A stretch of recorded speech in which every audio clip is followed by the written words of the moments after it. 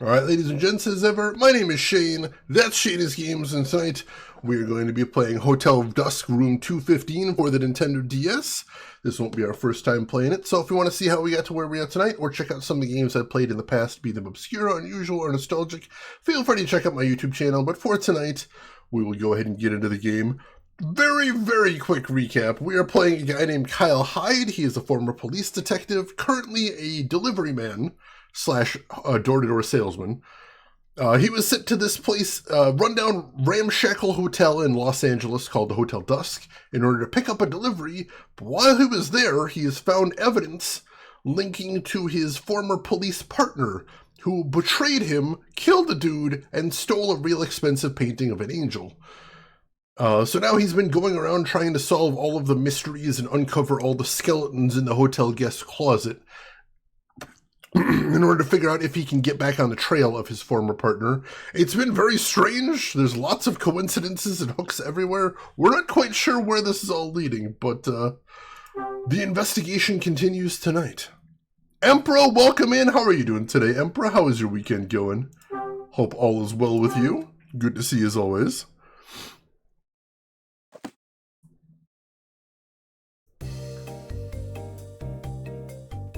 So much for the old mankind, for all mankind. Alt history.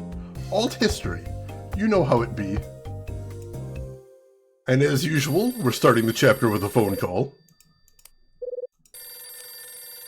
I don't know why we're getting calls every hour on the hour, but that's definitely what's happening here.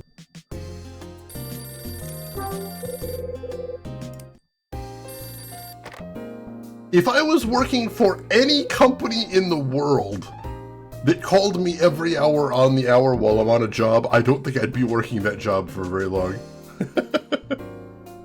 Zodal, welcome in. How are you doing today? It's overbearing. They don't even have anything to say most of the time. Hey, sweetie. Hope Ed's paying you for the graveyard shift. I just do this for kicks, hon. But hey, Ed told me that you're onto something. Did you find a clue about your friend Bradley? Think so. Ed's been talking about you all night. Told me all about why he thinks you won't stop looking for Bradley. Ed talks too much. I think it explains a lot. I don't need explaining. Right, and I don't need a better job. You're just one big puzzle after another, Kyle. But I guess that's what makes you so darn charming. Rachel, listen. Do you think... Oops, sorry, handsome. Ed needs you. Hyde, what's the good word? I'm shaking trees, but the acorns aren't falling. No direct ties to Bradley yet, but I did find one thing. Yeah? It's a name. I need you to run it for me. Go!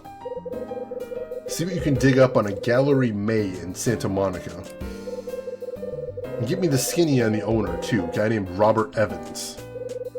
Gallery May, Robert Evans. Got it. Thanks. You got fingers in a lot of pies, Ed. I know you can find something. Both names keep popping up in strange places. And at least one person here is hot to find this Evans character. There's something here, Ed. I know it.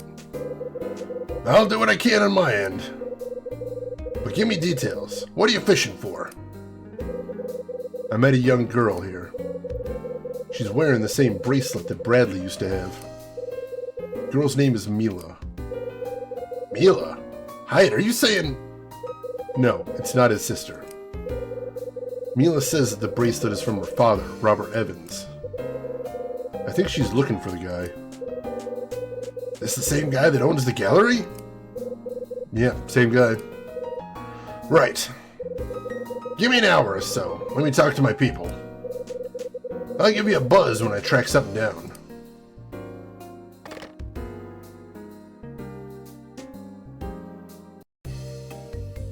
Kyle is constantly the most noir person in the room, and he works hard at it. You gotta respect that. Ed and I have been gossiping about you. That's really all I do. I talk to you, and then I talk about you, and then I call you.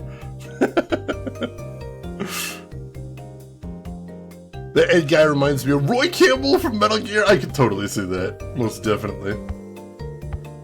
Alright. What's Metal Gear? Only Hideo Kojima's masterpiece. Huh? Sounds like that came from one of the rooms to the end of the hall. Somebody just go into one of those rooms or come out of one of those rooms? I suppose we would have seen if someone was coming out of the rooms. So at the end of the hall, we've got the utility closet and the linens. Let's check the utility closet first. Quote 10 is really good. I like that one. Metal Gear launches nukes? I don't know why I knocked on that door. I got distracted. Let's just see if we can go in. This door is locked sometimes. Oh, there's nobody in here. Has anything changed? Let's take a look. Can't open the locker. Did Metal Gear, oh, Metal Gear Shane. Oh, God.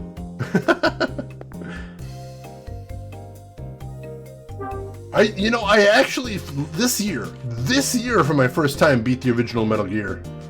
It was for that podcast I was doing before. I needed to do a review of it for the podcast, so I ended up beating it. It actually holds up pretty well. It's surprisingly interesting. It's a steel locker. Wonder if I could cram Louis into this thing. Well, that's a weird thing to say. It's pretty cool. Like, I wasn't expecting too much, but no, it's pretty neat. I really had a good time with it. Let's see what we got over here. There's something in the garbage can. There wasn't anything in this garbage before. There's some brown paper in here. Discarded envelope. Is that the small envelope we were looking for? It's addressed to Iris. This must be it. Yeah, Iris was looking for a small envelope. What the hell is it doing in the utility room? I got a cassette tape. Wonder who threw this away. Looks like it's somebody tried to trash it. All the tape's torn out. Someone's tossed away some bits of paper. Alright, so I guess those aren't important. Alright, interesting. Shoot Gunner and Dirty... Oh god, those names. I played the NES version. Because I think that one's the more... I think that one's the more common one, the more well-known. And we were sort of going for the nostalgia angle more than anything. Alright.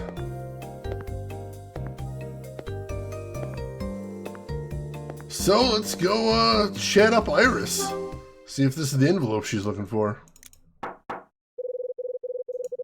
Oh. Or she's not in the room right now. Nope, I guess she's not around yet. Alright.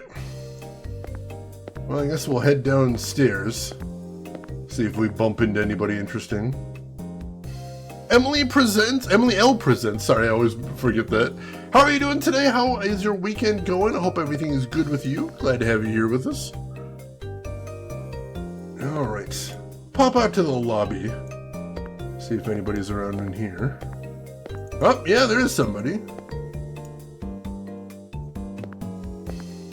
Well, hello, Mr. Father of the Year. Shane, what Japanese anime VA? Are we talking like an actual Japanese VA? Because I don't actually know a lot of Japanese VAs.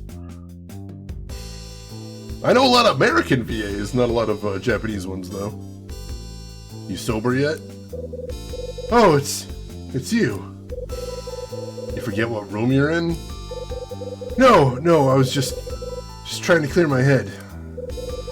I'm going back now. Kevin nods and slowly wanders down the hall.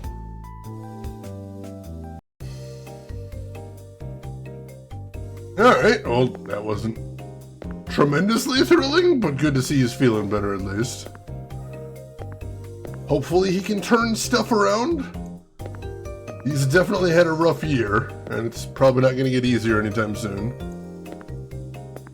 Any Japanese VA is fine. I don't think I could name a single Japanese VA off the top of my head. Like I said, I know a lot of American voice actors, but I know very little about Japanese voice actors. Missed about 4 months of live streams, but been an uber YouTube fan, so thank you for having all the streams on there. Oh my god, Alan Wake 2. I was so worried it wouldn't live up to my expectations, but it was just everything I could have dreamed. And yeah, I'm glad you're enjoying the YouTube stuff.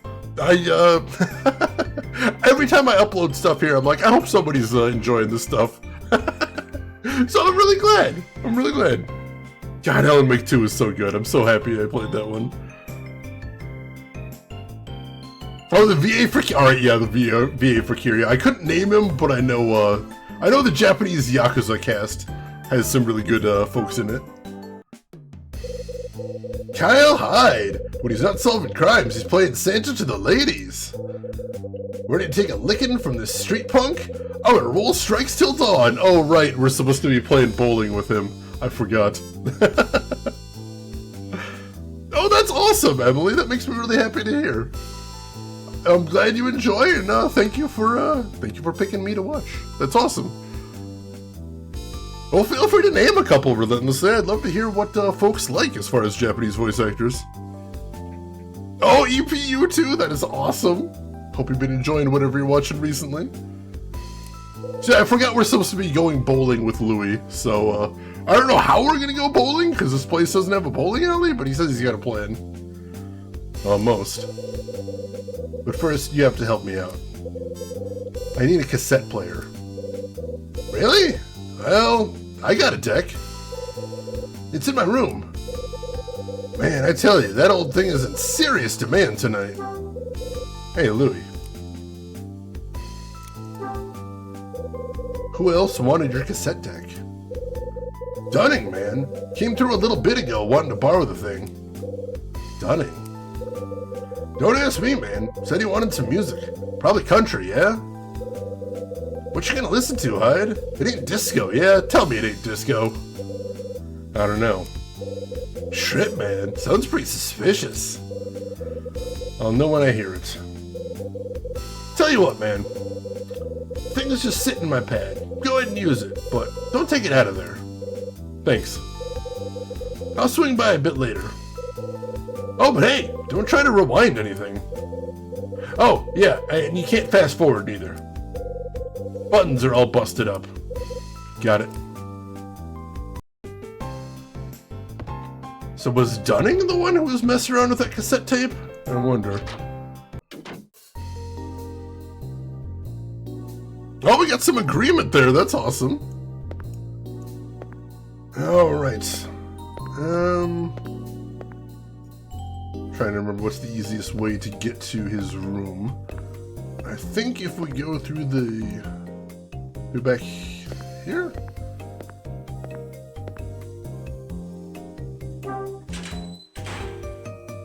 Yeah, here we go. And there's Louie's room. I honestly am not sure what's going to be on this cassette tape. Is it related to Iris's envelope or not? Now, where is that cassette deck? Wow, this room's kind of a dump. Holy shit. Louie, what are you doing with your life? Maybe it's a mixtape? Oh, man. Alright, what do we got here?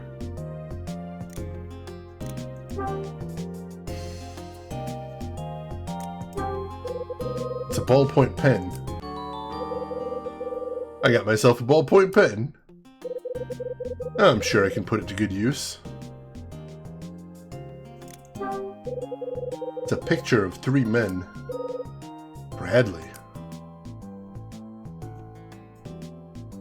What else we got in here? That's an empty. Another dead soldier for the pile. It's empty. Is that a bowl? I can't actually tell. Cans of beer. Ah, Louie, you're so young.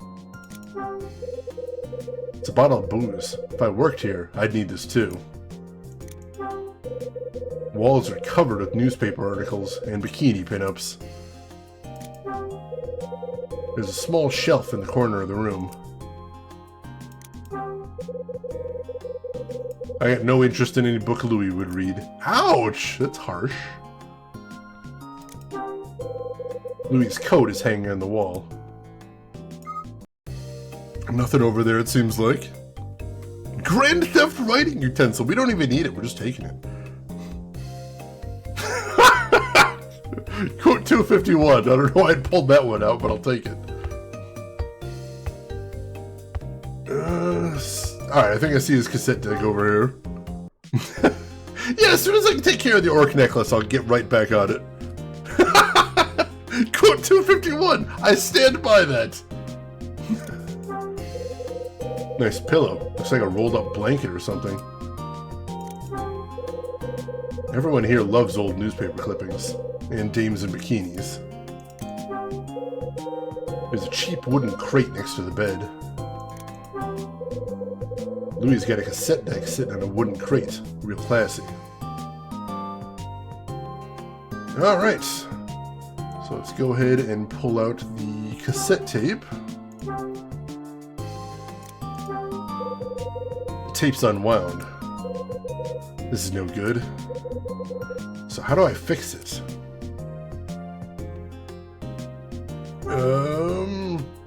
Depending on what it's, try using the pen. I know pencil works good for this.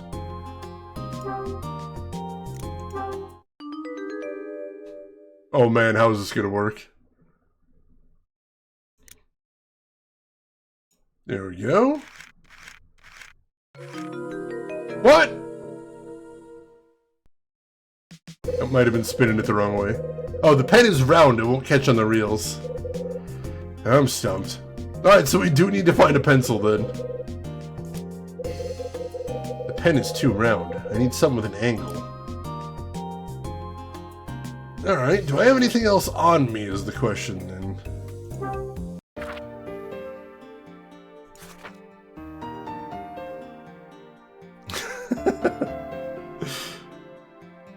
Yeah, unfortunately I kind of knew that wouldn't work well, but I'm like, I gotta try.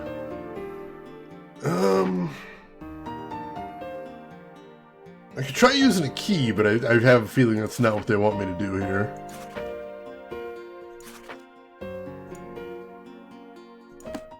I'm gonna try, though. Just for completeness' sake. You mean pens? So can you use my key on this? No, can't use that. Alright, I think that's the only other thing that seemed like it would be plausible to stick in there. I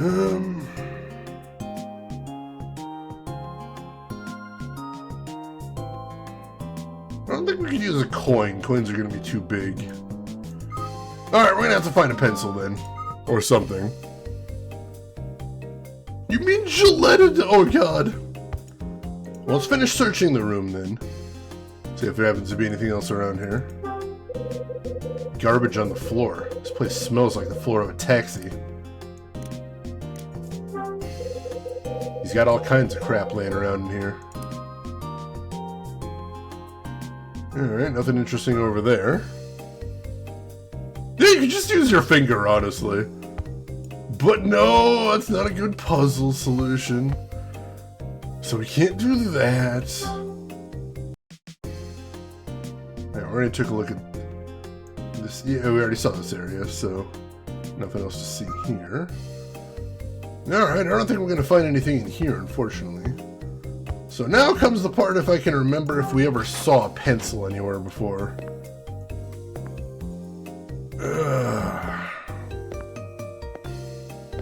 And I don't remember if we have?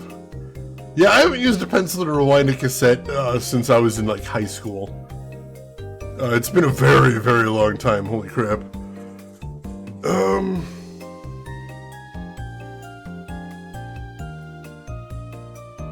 We must have seen a pencil at some point, right?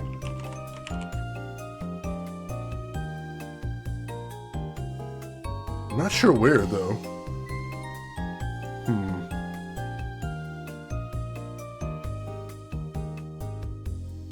There might have been one in Might have been one in Kyle's suitcase? I noticed like the last two major puzzles, we've had to go back and dig through Kyle's stuff anyway, so may as well check and see if there's one in his room. That would certainly be the easiest place to find one. There's a bit of music in this that always reminds me of Rugrats. Oh, it's the like xylophone notes in the background, right? I could totally hear that once you mention it. Yeah, there might be one in Kyle's suitcase, actually. Hang on. Crack this baby open and see what's in there. Good to hear, Bort James. Alright, checking top compartment. So we got some money in there. We got the Red Crown notebook. We got that connect the dots we're not supposed to have. Picture of Bradley. Alright, so nothing in the top compartment. Bottom compartment? Some more stuff we're not supposed to have necessarily. Some booze. Some clothes. Ah, here we go. I take a pencil out of my suitcase. Alright, yeah, he did have a pencil in his suitcase. Among all that stuff.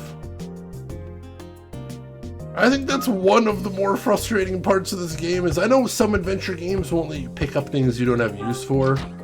But that's like the third time I've had to go back to our character's room just to pick up something that we saw hours ago, but we didn't need at that moment. A little hard to remember what all is in there is the problem. Alright. Back to Louis' room. Let's rewind a cassette manually, like the olden days. This actually seems like a really cute puzzle. I'm kind of anxious to see the animation they have for it. Alright, use pencil on cassette tape. We tried using the crowbar. We had to put the crowbar back so we didn't get caught stealing.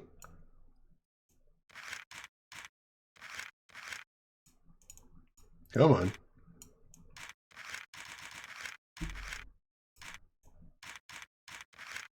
Come on. It doesn't really detect very well.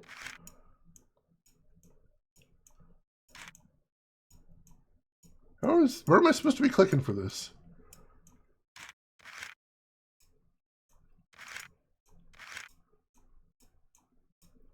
It's kind of going. Slowly. No, don't unwind. I had it going for a second there.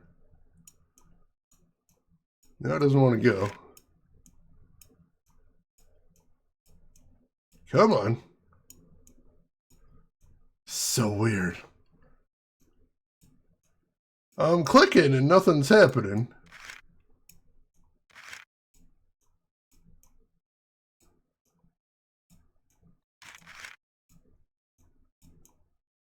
I honestly don't know what it wants from me here. But we're kind of getting closer. Kind of, sort of.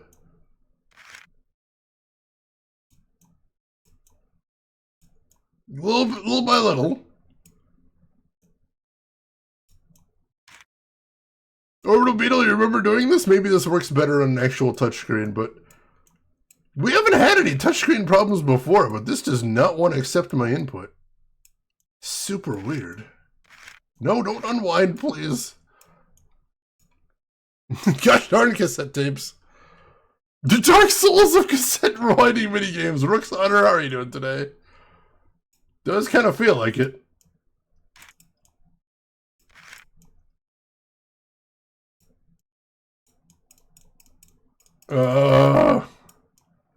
We're so close, come on!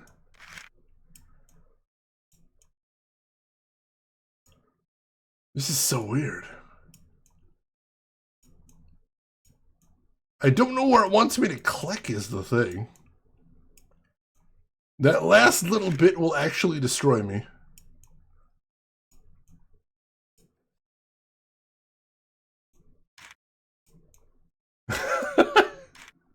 It's just making a noise now, come on!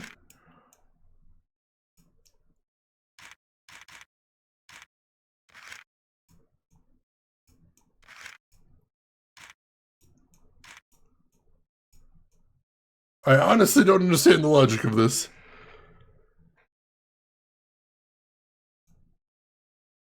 BlackRock, you got a hint? What do you got? I'm trying to hold and spin, but the problem is, like, nothing's happening most of the time. I don't know where I'm supposed to start clicking, is the thing. You put the pencil in the other hole? Oh no, we're committed now. Like, we've already got more than halfway through. The problem is not with the puzzle here. The problem is I can't figure out where it wants me to click. But we're almost done with it, is the thing.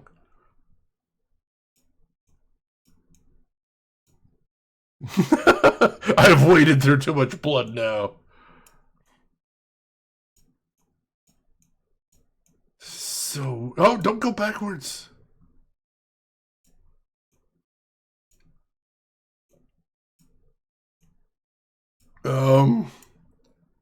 Spin away. I'm trying. It's not working very well. This is very weird.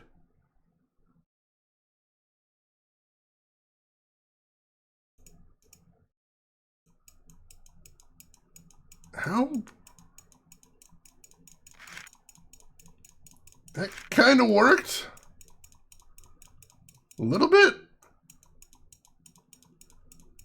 Oh my god, I just want to finish this. Maybe you can spin the cassette around the pencil. At this point, that might actually work easier. What do you want from me, game? Oh my god, we had it moving for a second there.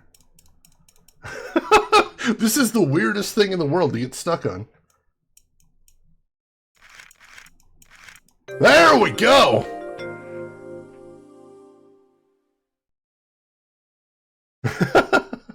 It looked like I wasn't supposed to do spinning emotions. I think I was supposed to click at the top of the screen and pull down. I think? It was super weird. Bingo. I rewound the cassette tape. Thank you for the GGs! Now I can hear this thing. Alright. Now after all that unreasonable amount of work, let's actually see what was on this thing.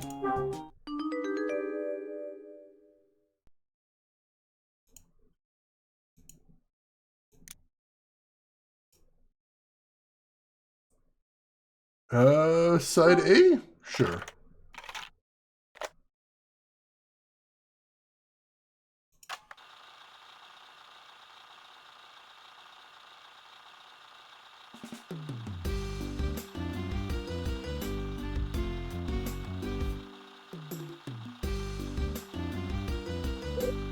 Huh? What's this? A cassette tape?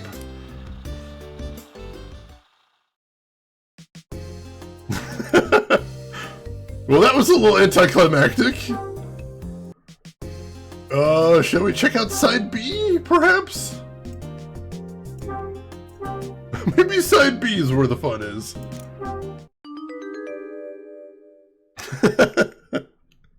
I think you meant a music cassette tape. Let's try side B.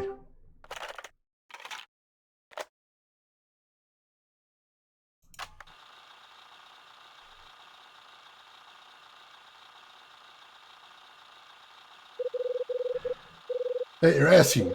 Impossible. Can't work any faster than I already am. You heard me. This is last one.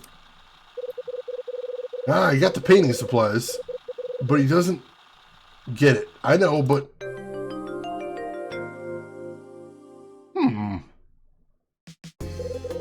Last one, huh? Wonder what that means. Who's there? Yo, hide! Louis.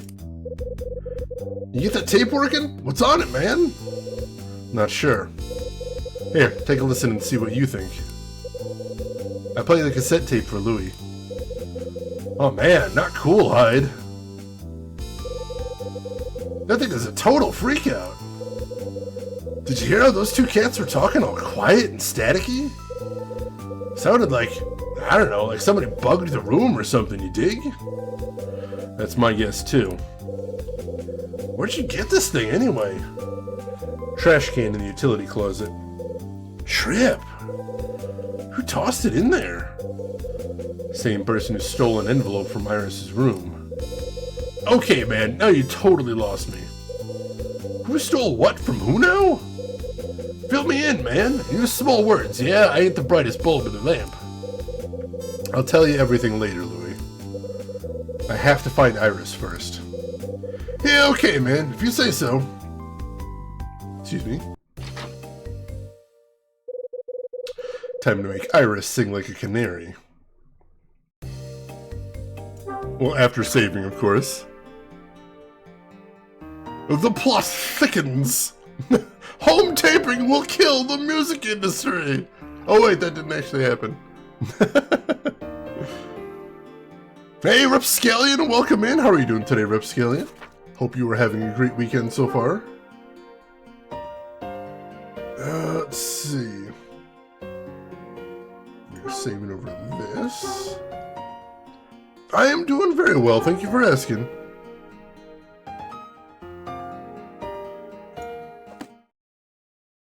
Alright, I need to blow my nose real quick, folks. Don't go anywhere. I will be right back.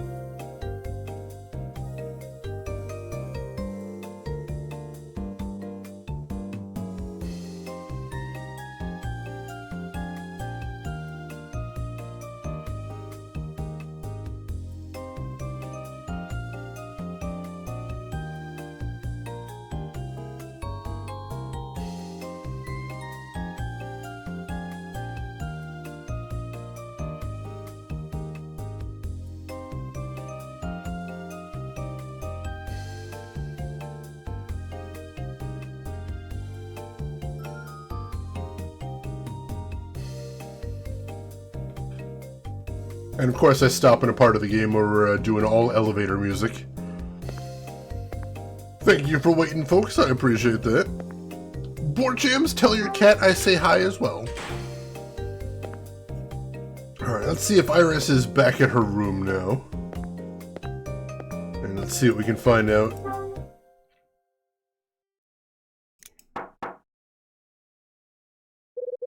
It's Kyle Hyde. Go away. We gotta talk. Open up. Don't you have a cave to go home to? Play nice. I found your stuff. Oh! You really found it? Hand it over, please. In a second. I got some questions first. It's Kyle Hyde! What's a dame like you doing with something like this? I'm sure I have no idea what you're talking about. This is from a bugged room, and the guys on the other end mean business. What? You listened to it? Yeah. I was curious about what got taken from you. Figured it was something interesting. But I never imagined it'd be something like this. Alright, see ya. I can't believe you found my tape. And now we give the... So we'll hand the tape back to her. Is this what was in your mystery envelope? Where did you find it? Trash can in the utility closet. Really? And we will give her back her envelope as well. Ask someone to find your stuff. Insult them when they come to return it to you. Question mark? Promise. She's just so mean all the time. That's why we don't like her. Is this your envelope? Where did you find it? Trash can in the utility closet. Really? that's it, I guess. Shed some light on this for me. Fine, come in.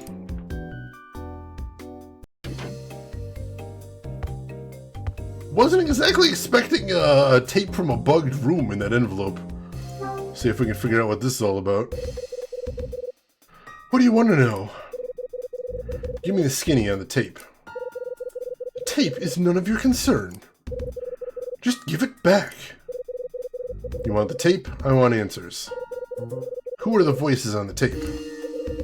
I have no idea. No idea? You really do think I'm an idiot, don't you?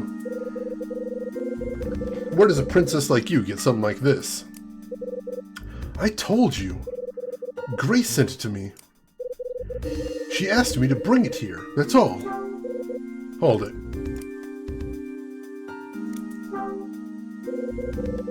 Why'd you bring it here? Because I was told to. Grace gave you the tape. What was the plan? She told me to wait for her to contact me again. If I didn't hear from her by Christmas, I was to bring the tape to the hotel. You and Grace were close. That's right. So you must know all about her, right? About her family? That why you were boozing it up with her husband, Kevin Woodward? Her husband? Well? Guess you didn't know. Are you sure? That man is Grace's husband? Then that little girl. The girl in the restaurant is... Yep, that's her kid.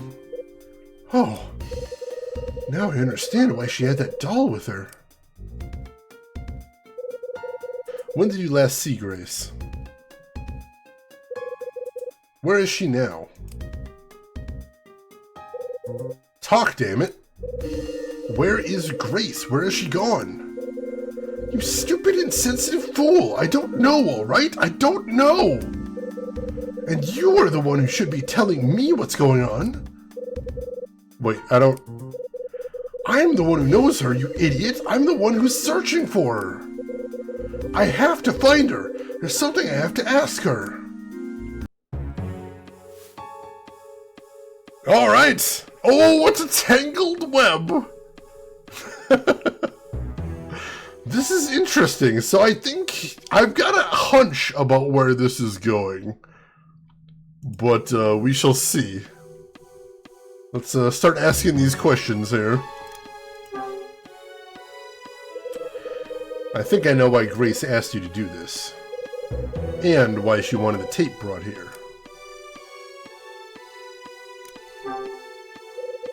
That tape is insurance. She needs it to give someone the strong arm. I guessed right, huh? I don't know what the tape is for.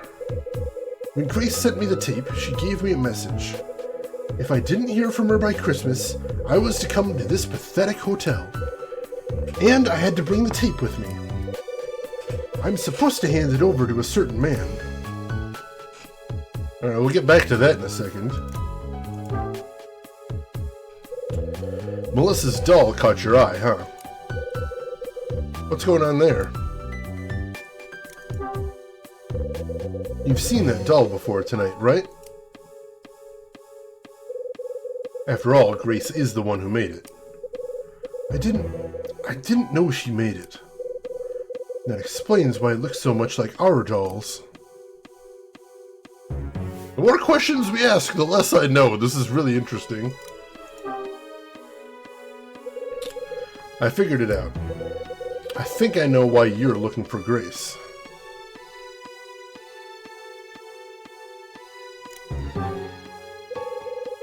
You're trying to track her down.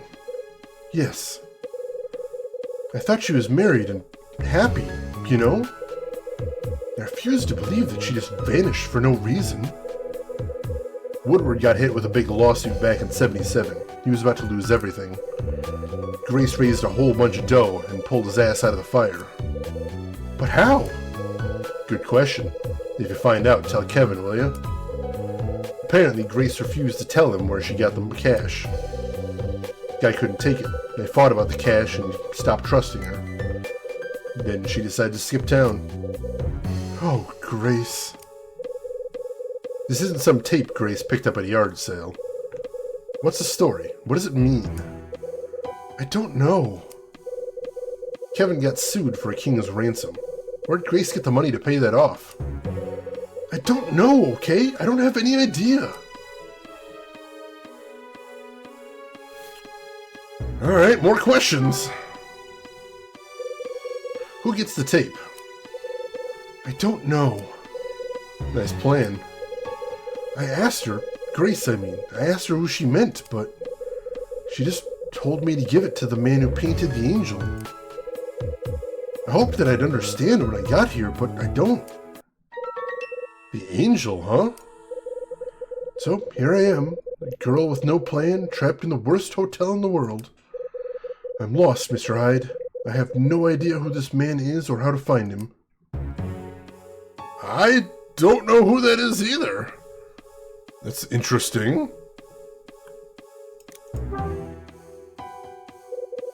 You have one of those dolls, too? I've seen that doll before. Maybe not that exact one, but it looks just like the dolls Grace and I used to have when we were kids.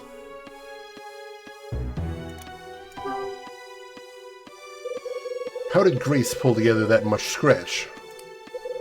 I have no idea. I guess we're past the point of hiding secrets.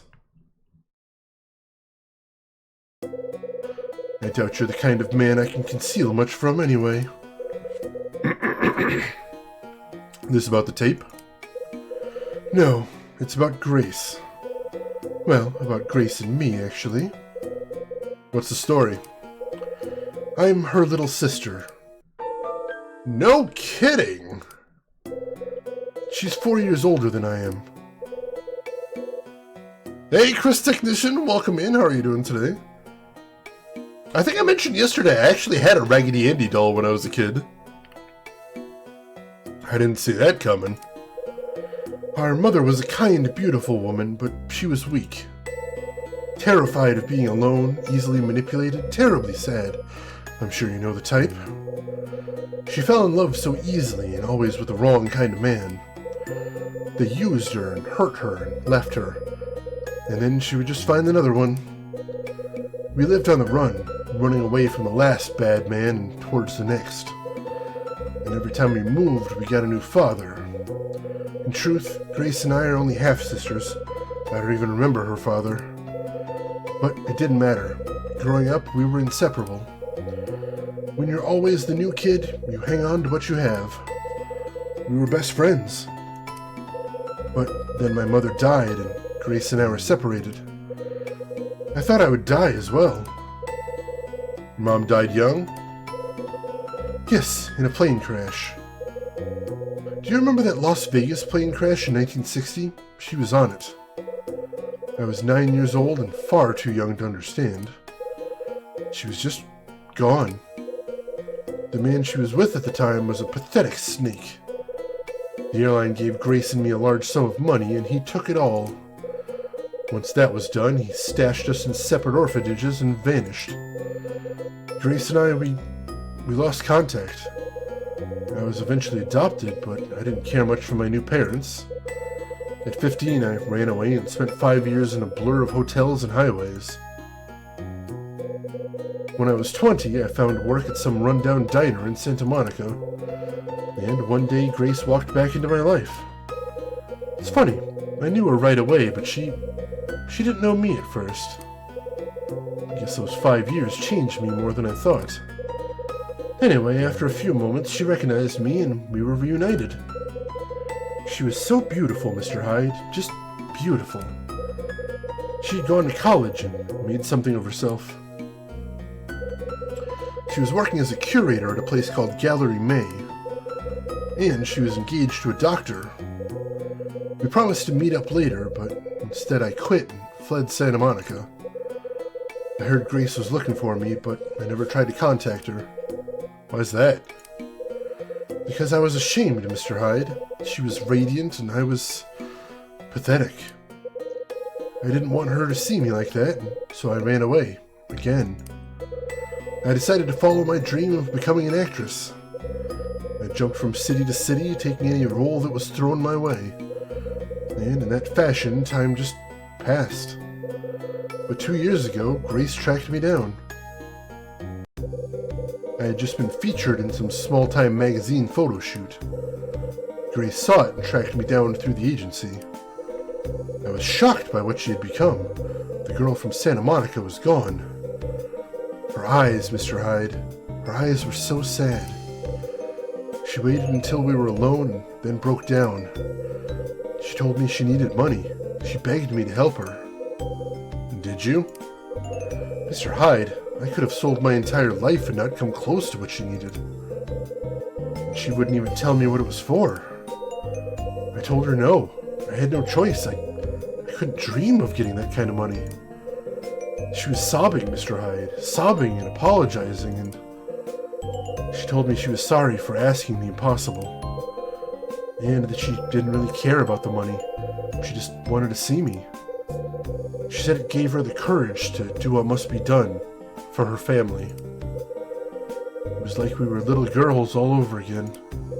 How so? We were still so young.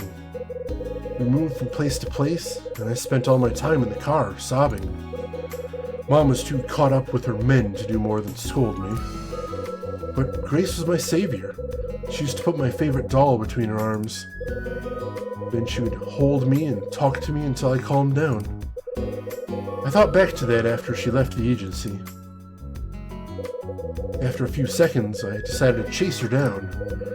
But when I ran out the door, she was gone. The envelope arrived about 1.5 years after that. It contained a letter and that cassette tape. I don't have the letter, but I read it again and again and remember every word. Iris, my family desperately needed money, and I did a terrible thing. If you don't hear from me by Christmas, I need you to do something for me. Take this tape to Hotel Dusk. The letter went on to tell me to give the tape to the man who painted the angel. So, here I am. What a fantastic Christmas this is turning out to be. Anyway, that's all I know, Mr. Hyde. The tape is a mystery. The letter is a mystery. I was scared when that tape went missing, but I guess it doesn't matter. None of it tells me how to find this man who paints angels. I hoped that coming here would clear everything up, but it didn't. I'm clueless, Mr. Hyde. Clueless and frustrated and just plain tired of it all. Kevin's been looking for Grace for a long time. And Melissa's getting pretty desperate too. Guess we can add you to the mix. I just want to see her again. I want to know that she's alright. Don't worry, we still got hope. We know the guy who made the angel painting is here. And I'm gonna look for him. If I find him, I bet I'll find Grace too. Mr. Hyde. Maybe that'll make your Christmas a little better. I'll be around. Grab me if you think of anything else. And here's her tape back. Mr. Hyde.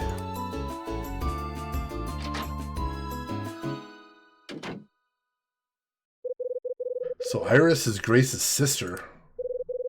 Grace knew a man who paints angels. Hotel Dusk and the angel painting have to be connected.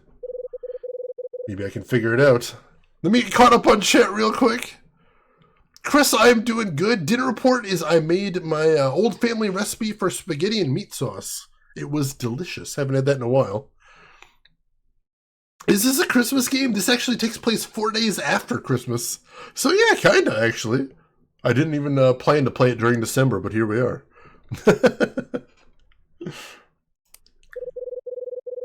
Maybe that'll tell me why Bradley came here in the first place. KFC, nice, nice. 11:20 p.m. Alright, usually the interrogation is the end of the chapter, so I'm surprised. But I suppose we do still have some bowling to do. There is always that. Yeah, we haven't had a tree. Because the little girl, Melissa, didn't get a Christmas tree, so we dug around in the storeroom, got the hotel's tree, and we set it up for her. It was super cute. But right now we can't worry about frivolous stuff. We got bowling to do. Strike!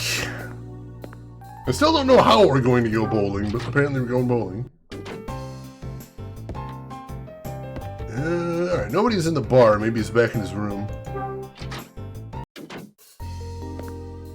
Let's go see.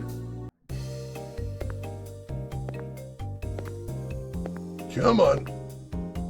We move very sluggishly in some places. It's very strange. And then out this way. Yeah, there we go.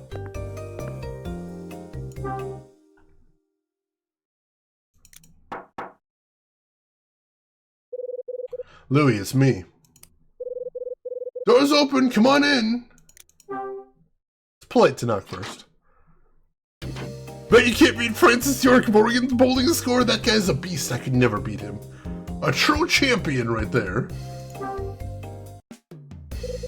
Yo, hi, did you figure stuff out and bust heads and all that cop stuff? Come on, man, hit me. What's the deal with the tape? The tape was sent to Iris by a woman named Grace. Grace? Yo, I should know this Grace or what?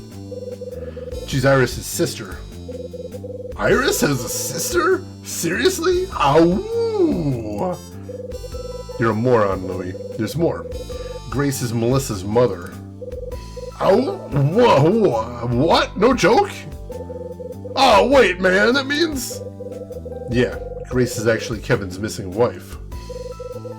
I'll be damned. You're some kind of cop officer, Hyde. Apparently Kevin isn't much of a doctor, because he lost a big malpractice suit. Grace got the money to pay the thing off, but Kevin doesn't know how. Oh, trip, man. Sounds like dirty money to me. You and me both, brother. About 6 months ago, Grace up and vanished. At the same time, she sent the tape to Iris. The thing came with a letter that told her to sit tight until Christmas. If there was no word by then, Iris had to bring the thing here. Here, man? This hotel? She's supposed to give it to a man who paints angels. That don't make no sense, man. I know, but there it is. Yeah, there it is. Listen, I need you to take a buzz through the guest log from 2 years ago. Sure, man. I'll do my sneaking around thing as soon as Dunning takes off. You want I should check if Grace Woodward stayed here, right? Smart boy, Louis. If only my ma could see your Louis now. But first, we gotta settle something like men. Men who roll! You're on. If Louis gets hurt, we riot. Please protect Louis. He is a sweet baby. Ow, baby! Louis is fun. I like him. He is a bit of a moron, but I enjoy him. Psst. Yo, over here, man. Over where? Let's save before we chat with him again. In case bowling goes terribly wrong and we get a game over somehow. Louis is an idiot, but he's our idiot, exactly. Like, he's a really fun sidekick. I enjoy having him around. You want to do this here, Louis? Oh man, it's way more fun this way. Come on! If you say so. Now let's get it on! We're actually bowling in the hallway, holy shit. After you, my man!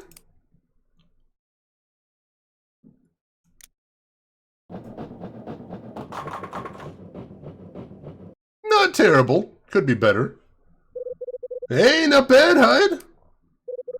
Now it's my turn. Watch this action.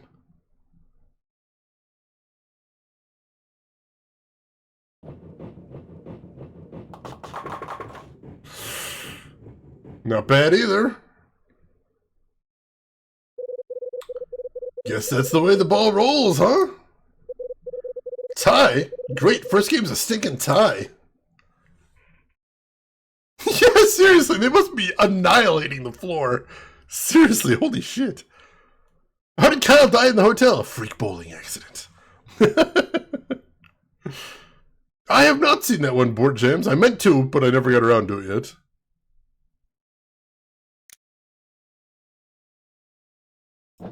Ooh! Ooh! Gutter ball! Man, that was the best you can do! Now it's my turn. Watch this action. Come on, gutter, gutter, gutter. Oh, no. Oh, that was pretty solid. And this is how we got Wii bowling. Guess that's the way the ball rolls, huh? That's what I'm talking about. Second game goes to me. Alright. Ooh, that is very mediocre. Ha! Man, that's the best you can do. Stop that. Alright. Yeah, he could probably beat that, honestly. Hey, Rambo Rachel, welcome in. How are you doing today? How's your weekend going? Oh, no. Louie, what did you do? Oh, man. Total bummer, man. Oh, no. No, man. No, no, no, no, no, no, no. Oh, man, that's Dunning's plant. Guy loves that stupid plant. Oh, man, he's gonna have my head for that. What have we here? Huh? This is a key? Hello? I got an old key.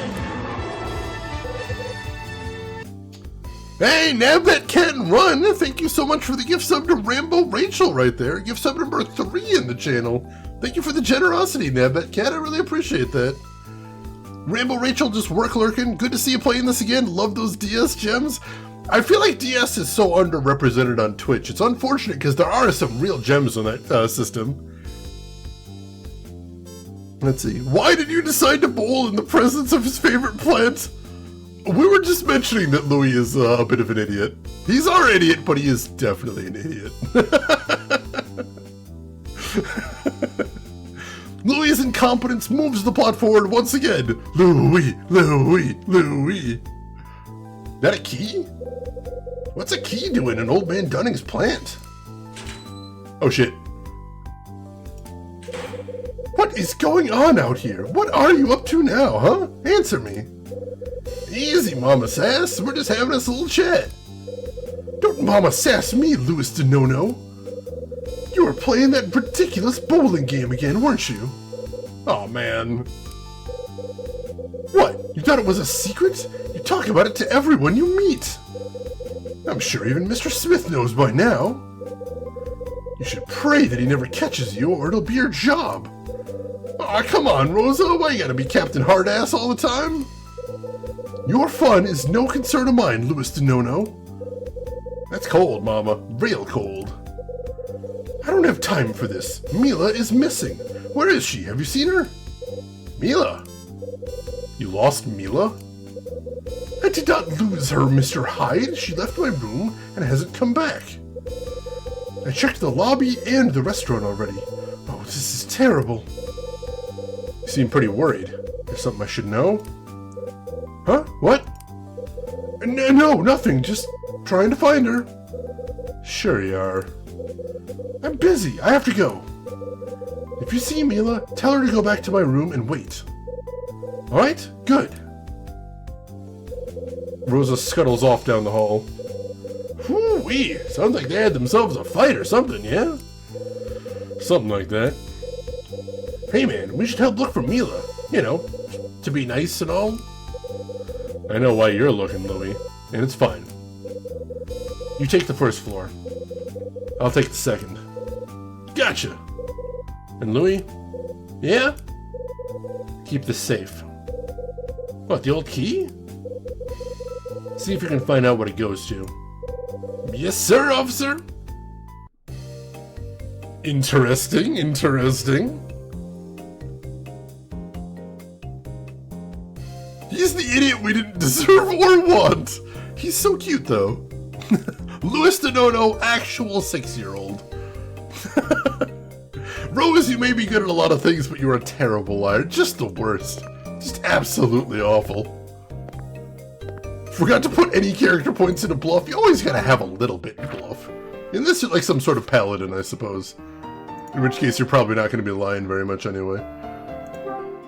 Alright, let's go ahead and save again, and then we'll head up to the second floor. Let me grab my handy-dandy notepad, because I have been keeping track of what rooms are vacant, among other things. So we'll check the vacant rooms, we'll check the staff-only rooms, and then if she's not in there, we'll head up to the roof as well. And we got a few places to check here. Alright. Where did Mila go? I suppose we'll check Kyle's room as well, just in case. Everyone else seems to be sneaking in there today. Nope, nobody in here. Alright, so next up we need to check room 214, I believe is vacant.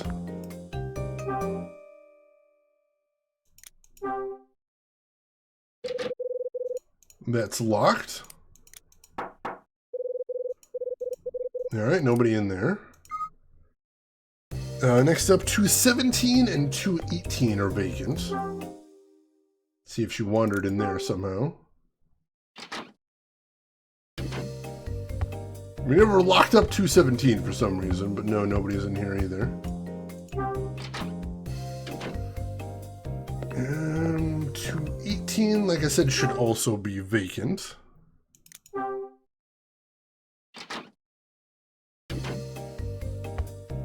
And nope, nobody in there either. I'm kind of suspecting we're going to find her in one of the utility rooms, but I want to be thorough, check everything. Alright, 220 is the last vacant room. We'll check here real quick. No, this one I don't think we've ever been in before. Nope, nobody there. Alright. So now we got the two utility rooms to check out. Check the utility closet first. The shade is hall monitor? I'm not going to issue pink slips or anything. I'm trying to find a missing person here. A missing girl who was running a very high fever earlier. Gotta make sure nothing happens to her. No, nobody in here either. Well, I guess we'll head up to the roof next. Unless she's, like, actually hiding, in which case that could be a whole thing.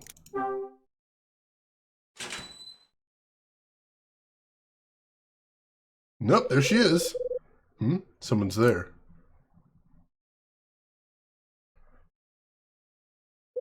It's... dramatic pause. Alright, I don't know what she's doing up here, but Mila, you had everybody worried sick. Mila.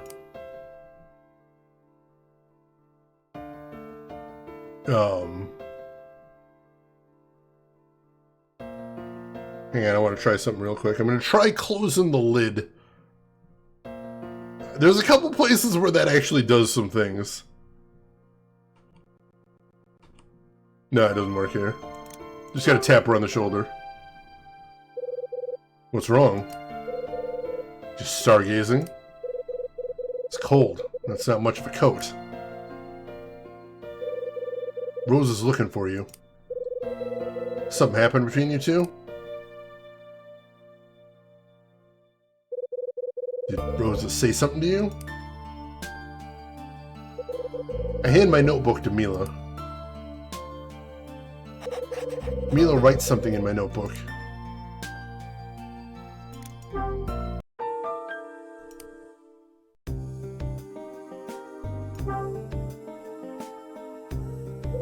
Who are you looking for?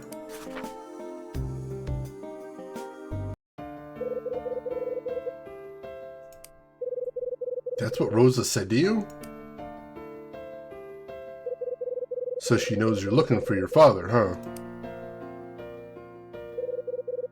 Guess you told her about that. What, you didn't? I don't get it. Here, write down what she told you.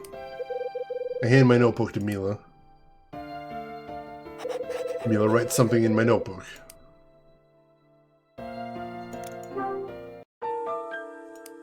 Alright, what do we got now? She said, I know your father.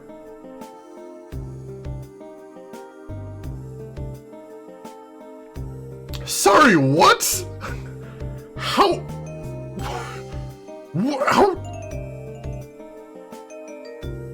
Of all the people who are connected in this game, I didn't think Rosa was going to be tied to the mystery, but... How does Rosa know a missing gallery owner? What is happening here?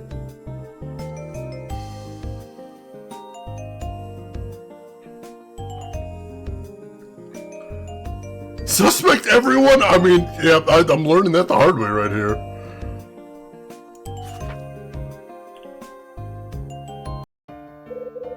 Rosa knew your father?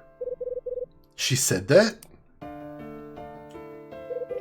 How the hell does Rosa know Mila's old man? Wind's getting chilly, and Rosa will murder me if you catch cold.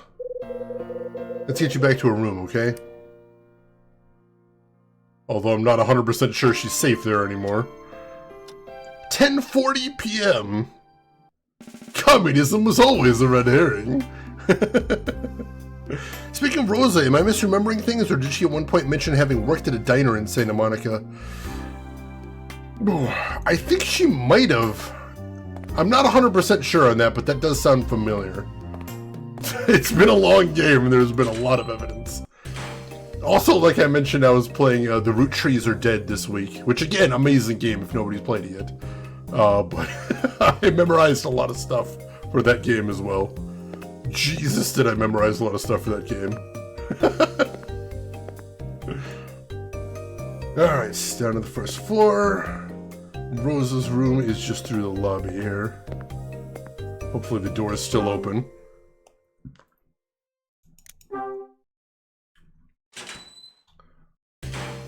Alright. Maybe we can get some answers out of Rosa, too. I don't think right this second, but we'll see. I know, I don't understand how that's even possible. How is every person in this hotel connected in some way? It's so weird. Hide. Found Mila. Mila! Come in quickly, dear. Come on, come on.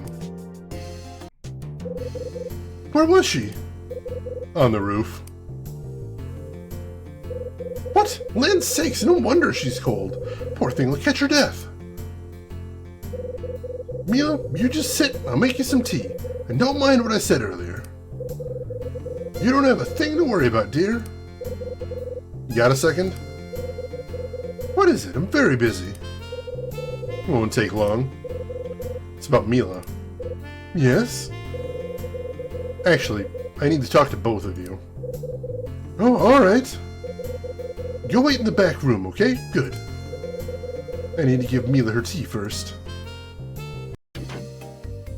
Alright, we're gonna save here, because things might get a little intense in a moment. Depending on how forthcoming Rosa is, and I'm just gonna venture a guess that it's going to be not very. Busy doing crimes? It's possible. Like, I just can't imagine how they're gonna pay off all of these weird clues. But I'm interested. Just wait. We'll come back in a second. Alright.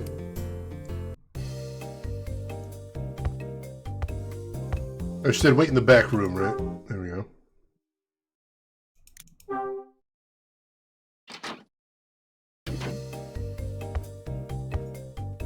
Oh, got a little desk here. That's cute. This is gonna end like Lost. I will be furious if it does. Hey, colander. No, wait, that's a calendar. That's the weirdest joke this game's ever made. There's a picture of a couple in the frame.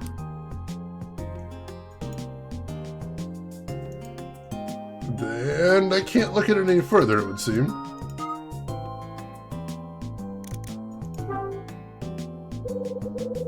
There's a picture of a family in the frame. Interesting.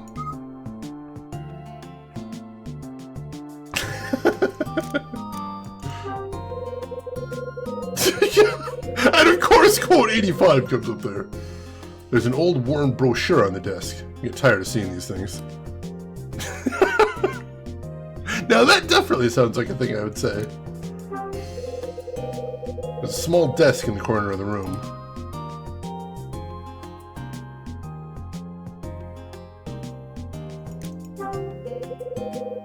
Robot sentient? It does feel like that sometimes. It's a wooden chair. Looks pretty worn. One of the very first quotes right there. I'll give him some water in the form of bullets. That was from Secret World Legends. I remember it well.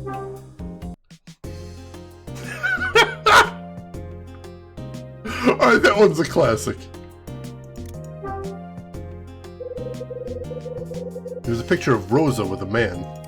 Is that her son, maybe? I wonder. There's a shelf next to the bed. Something back there? There's not. Guess we can't look at that. This must be Rose's bed.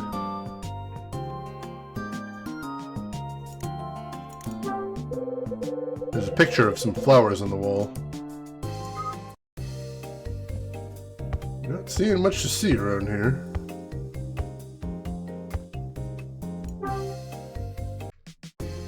That might be from Wild Arms. That might have also been when I was talking about how I have very little tolerance for spice. Because, you know, I grew up in the Midwest and we tend to be a little bit white bread. Sorry, Mr. Hyde. Sorry for making you wait. How's Mila? Oh, she drank some of my special honey tea and she's feeling much better. Good. So, what did you want to talk to me about, hmm? Out with it. Hold on. I got a question about these pictures first. Oh, Mr. Hyde, why are you looking at my pictures? I got a short attention span. So, who are those folks? Those are pictures of me, Mr. Hyde. Pictures of the bride, too? Of course. Oh. Now what's that face for? Don't look so surprised, Mr. Hyde. I was young once, you know. Oh, I know. It's just. Just what? This is a bit awkward. How awkward you, Mr. Hyde? Out with it. I just thought she was a really good-looking dame. Oh my! So you marrying your one true love there, or what? Yes, I was. I thought I was the happiest girl in the world. Yeah, I bet. Of course, everybody says that. Yes, but I was serious. I couldn't have been any happier to marry that man. Rosa, you never cease to amaze me. Your husband really that great? To me, he was. He was the best man I'd ever met. So what happened? I think he's on a boat somewhere. No kidding. Married a sailor, huh? I assume he's still a sailor. You assume? It's been quite some time since I've seen him is all. Oh. I think the last time we saw each other was, oh, at least 5 years ago. It's a long time. No, now I'm sure it was. I remember now because it's when I started to work here. Guess it takes all kinds. I doubt you really care about my husband, Mr. Hyde. I thought you had to ask me about Mila. Yeah, I do. Let me get on that. Yeah, because we're a big old snoop, Rosa, because we're nosy all the time. The secret ingredient is morphine.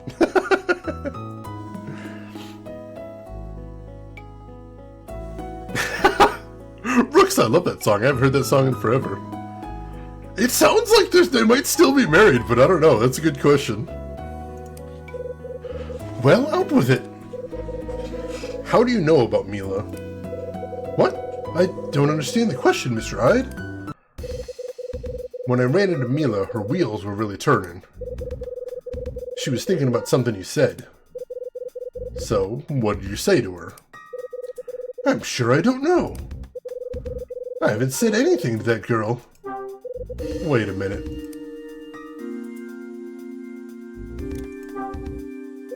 Rosa, come on, don't start lying to me now. I know you talked to her. And I know you asked who she's looking for. What? And just how would you presume to know about that, Mila told me. Oh, she told you. She told you. Miss Talkie just up and told you, is that it? She wrote it down in my notebook. Oh! Oh. Guess it's silly for me to try and hide it then.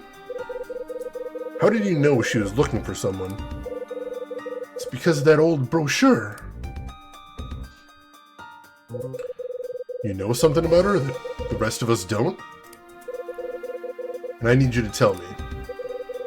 I don't know anything. It's not like I'm hiding something from you. Come on, Rosa. Let's see, relentlessly you zoned out for a bit, but the thing about being from the Midwest and not eating spicy food reminds me of scene from Barbie. I've seen that clip on TikTok! That is amazing, and also very accurate. There's a sketch on TikTok I've seen too, I think it's on YouTube as well, with somebody calling ketchup spicy sauce. It's amazing. Hey Deathblow, welcome in, thank you for the raid. How was your stream today, Deathblow? What were you playing? Tell me everything. And Finkelroy, good to see you. How's everything going with you? Rosa, we've been through a lot tonight, right? Helped each other out? Had a few laughs? I'm not hiding anything, Mr. Hyde. And I swear I don't know boo about that poor girl's father. Her father? Oh, darn my fool mouth. I didn't mention her father, Rosa. What are you hiding? Please, Mr. Hyde. I promise not to tell. Alright, I guess we're doing 2 interrogations this chapter. That's interesting. When it was first being marketed, ketchup was advertised as spicy. Was it in the Midwest? Because that does sound very Midwest. I have had spicy ketchup before. That exists, but normal ketchup is not spicy. Still working on Horizon Zero Dawn? Very nice. Still enjoying it, I hope? And I am going to go ahead and save state here, too, just to be very safe. Normal ketchup has more sugar than ice cream. That makes sense. I do enjoy a very sweet ketchup, usually.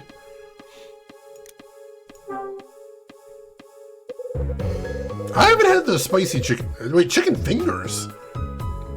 I've had their chicken fries. I don't know if this is the same thing, but I usually just have them normal. I think I know what's going on with the brochure. You were talking about...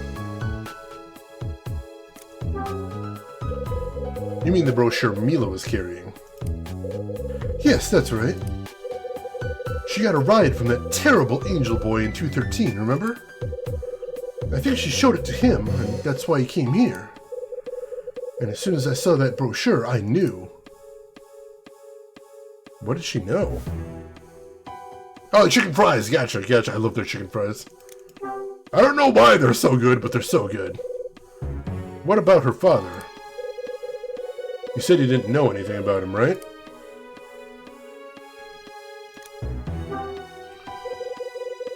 So you do know something. Probably. Probably? What's that supposed to mean? Well, it's just that if that girl is looking for her father, then yes, maybe I do remember something. Remember! That's an interesting word to use right there. Ooh, enjoy your kielbasa, Deathblow. That sounds delicious. And thank you so much for bringing the community by. I appreciate that.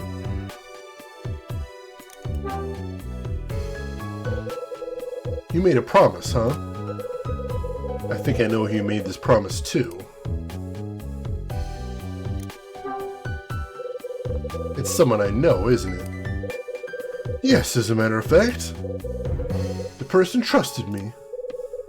Trusted me with a secret.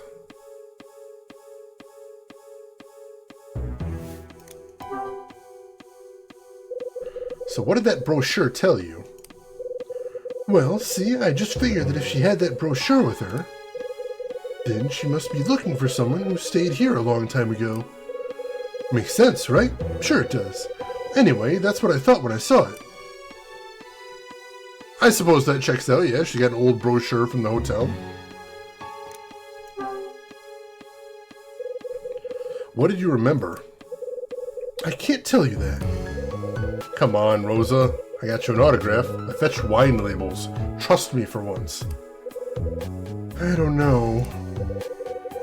I don't have a secret agenda, Rosa. I just want to know what Mila was doing here by herself. And what her father was up to. That's all. And why, huh? I want to set her free. And what does that mean? I know a little something about searching for people. I know it's hard. Not something a girl like her should have to face. When you find people that don't want to be found, you'll learn some hard truths. Mila knows that those truths are coming, but she can't stop looking. It'll hurt when she's done, but only for a bit. Then it's over and done with. But until she finds her old man, she's just going to go on hurting. Surprisingly wise words from Mr. Kyle Hyde there.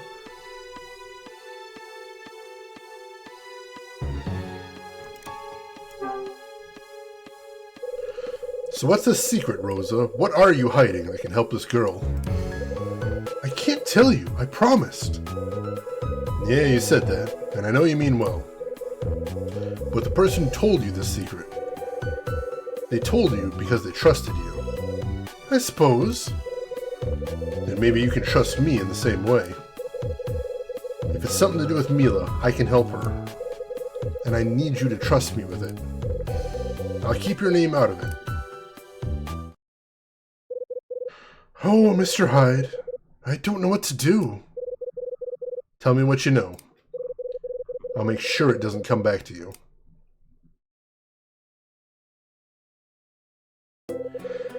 Yes, I heard you before.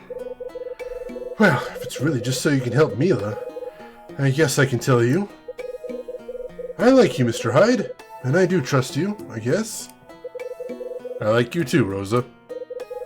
But you have to swear that you'll look for her father. You told her you would, so you have to promise. I will. Well, you see, it's about the old brochure that Mila was carrying. I knew as soon as I saw it. I knew. I had seen it before. Where? In Mr. Smith's room. His office? No, his personal quarters. He normally won't let anyone go in there. But he's such a lazy man, and he asked me to clean it once or twice. And anyway, that's how I saw the brochure. And once I saw that Mila had the same one, it all became clear as day. You want to fill me in? That poor girl must have been here a long time ago. Why do you think that? Because Dunning told me so, that's why. See, he only became the owner of this place some 5 years ago. And that brochure is much older than that, which made me curious. So I asked him about it a little while back, about where he got it. And he told me. He said he'd stayed here once with his family a long time ago. And that's how he got the brochure. Wait, Dunning has a family? Well, I can't be sure about the details. He won't talk much about himself. But last year, I told him a bit about my husband. And then he talked about his family. What did he tell you?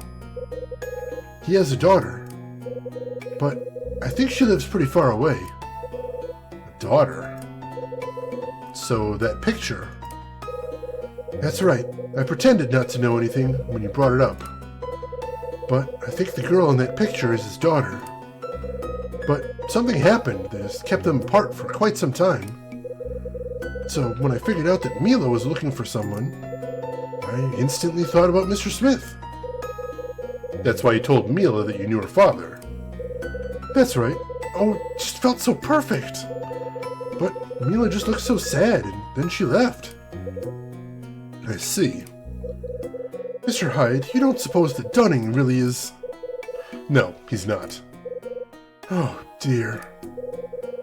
Mila's father is a gallery owner named Robert Evans. Oh, but I was so sure. Oh, heavens. I opened my big mouth and spoke without knowing. That poor girl. Don't beat yourself up about it. How can I not? I mean, she... Well, now I'm just all kinds of confused. Why? About Dunning. I thought that was why he was upset when I took Mealy in. And why he wouldn't get anywhere near her.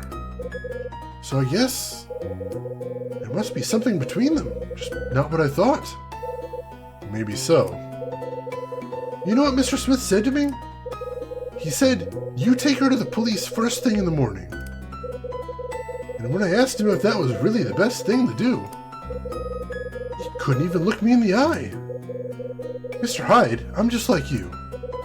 I just want to help this poor girl. I'll do whatever I can. But you have to help her. I will.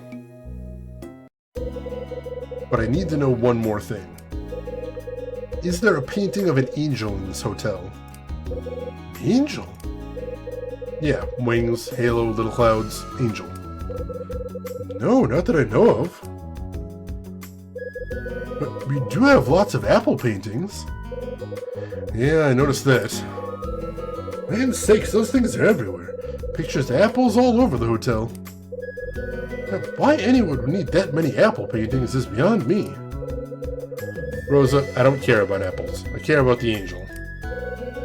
Well, we don't have one. At least I've never seen it. Just apples. Again with the stupid apples.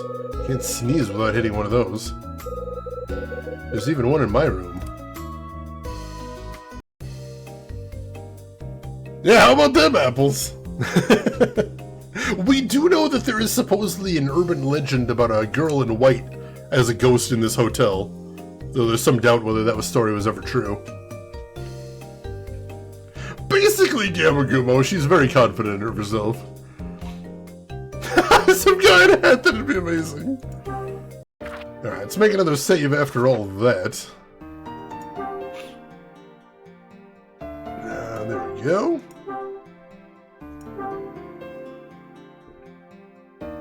And then let's see what else we have to do.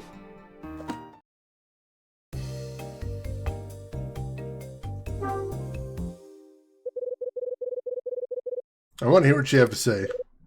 What? Oh, I guess nothing else to talk to her about.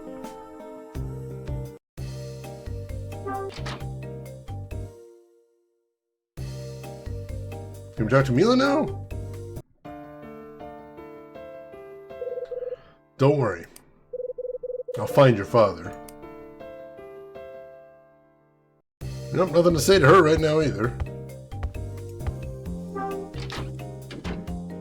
I want to hear what you have to say. Laters!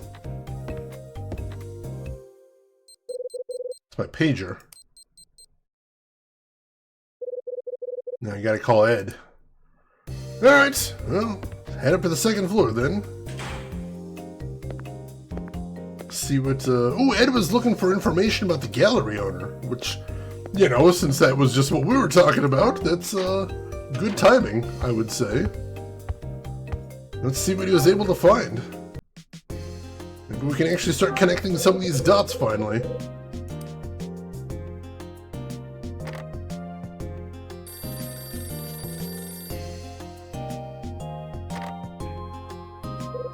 Red Crown, Rachel speaking. Rachel, go home. Seriously. I was going to, sweetie, but I'm worried about you. I'm fine. You're the one who has to go home at midnight. Aren't you sweet? But I'll just make Ed give me a ride. Anyway, he's right here. Hyde! What's the good word? Tell me you got good news, Ed. Tell me about Gallery May and Robert Evans. I shook something loose. Looks like this gallery of yours closed down 7 years ago. No kidding.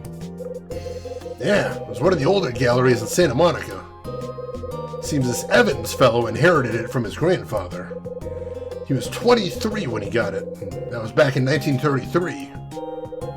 Sounds like he had some success. That's what I hear. Art types say Evans had a good eye for rare stuff. Was really good at finding undiscovered works by famous painters. You make any money? Plenty. When new art shows up from famous painters, folks pay attention. And then all of a sudden, nothing. The gallery shuts down 7 years ago. Why? Got no clue. When it closes, Evans does a runner and disappears. And he's been gone ever since? Yeah, real missing persons type stuff. Hi, you said his daughter was in the hotel. Think she's been looking for him all this whole time? I don't know. I don't think so. I rang up some old friends in LAPD and asked about your case. They said no one in the family ever pressed for a full search. That's interesting. I looked into the Evans family, by the way. Wife Mary died in a plane crash in 1960. The Las Vegas plane crash? Again? What is with these connections? They had one daughter. Name's Mila. I got a couple of calls into some other folks. I'll ring you if it pans out. I appreciate it. Don't worry. If something pops up, I'll get you on the horn. Pronto. So Robert Evans went missing 7 years ago. What the hell happened to him? I want to know more about Dunning's daughter. Alright. I'm getting close. Let me think about this for a bit. And we're at the end of the chapter here. Nano, you used to have a pager? Welcome to Nano's funky paging service. Please leave your groovy message. That's incredible, Nano. Nano, you are the hero we deserve here. That's incredible.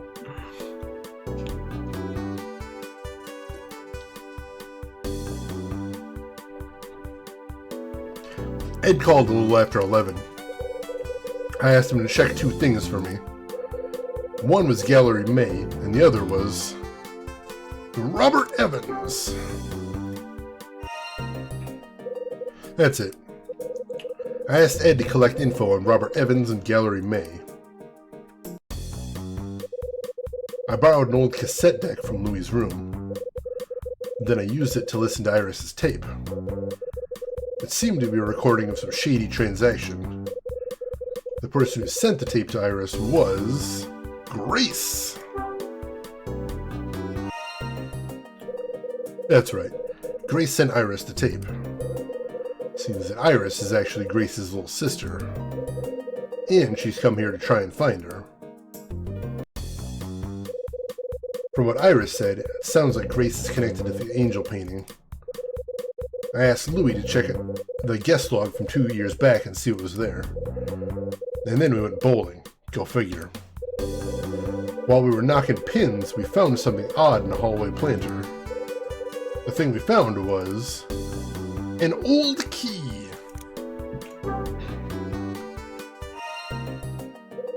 That's it.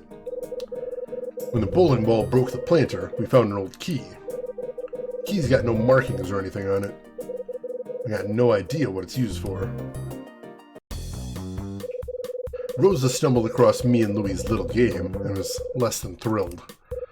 But she stopped yelling long enough to tell us that Mila had vanished. Ever the heroes, Louie and I went to search for her. When I found Mila, she was on the roof.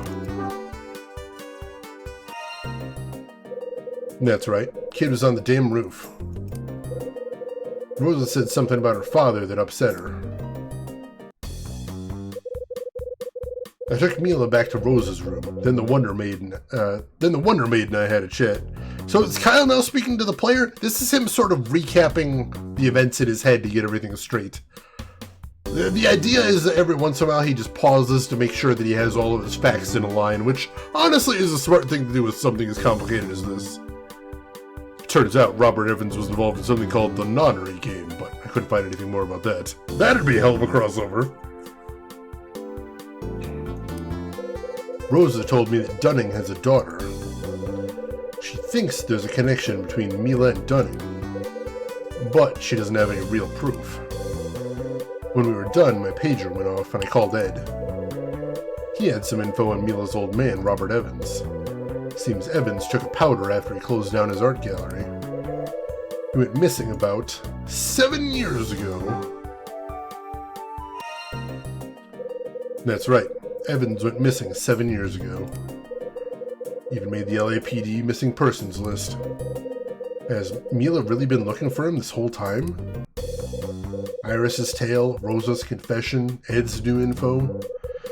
Things are starting to come together, but I still got questions. Questions about Mila's father, Dunning's daughter, and some picture of an angel.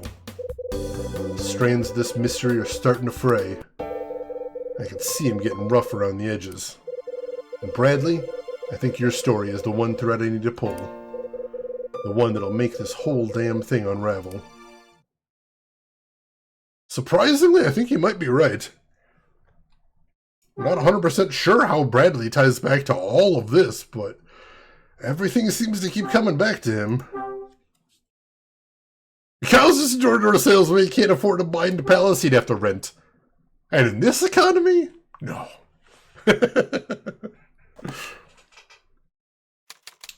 Chapter 9. December 29th, 1979, 12 a.m. to 2 a.m. Ooh. Alright, getting very late now, or early, depending on how you want to read it. You know, I never got around to either reading or watching Tokyo Ghoul, but I heard at least the first part of it is very good.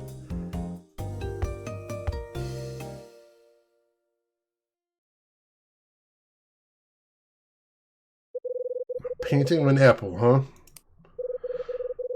Rosa said there were 5 apple paintings. Alright, can we take a closer look at it?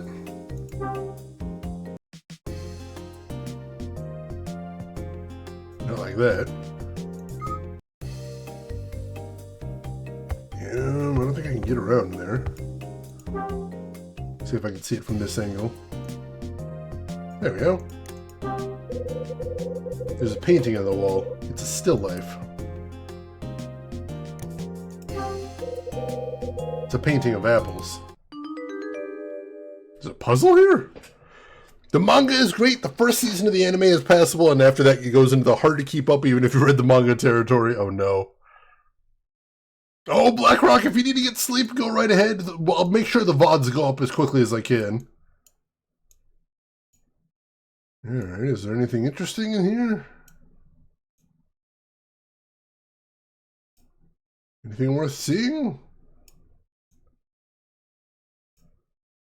I don't really see anything out of place.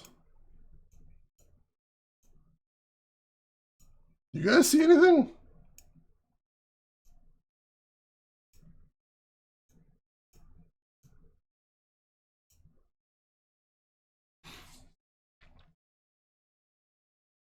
Maybe the true puzzle is figuring out there's no puzzle. Honestly, that is a possibility. I don't want to rule that out. Like I said, I don't see anything unusual.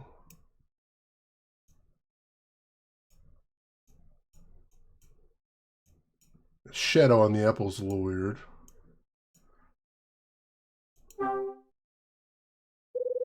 There's a letter painted into the picture.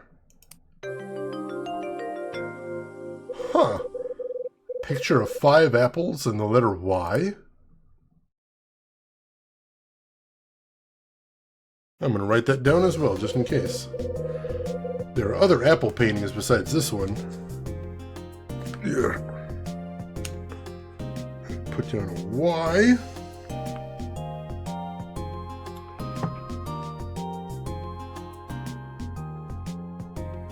What's under a sales kit? Anything to deface a painting? I don't think so, thankfully.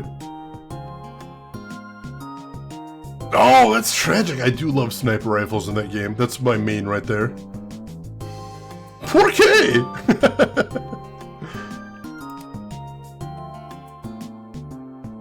Alright, so if there's letters hidden in the apple paintings, I suppose we should go look for some other ones, but here's a question. Who put letters in the apple paintings, and for what possible purpose? Why would there be letters in the apple paintings? I don't understand. Alright, let's see if we can... We'll check the vacant rooms as well. We're gonna have to search basically everywhere. Find those paintings. Let's see, 217 and 218 are next. Who, me? Yes, you. Could be. Then who? Alright. And here there is no painting whatsoever. Wait, no, this is... And this one, the painting got taken down for some reason. Is it an apple painting? It might be. There's a painting on the floor. That's weird. Why is it there? Aha! It is an apple painting. It's a painting of apples. I remember last time we came in this room, we made a note that the painting was on the floor.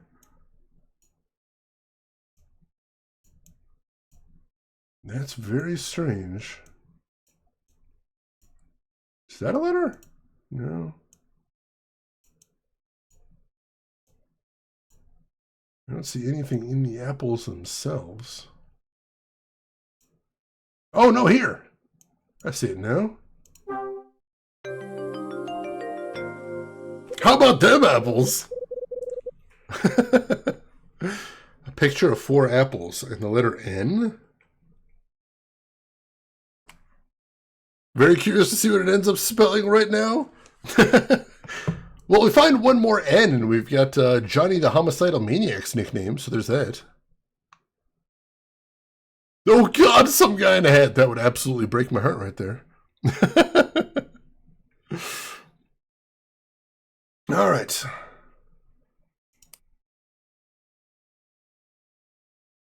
There we go. There's still another apple painting. I mean, there's still several more, as a matter of fact. But I don't think there's another one in this room.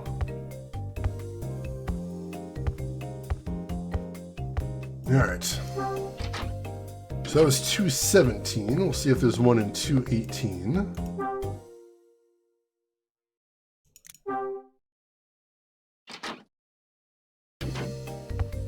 And in here, that is kind of an apple painting, sort of. Or are those... There's a painting on the wall. Oh, hey, fruit. Didn't see that coming. No, those look like strawberries on closer inspection. There might be some apples in the bowl, but that does not appear to be an apple painting, as it were. Alright.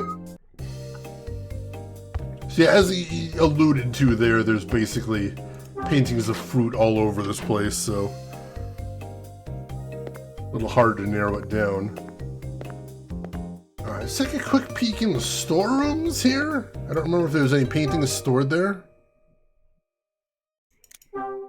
And then after that, we'll head down to the first floor. We'll start walking around there. I'm pretty sure there's at least one painting of an apple hanging up in the hallways downstairs. I don't remember where, but we'll go looking. Right, here's the linen closet. No paintings in here. All right, to the first floor. Hopefully none of them are in the other guests' rooms. I don't want to search through every guest room. That would be a pain in the ass. But at the end of this hallway, that looks like an apple painting. There's a still life painting on the wall. That is an apple painting. Alright, what do we got here?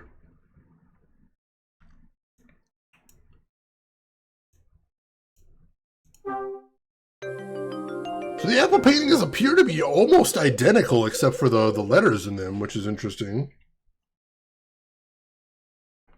Picture of 3 apples and the letter N. Or they're very similar if nothing else. More apples needed. There's still another apple painting. Oh, the number of apples might be important too. That could be the order that the letters are supposed to go in. That's good thinking, actually. Alright. Let's check the restaurant hallway. See if there's any paintings down here. I don't think there's one in the kitchen or the pantry. So we're going to skip there for right now. The bar is technically closed, but thankfully we can still get in. Looks like these are all pictures of celebrities and or booze. So I don't think we have to worry about any of those.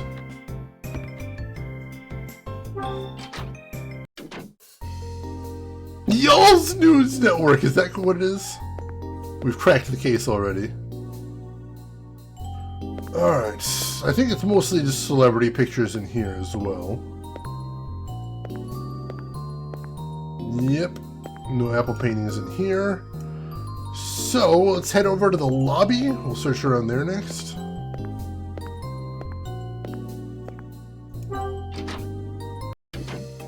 And if it's not, if we don't see it in the lobby, the rest of them in the lobby, we'll check out the service hallways. See if it might be in any one of those. I think there might have been paintings hanging around in them. Not 100% sure. Nothing there. No, nothing at the front desk. Alright, service hallways it is then. Start over here. Hey, Allie Lordswood, good morning. I am doing very well. How about yourself? How's your weekend going so far?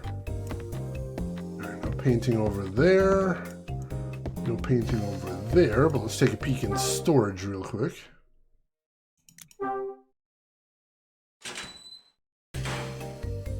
Oh, so I got the Christmas tree up in here. That's super cute. No paintings though.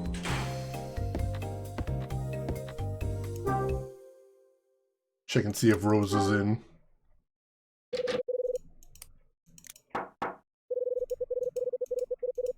No, I mean, it's like past midnight. She might be asleep at this point. Punisher, how are you doing? Hope everything is well with you. Yeah, that was just dead end down there. Let me see if we can get in Dunning's room. No, that's locked.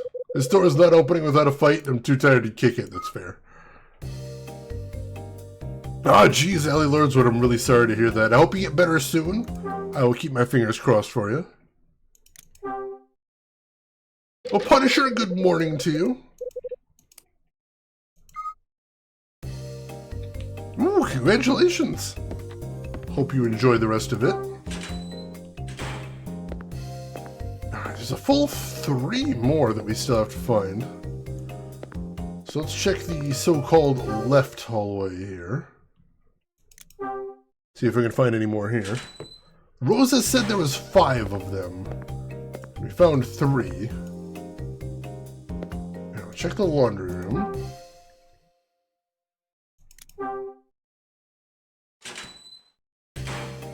Laundry room does not have anything on the walls. Alright. Hide! What the hell? I was looking for paintings of apples. That's a good excuse. I'm sure he'll buy that. Oh shit! Congratulations to her. I know that is hard work. Oh, that is really awesome to hear. Just pondering my orb. I mean, apples. The orb was last game.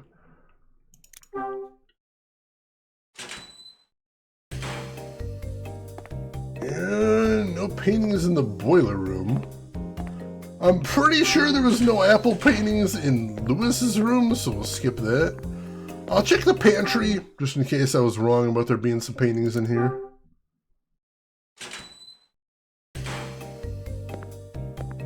nothing in here. Well, where did this door lead to? I don't remember.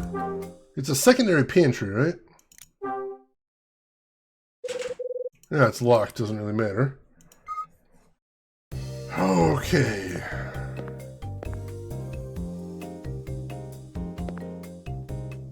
Nope, no paintings in the kitchen. Alright, well I guess we gotta head back up to the second floor. See if we can, see if there's anything we missed up there. Maybe we'll knock on some doors, see if maybe it's in another person's room. I can't get into room 111, can I? I think that's the suite that Dunning mentioned at the very start of the game. Have we checked the apple room? Oh, the most obvious place. How could I have forgotten? Let's see here. See if anybody's still awake at this hour. Alright, now to 216. I did 14 and 17 already. 213 is Jeff's room. Nobody there. 218 we already checked. 219 is Melissa's room. Nobody there. 212 is Helen's room. Nobody there either. It's the police! We need your apples! Specifically paintings thereof! Alright, 211 is the author. Nope, not there. I don't think this is the thing, unfortunately. We've never been able to get into 220, so I don't think there's going to be anything in there. Nope. Where haven't we looked then is the question.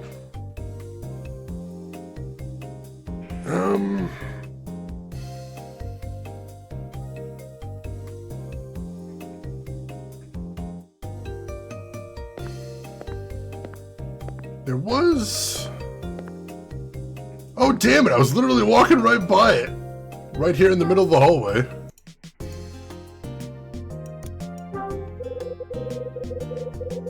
Are we searching for the night owl? We are searching for paintings of apples. Because for reasons we don't understand, there appears to be secrets hidden in them. Take care of yourself, Bort James. Thanks for hanging around. Alright. This one's only 2 apples.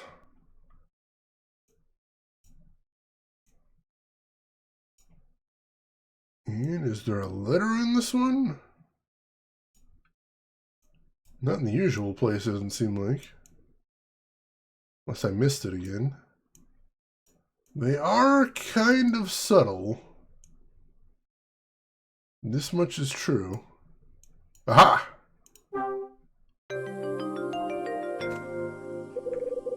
Picture of 2 apples and the letter E. Alright.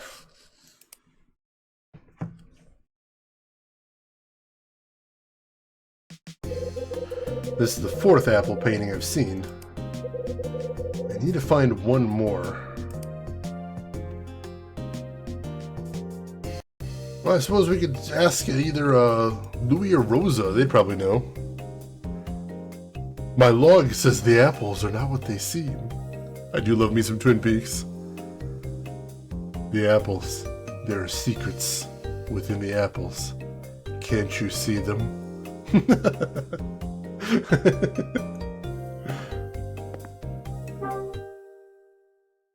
Alright, Louis! Hope you're still awake at this hour. Where are you at, buddy? There are 4 apples sometimes! Louis is not in his room, of course. I'll check out front, maybe? Where are you lurking, Louis? The bar should be closed by now. I doubt he's out there. Yo, hide! That you, Louis? Where you been, man? I've been all over this place trying to track you down. I finally found Mila down in Rose's room. Looks like someone found her and let her there, yeah? Man, you should have said something. Make me waste all my time like that? I was looking for her too, you know? Sorry. Nah, I get it. Just forget all about old Louis again, yeah? No, I see what it is. Knock it off, Louis. I got some new info. About Mila? It's about her father. Seems her old man went missing 7 years ago. Trip, man. That's a long time to be off the map. So what, Mila's been looking for her pops this whole time? Maybe. Something rough happened to her, but I don't know the full story. I have to poke around some more. Yeah, well, check this. I got me some info, too. It's about that old key. Oh, and I also did that B&E that you wanted, to find out about Melissa's ma. Looked up the guest book from 2 years back. Alright, we got plenty to ask here.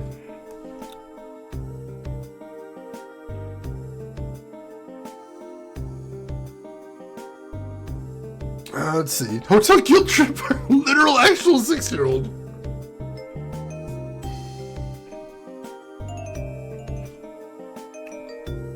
Louis the Flaky Detective. What a groovy cat.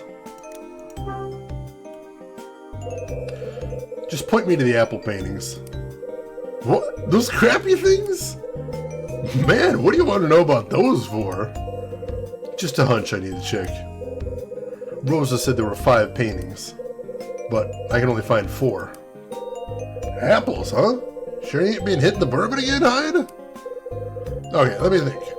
You got the 2nd floor hallway, we got that one. Yeah, and your room too, you remember that one? We got that first. I saw those. There's also one in 217 and one at the end of the central hallway. Alright, right, yeah, let me see. Nah, man, sorry, I don't know about the last one. So, what's that key for? It's the key for the booze cellar. And are you thinking what Louis is thinking? Probably not. Guess I had to try, yeah? Anyway, this is the one key Old Man Dunning never let me touch. Didn't even keep a copy with those other keys the way he keeps in the office. But man, hide it inside a plant? Never would have guessed. What a trip. Yeah, it's odd.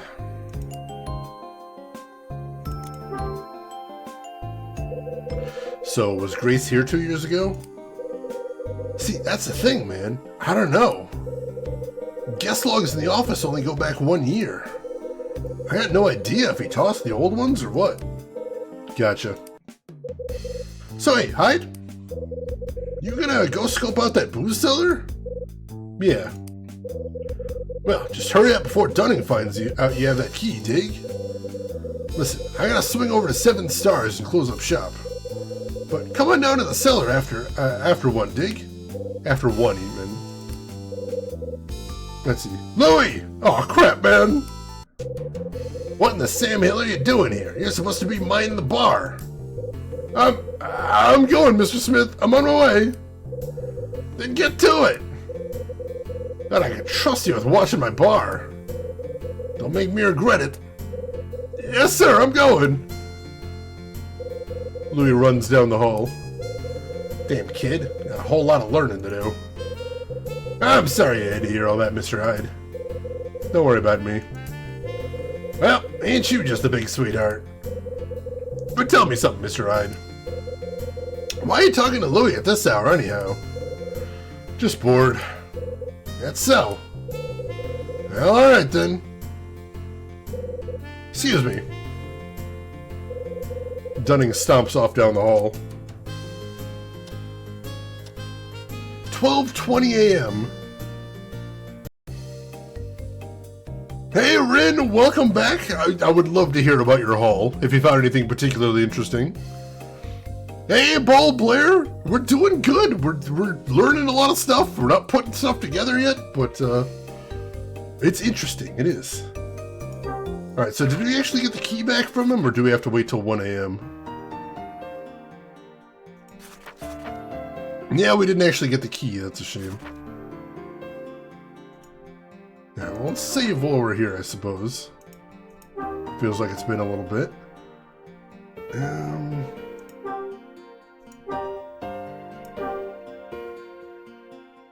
I guess we can see if we can track down Rosa again?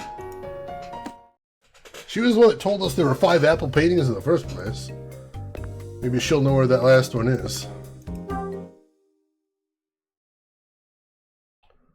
Let's see, you got a dog bed and a harness and a recall lead and a walking lead and food and a raised food bowl and water set and treats and brushes and a Christmas turkey toy and Stegosaurus and then we had to go back because we tried to get poo bags. Whoops, those are important. That sounds like you got a hell of a haul though, that's awesome.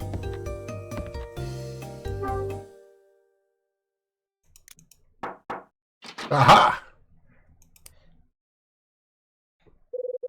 Well, Mr. Hyde, what can I do for you? You got a minute? Of course.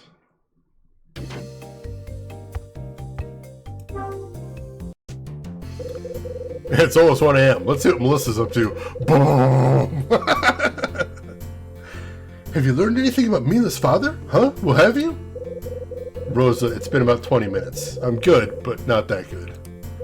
Oh, yes, I suppose not. Well, I guess you'll just have to put on your sleuthing cap. But I may have one thing. Yes? Mila's father's a guy named Robert Evans. Robert Evans? Robert Evans?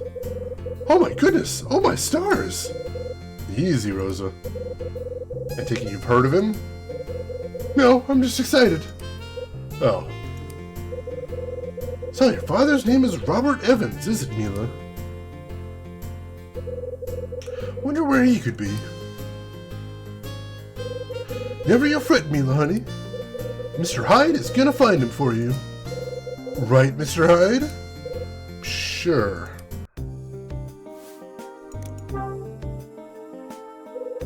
Listen, what are those apple paintings you were talking about? You said there were 5, right? That's right. Are there really 5? For a fact. This hotel isn't that big, you know, and I've counted them many times. Those paintings have been here as long as I have. I guess you saw how each painting has a different number of apples. Well, I was sure that had some kind of meaning, but darned if I know it. I tried asking Mr. Smith about it once, but that man is just useless. Who knows, he told me. I bet he knows, the old coot.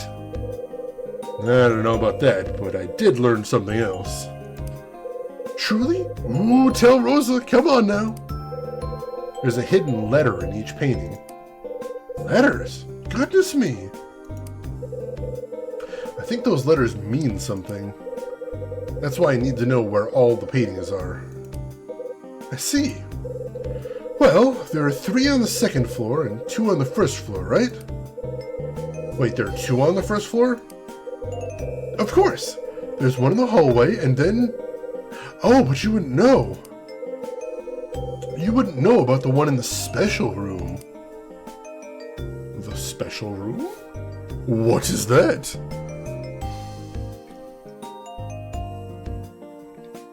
Now, let's see.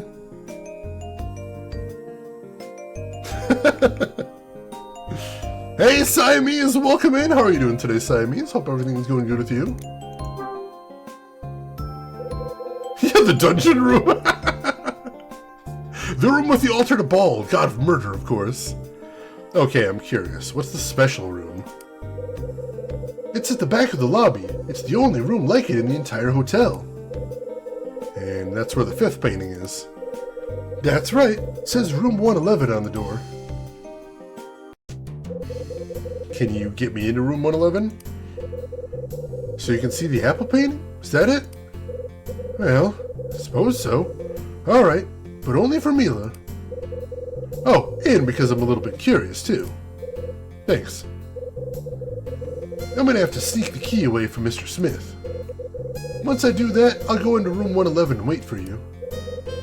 Then you can just slip in later, okay? Good. Got it. Mila's counting on you to figure this all out, so don't mess it up. And for mercy's sake, don't let Dunning know about any of this. Sneak around. Rosa sneaks off down the hall. Okay. Now what? Should I ask Mila about her old man? Mila. Alright. Don't look at me like that. I'll just wait until I know what's what with those paintings. You coming along for the ride? Alright. Go ahead and save again. Games treat me very well. I think we might be able to beat it tonight, which is very exciting. I'm curious where all this is leading to. I'm gonna steal the keys and wait in the room indefinitely and hope he doesn't realize I'm missing. I mean, if he was looking for the maid at like 1 AM, that would be a little strange. Like, get a life, Dunning. Holy crap.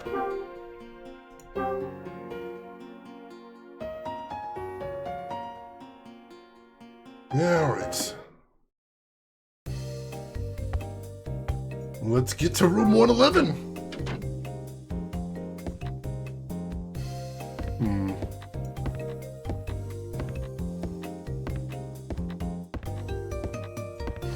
Alright, this should lead back to the lobby. Hyde! Huh? What are you doing, Mr. Hyde? Where do you think you're taking Mila? Don't you know what time it is? I left my watch at home. There's something shifty about you, mister, and I don't like it. No, sir. Pulling a young gal like Mila around a hotel in the middle of the night? I don't need creeps like you in my place, and you better not be here come sunrise. Hit the road, you creep. Huh? Did I just game over? Nice job, Hyde. Guess I should have listened to Rosa. I'll get the key to room 111 and open the door. Just be sure that Mr. Smith doesn't see you. I'll meet up with you at room 111, okay? Good. How was I supposed to know he was outside the door? Damn. Yep, that's a game over. Holy shit. Dunning looks like he's about to ask about the gabagool. He does seem like that, doesn't he? Well, luckily we're saved right before that happened. Literally right there. I'm taking her to a sketchy hotel. The one we're in. Yeah, creep. Yeah, I didn't use clairvoyance. Curses. Alright, so there's really only one other way I can think of to go here, which is we'll take the stairs up to floor number 2 and then just take the long way around, I guess? That was a really cheap game over. I mean, Rosa said to sneak around, but right through that door is room 211. Why would we not take the objectively shortest path? That's super weird, especially since we're gonna have to go back there anyway. See that door right there? That door on the right side of the screen, that's where we came from. How was I supposed to know?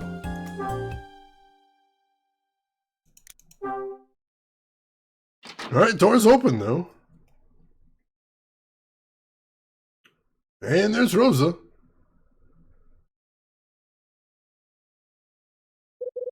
So, you managed to avoid Mr. Smith, did you? Yes. I'm sneaky when I need to be. I don't doubt it. The apple painting is in the back. Go on now. I'm on it. I'm just gonna wait here with Mila, if that's alright with you. And she's not dead! That's also nice. Alright, so we'll head into the bedroom. Yeah, we didn't just get a game over or anything. In this timeline we did. He'd use my special thinking brain? Oh, I left that one at home. I never get any mileage out of that thing anyway.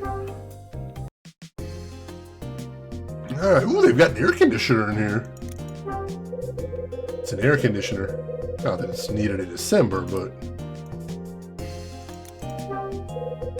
what do you know? It's a still life painting. And this one only has one apple, so this must be the first letter in the word. It's an apple painting.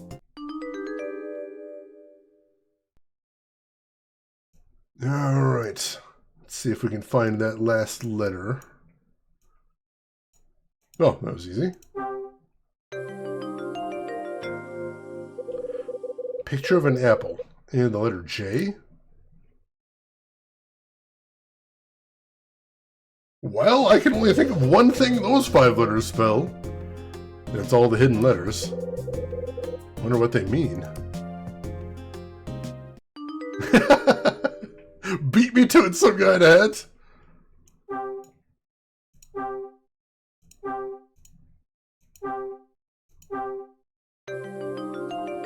That's the only thing I can think of that those spell. Even though I didn't have the order written down as we went. I probably should have, but didn't really need to. Innigen! Jenny? Jenny? If I arrange them in order of the number of apples in each painting, spells Jenny. Jenny. Wait, I've seen that name before. It was on the birthday card I found in Dunning's office. Is that the name of Dunning's daughter? Why would it be hidden in the paintings? Who hid them? Ah! What now? Oh shit! Mila! Mila! Oh, Mila! Oh dear! Oh dear, oh dear, oh no! What do we do? What do we do? She's not breathing! I can't hear her! What? Do something! Do something, Mr. Hyde! Help the poor girl! Help Mila!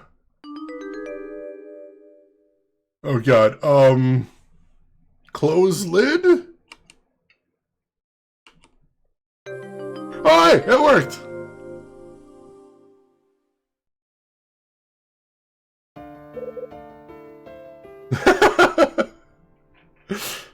So yeah, I pressed the hotkey to close the DS right there. It worked! That is a lot of pressure right there. I'm a door-to-door salesman, lady. I don't know much about medicine. What the shit? Yeah, it's weird they had the order there where I'm like, I'm pretty sure there isn't another word you can spell with those 5 letters. You okay? Yes? What the? Mila?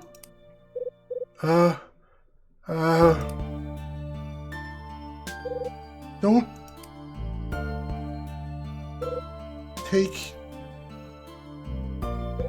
Jenny. Holy crap, she's talking. Mila! Dear, your voice! Oh, what a blessing! This is a true miracle! Mila, you can speak again! Your voice has returned! Mila?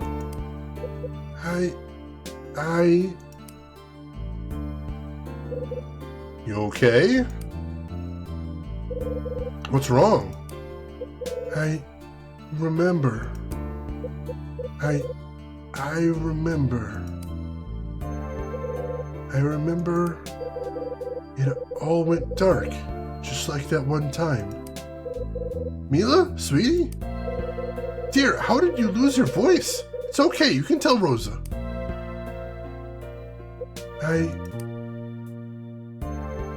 Mila? Hey, take it easy. Just tell me what happened.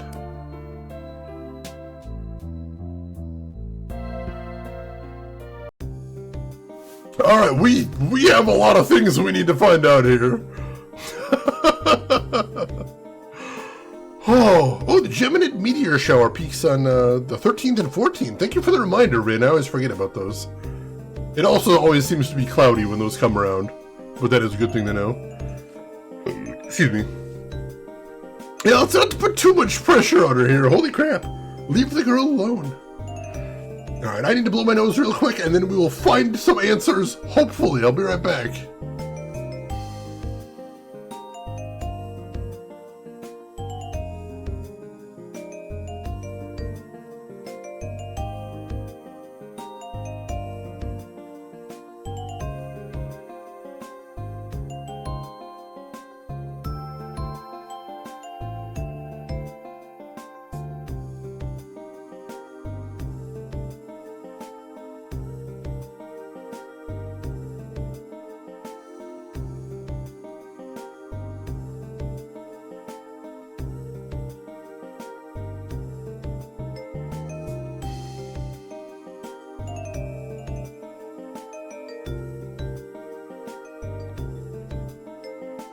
Alright, thank you for waiting. Yeah, that would have been terrifying, Punisher. I hate out of nowhere QTEs, they always throw me. What do you remember? I was playing with her in this room. This room? You've been here before? Yes. Are you sure? Please, dear, answer Mr. Hyde. Who are you playing with in here? Jenny. I was with Jenny. I was waiting for Papa. So many questions!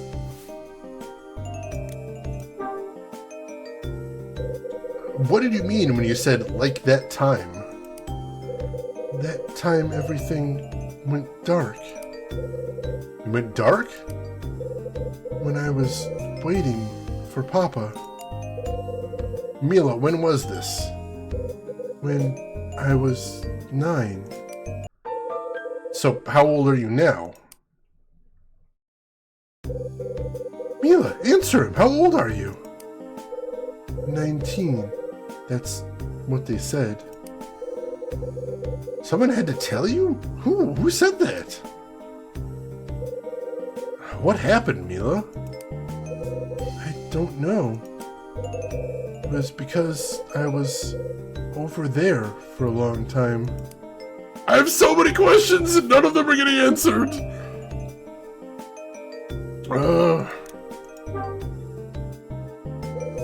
How did you lose your voice?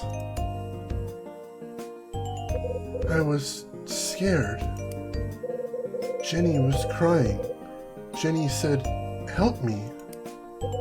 I was scared.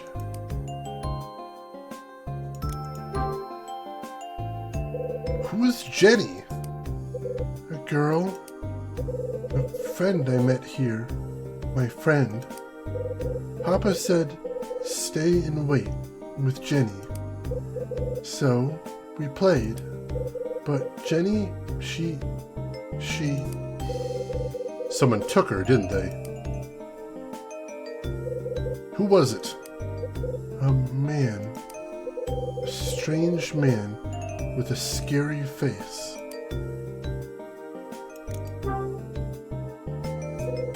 Mila, where is your father? I don't know. The gallery was gone. So, we came here. Papa and me came here. How long have you been looking for him? A long time. Ever since I woke up. A long time.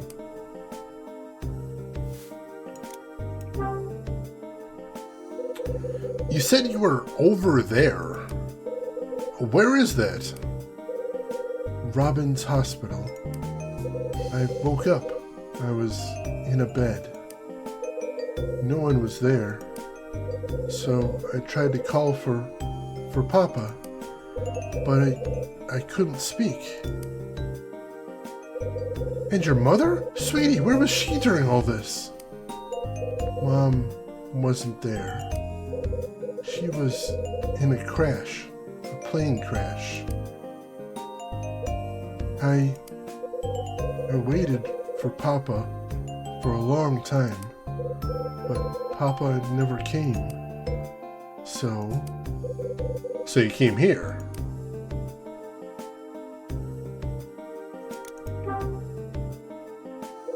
When did you wake up? Don't know. I was asleep for a long time. Then they told me I just woke up.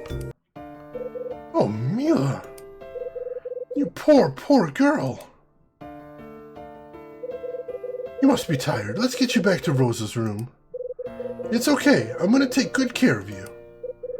Mr. Hyde, I'm going to see to it that this little girl gets the rest she needs. You'll have to ask her about your paintings later. Why not? Nothing else is going according to plan tonight. Mila and Rosa leave. Oh, And yet, so, once again, the more a character talks, the less I know. Oh, what does it all mean? What do I even make of all that?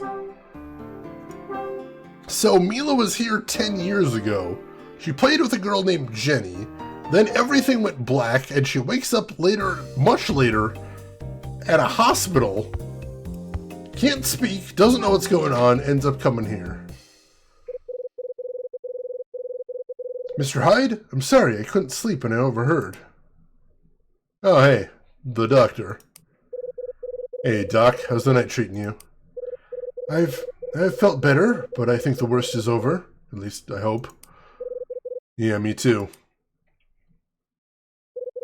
Did something happen? You seem tired. I am tired, but I'll live. In that case, can I trouble you for a moment?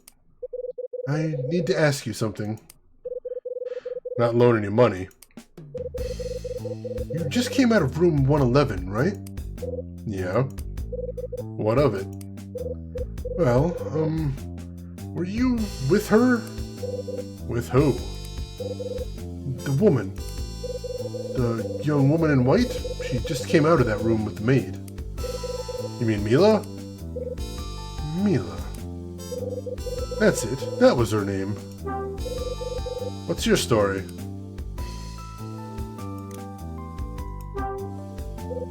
You know something? Spill it. Yes, I just remembered something when I heard her name. Her name is Mila Evans. How does he know Mila's last name?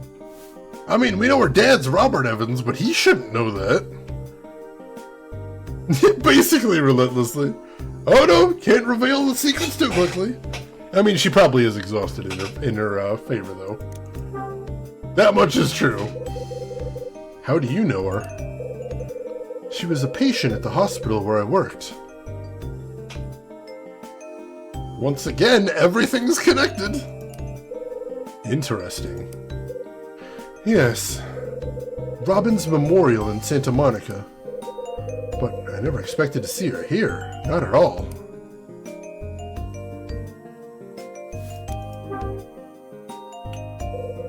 What was she doing in the hospital? It's an odd case. She was brought to us unconscious with no visible injuries. She spent almost the next 10 years in a coma. 10 years? That's a long time to be in the dark. Sure is. We didn't see any sign of hope, but then half a year later, she just came around. Or half a year ago, she just came around. The attending physician was astonished. He called her recovery a miracle. Not that I take stock in such things. But unfortunately, we had trouble contacting her family. Then let me ask you something.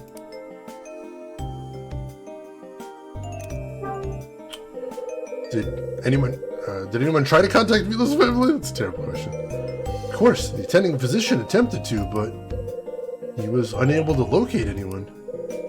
Couldn't find a soul, huh? Apparently. Her father used to come in once a month and check on her progress. His visits were clockwork. He came once a month for 10 years? Without fail, but for some reason, he never appeared after she woke up. Sounds like you picked a bad time to hang it up.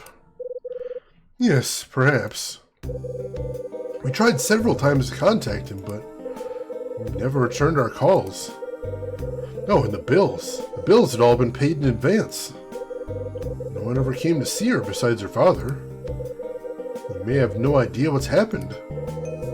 You ever meet her, old man?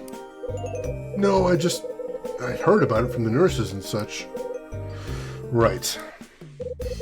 Oh, Mr. Hyde? I just remembered something else, if you can spare a moment. Go ahead.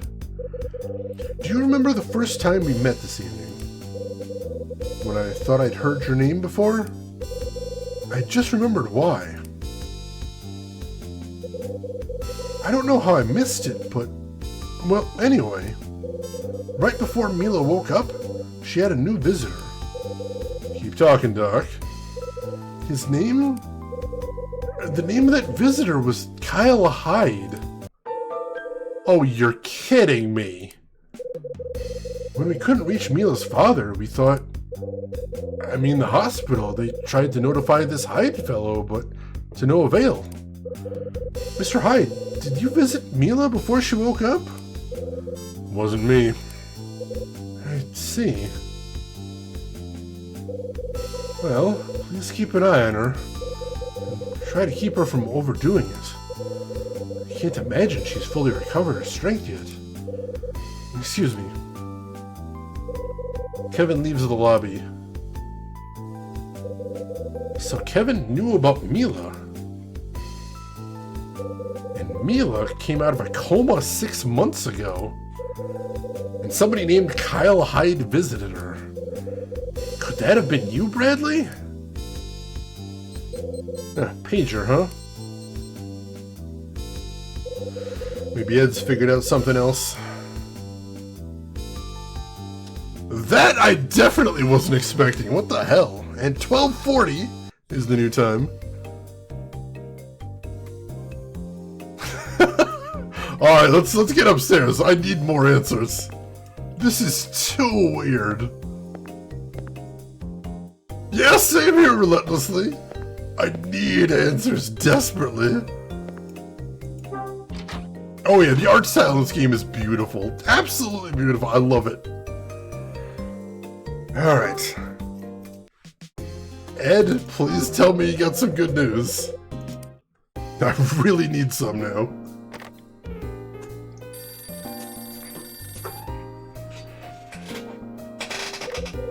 Hyde, what's the good word? What, no Rachel? Everybody's gotta go home sometime. Listen, I just heard a little chestnut about Evans. You sitting down? 10 years ago, Robert Evans bought himself a little place called Hotel Dusk. Robert Evans bought this hotel? Yeah, seems Evans bought the thing in 1969. He owned it for 3 years, then sold it to some mope for a song. So he sold it 7 years ago. You must be tired, Hyde. You're repeating everything. Anyway, he sold it to Dunning Smith. You probably met him by now. I don't know what you found here, Hyde, but that place has a troubled history. Tell me. Dusk used to be a real party joint, but in 1969 it just shut down. You follow me? Means Evans shut the place down the moment he bought it. Now why the hell would a guy do a thing like that? Who buys a business just to shut it down? And why'd he sell it to Dunning Smith? My thinking is that Evans played Smith and dumped the place, but I don't know. Lots of questions here, Hyde. You might not like where this night of sleuthing ends up. I'd get ready for a bad surprise. Thanks, Ed. What? Who's that? Yeah, visitors at this hour? Busier than I thought. Looks like it. Well, I'll leave you to it. Watch your back. Yeah, who the hell is at the door at this hour? Hey, Grushin! Welcome in! How are you doing today, Grushin? Hope everything's going well with you. Oh, Maury! I want to try that one out. I haven't gotten around to it yet. Catastrophe, how are you doing today? How's everything going with you? Alright. Make another save here, and then we'll see who the heck's at the door. So he bought the hotel 10 years ago and immediately closed it down. Then 3 years later, he sells it to Dunning Smith. What was the point of buying a hotel in order to immediately close it down and then just get rid of it 3 years anyway? That's super weird. Yep.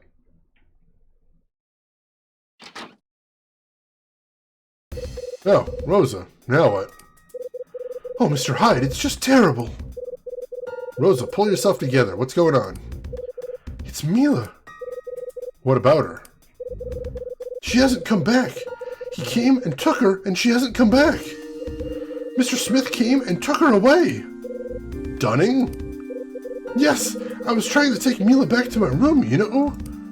And then Mr. Smith just came out of nowhere. He told me to take Mila to the police first thing in the morning. But then I told him, oh, what a fool thing I did. I told him she could speak and that we knew why she'd come here. Then he said there was no need to call the police at all. And then he said that he was going to have a little chat and he took her away. Wait, he took her? Yes! Well, what is going on? Where are they? I figured they went back to his room.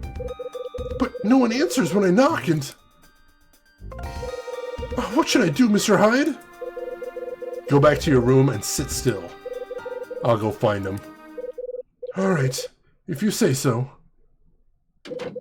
Rosa turns and scurries off down the hall. Dunning and Mila are having a chat, huh? Guess I should try his room first. Oh, I absolutely don't like the sound of this. Oh, he's up to something and he's probably the least trustworthy person in this building right now. This game feels like the more you know, the less you know 100%. We keep getting mountains of information, and all of it raises more questions. It's true, Groshan. I mean, valid, yes. Ethical, not really. Alright, let's waste no time. We gotta get the heck down there. Figure out what the heck's going on. Number one priority right now is making sure Mila's safe. Because honestly, I'm not 100% convinced she is. And that is a huge problem.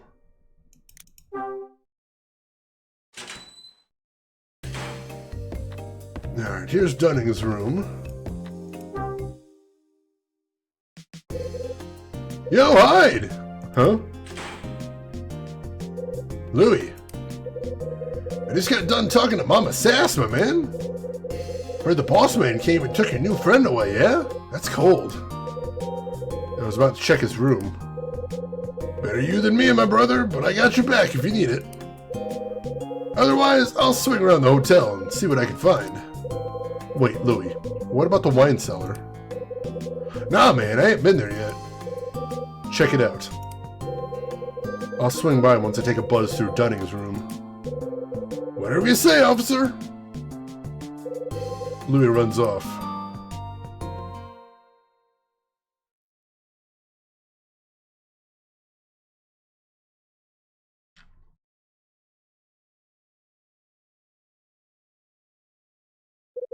No one's here. Well, shoot! Let's take a look at this picture again real quick.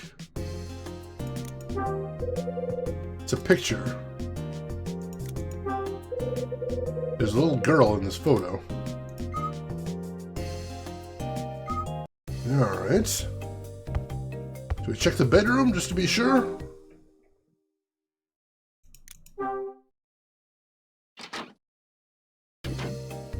No, it doesn't look like anybody's in here.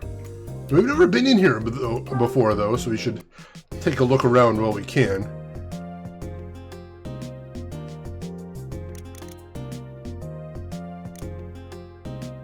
Yeah, what do we got? Some of these things are very small. That's really hard to click on. Let's see if we can... No, it's just really hard to click on. Looks like some kind of wood carving.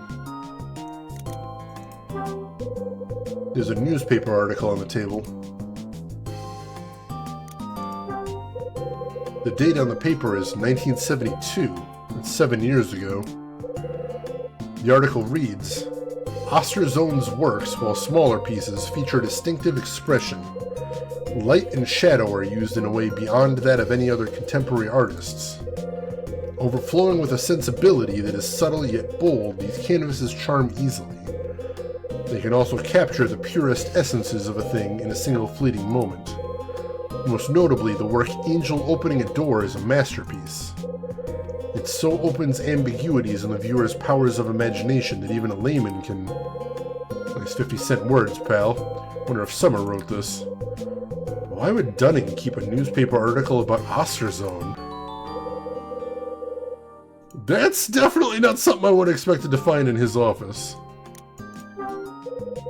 There's a hotel brochure on top of the desk. This brochure. This is the same brochure Mila was carrying. The one from 10 years ago. Why would Dunning have one of these too? What's this? There's something written here. It's a sketch of a wine cellar with some kind of symbol on it. Is there a secret passage in the wine cellar? Ooh, interesting. The less you know. Alright, nothing else to see there. There's something in the drawer here. There's a bunch of birthday cards in the drawer. I've seen this card before. There was one just like it in the office. Happy birthday, Jenny. The cards are all addressed to Jenny. What does this mean? I assume that's the name of Dunning's daughter, but that is still very strange. Alright, nothing else to see here. Hey Saturn, welcome in! How are you doing today? Hope you're doing well. That's true, Grosha. That's a dangerous thing to ask for. Secret tunnel! Secret tunnel! Through the mountain. Nothing in that drawer. How about the bottom one? Can't really access that one. There are some books stacked up on the desk. It's a picture of Dunning and a young girl. There are a lot of newspaper clippings on the wall in front of the desk.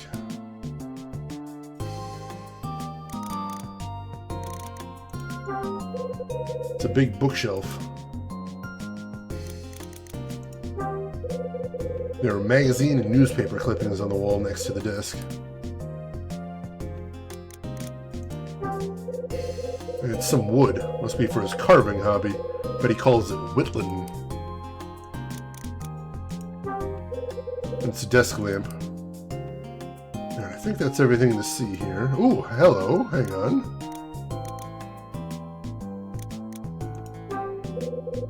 Looks like some kind of wood carving.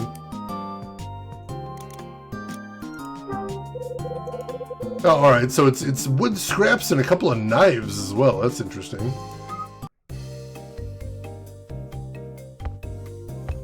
Alright, looks like that's all to see in here, but that is a lot to see. Alright. Well, Mila's not in here, so we gotta keep looking either way.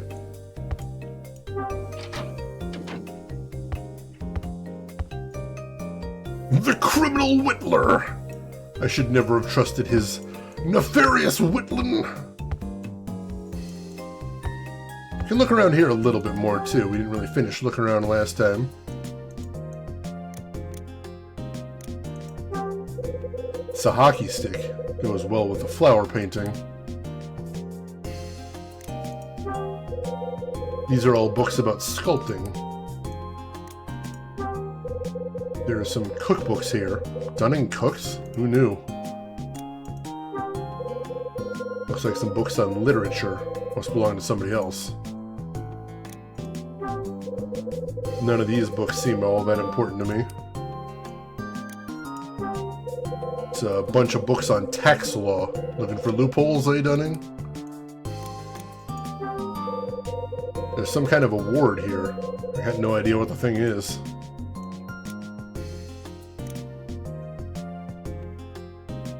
And big flower painting up there.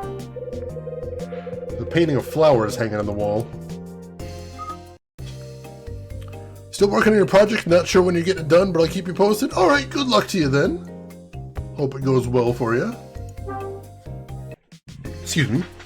Alright, what do we got going on the table here? It's the sports page. Not a ton to look at here. There's a whiskey bottle here. It's an empty glass. Saddest thing I've seen all day. It's an empty can. It's a simple wooden bureau.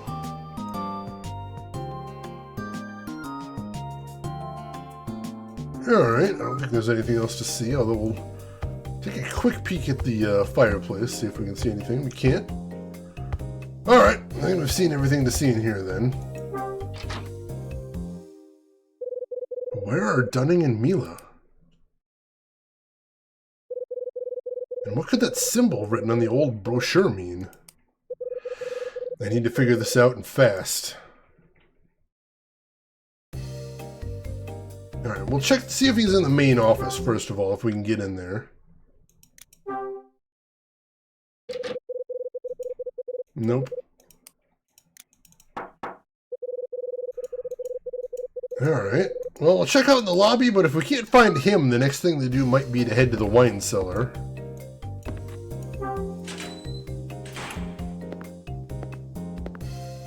Dunning? You out here somewhere? Try this door as well. No, he doesn't seem to be in the office either. He isn't at the front desk. That'd be easy. Alright, let's head to the wine cellar. I assume that's the unmarked door in the back of the pantry.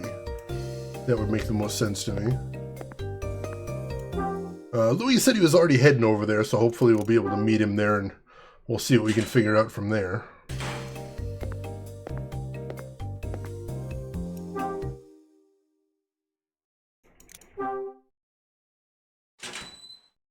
Not sure what we're gonna find, but, you know, we'll take a look. I'll make another save real quick, too.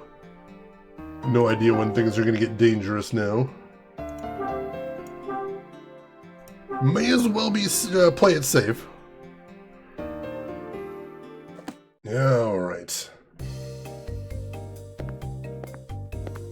Ooh, that's pretty cool. Directional ham tower. I like it.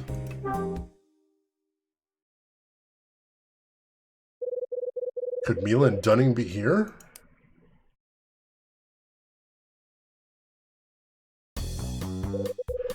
Once I heard about the apple paintings from Rosa, I decided to have a look. There were 5 in all, 2 on the first floor and 3 on the second. I found one of the second floor paintings in the hallway, and I found another one in my room. The last one was on the second floor was in room 217. Hey Jonah, good afternoon. How are you doing today? It's wine time! Time to steal all his good stuff. Assuming he has any good stuff. There's some good stuff in the bar. There's probably some good stuff in the cellar.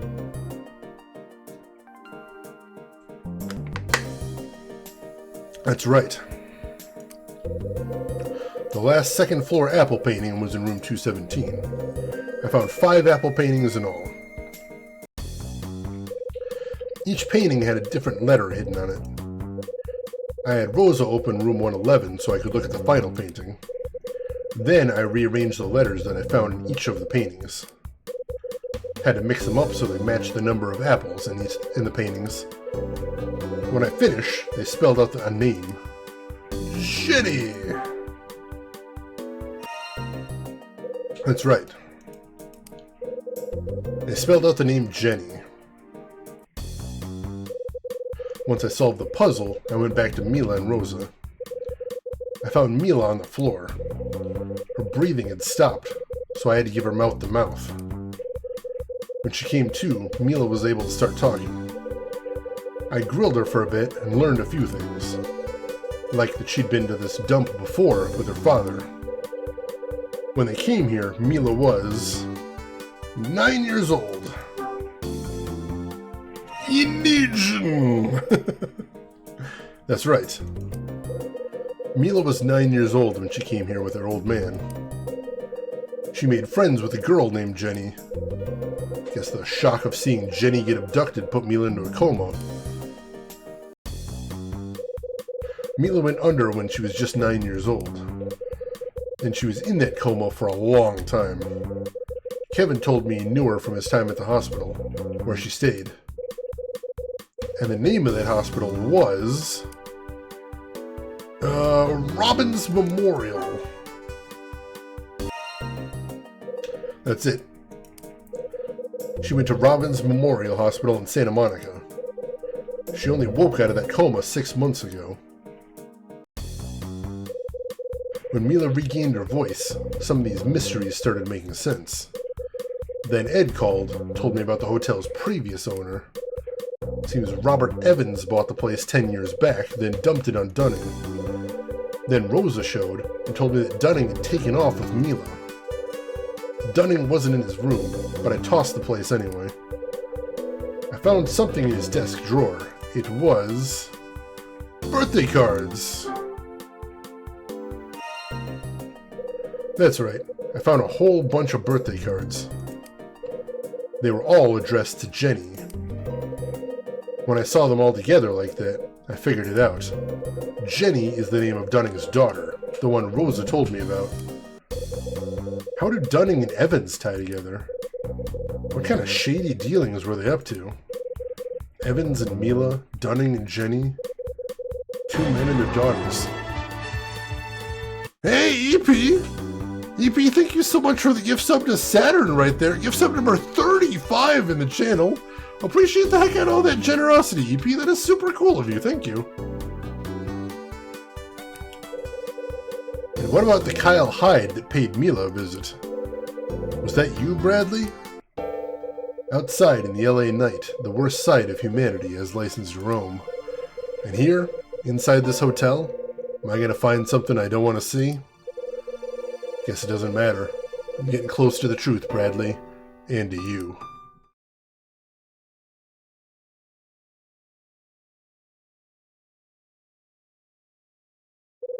What the? Louie! Hey! What happened? Oh!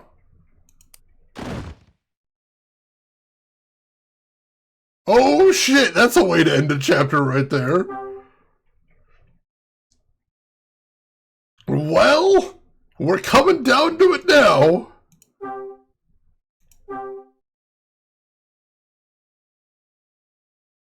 Oh, jeez. Nothing good, booze. Chapter 10, December 29th, 1979, 2 a.m. Oh, they don't have an ending time this time. That cliffhanger again? No! No, not tonight! We're finishing this thing! We are finishing this thing! I can't live without answers anymore, I must know! Mr. Hyde? Mr. Hyde! Mr. Hyde, wake up! Oh, what am I going to do? You can't be... Are you dead? Land sakes, Mr. Hyde, get up! Ugh. Ow. You're alive! I must be. Being dead wouldn't hurt this bad. Thank goodness! I'm so glad you're not dead. Are you going to be alright? Well, are you? Yeah, I think so. Head's killing me. I hear you, brother. Got me a whole 42nd Street traffic jam blaring away.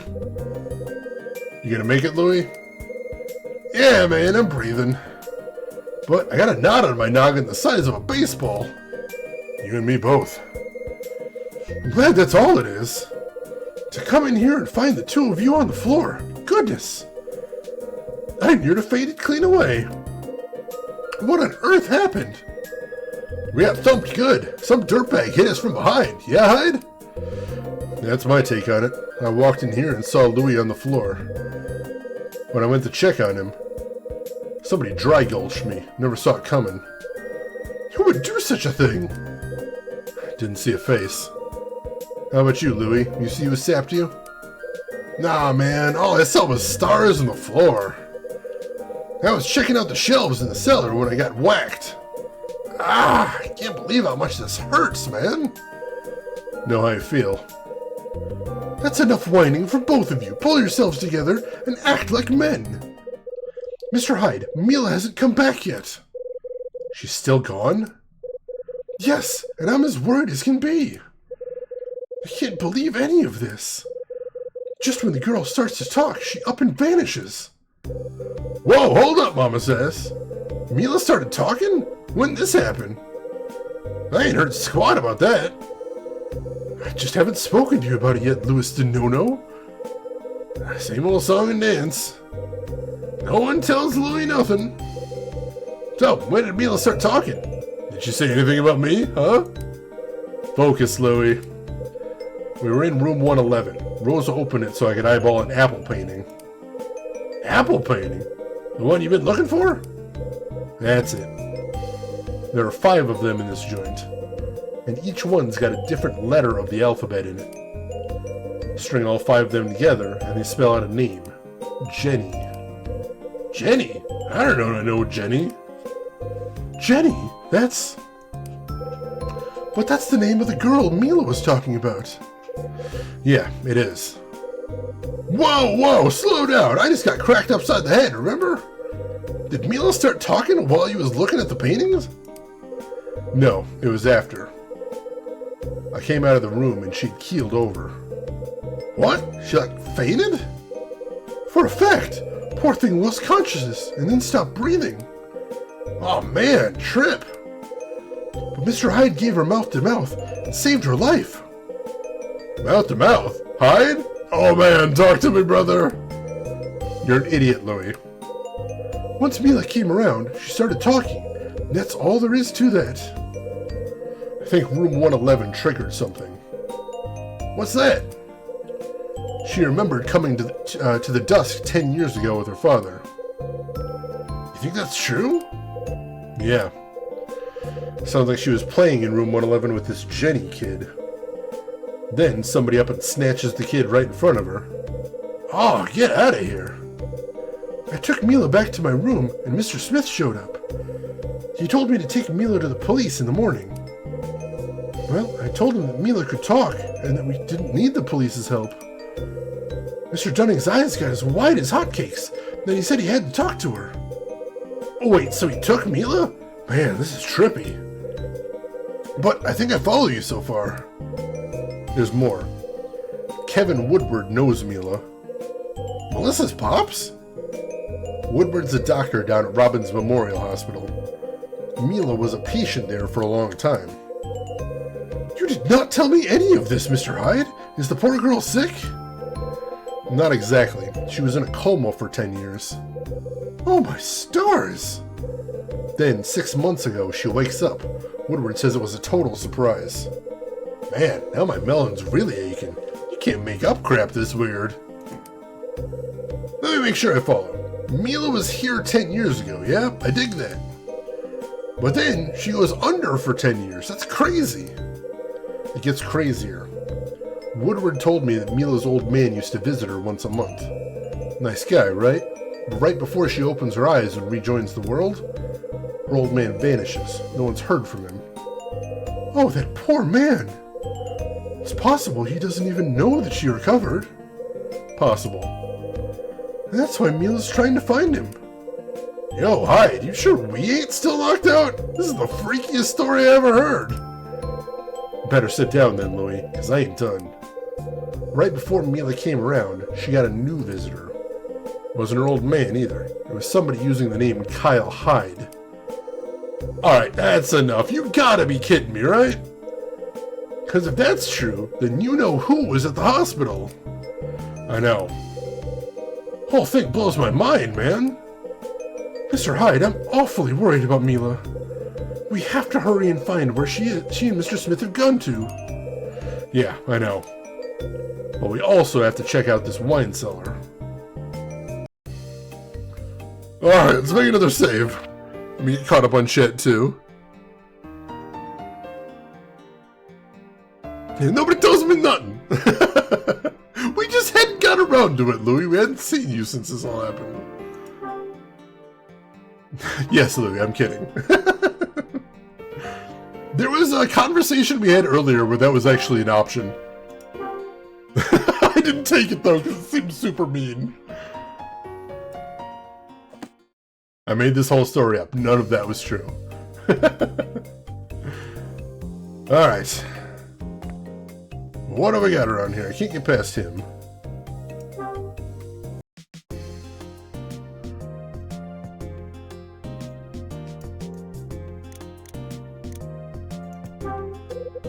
It's a shelf designed to hold alcohol. Bless you, shelf.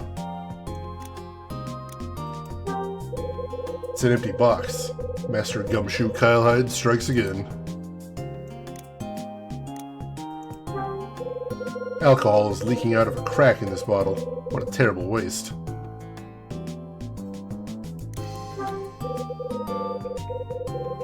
Let's hope this doesn't end with someone taking off a VR helmet! Alright, that's a twist too far. It's a dirty wooden box. Who uses wood boxes anymore? It's a box. The name of a booze company is written on it. Alcohol is leaking out of a crack. Alright, I said that already. So I'm assuming most of these aren't going to be terribly interesting. It's a case of whiskey.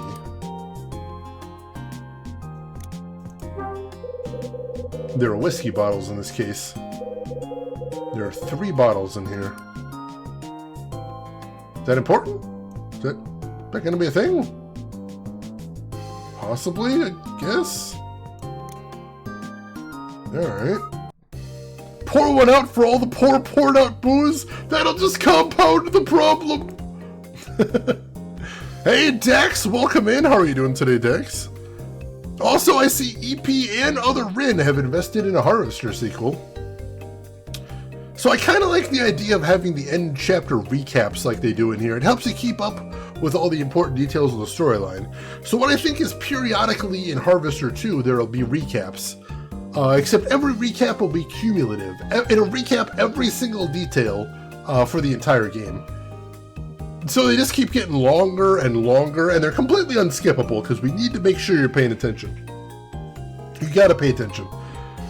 So, you know, eventually we're gonna get to the point where the recap is like 45 minutes long, an hour long. You know, we're not gonna skip on the details. We really want to make sure you're kept up on things. You know, you never know when you put the game down for, you know, several years because of all the incredible frustration and all the madness over all the completely opaque and nonsensical gimmicks of the game. So, you know, we have to make sure that we're getting all that information, so let's keep adding to it and adding to it and adding to it.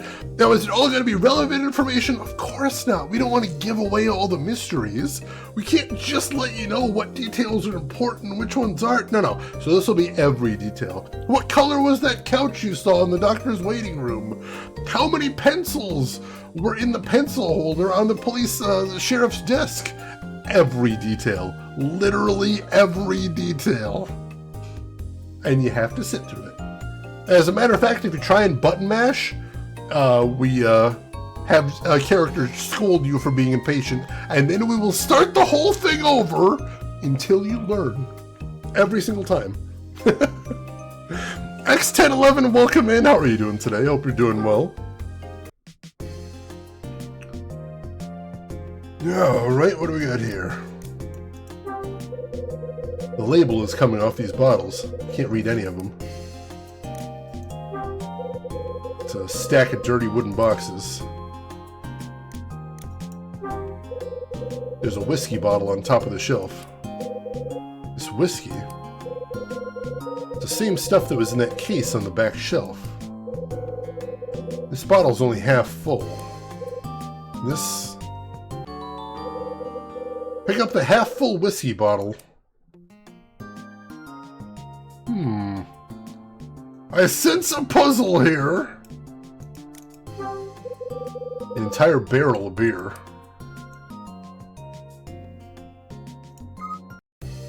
Exactly, the skip button just restarts the recap and yells at you. It's basically a Mr. Resetty situation, if anybody remembers that. Russian, I love it, that's beautiful.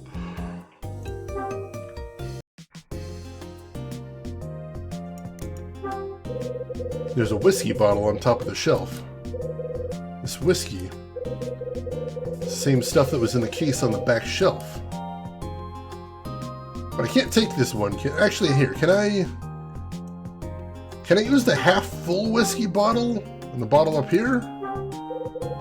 I'll pour the whiskey from the bottle I picked up into the bottle that was on the shelf. Perfect. Didn't spill a drop. Now I'll put it back in the case, and I pick up a whiskey bottle. Alright, so now what happens if I put that back in the box? Because that shelf in the back corner is right where the mark was on the map we found. So, use whiskey bottle with case of whiskey. I put a bottle in the case. Huh? What was that sound?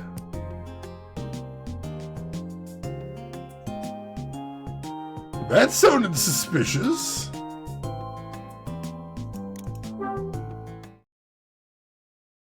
Huh? Thought so. Whoa! Oh my stars! What's going on? Crap hide! There's stairs behind the shelf! Yeah. This is why we got cooled, Louis. Somebody didn't want us finding this. Oh man! Did you know this place had a basement? I had no idea! The only one who ever comes down here is Mr. Smith. Do you think that he... Yeah, I do. So what's next, Hyde? What do you think? I'm gonna follow the rabbit down the hole. Not by yourself, you ain't. I'm going too. No, stay here with Rosa. No way, man! No damn way! I'm going with you. You'll do what I tell you to do. You'll do what I tell you to do, and I'm telling you right here. Hey, Emperor! Thank you so much for the gift sub to Zodal right there. Gift sub number 1,484 in the channel. Secret bribes! Secret bribes in the channel. Unexpected. Thank you for that, Emperor. I appreciate that.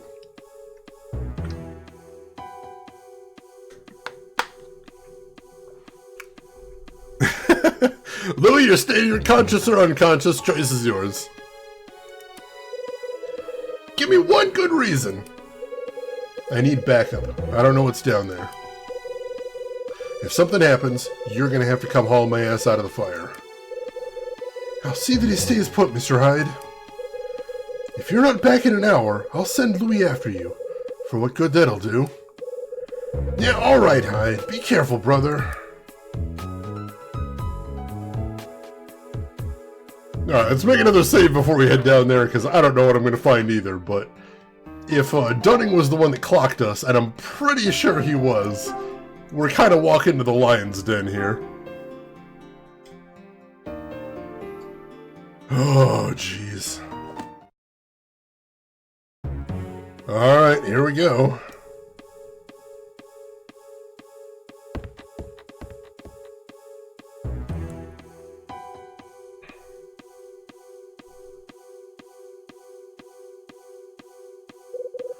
Who knew there was a place like this under the hotel?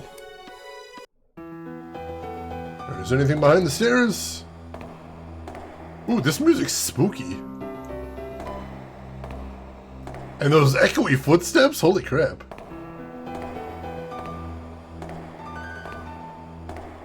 This suddenly got real creepy.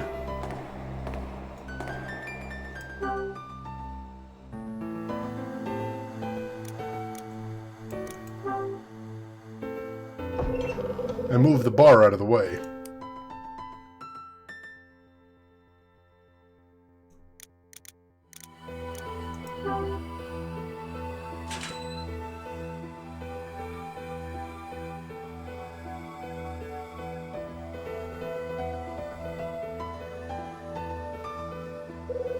Shelves, huh? Those look interesting. Yeah, we'll get to the shelves in a second, I'm sure. What the heck's over here?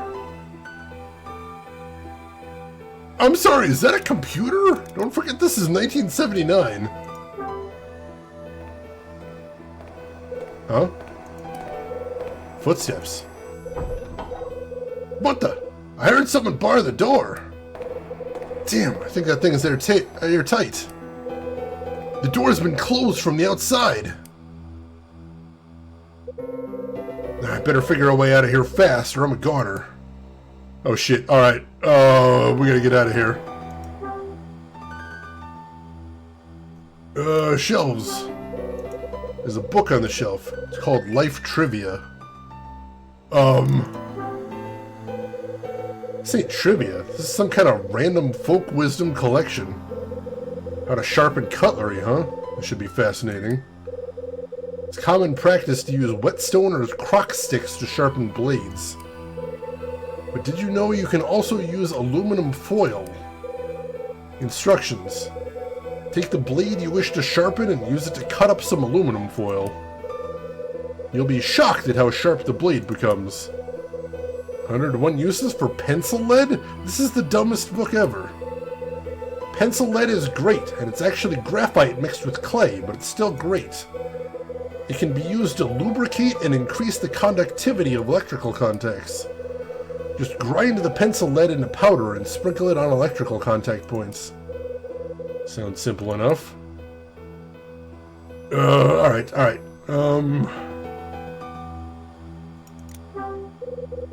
There are some dust-covered books on the shelf. Guess no one reads around here. Title on the spine of this book reads Osterzone the Phantom Painter. This is all about the discovery of Osterzone's works. It was published in 1963, and it was written by Robert Evans. Interesting. Hold it. There's something stuck in between the pages. It's a photo. That's the little girl I saw in the photo from Dunning's room. This must be Dunning and Jenny. I got a photo of Dunning. There's a date written on the back of this photo. May 18th, 1967, huh? 5/18. Alright, see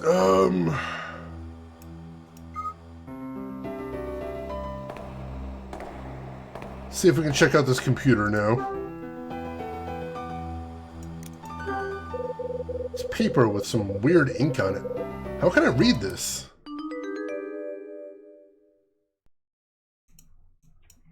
I can't? Wait, hang on. The black light. Let's try that.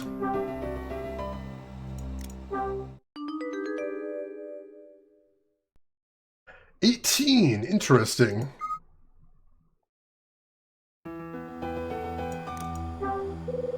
There's a machine with a monitor and keyboard on the table. There's a switch on the right side of the machine. What's this thing supposed to be? Might as well turn it on and hope it doesn't blow up. Huh?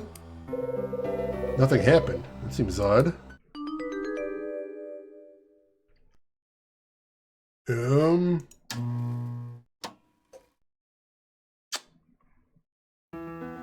Hey, Bro Crow, welcome in. How are you doing today? Hope you are having a good day today. Glad to have you with us. Oh, here we go. What is this? There's a toolbox under the table.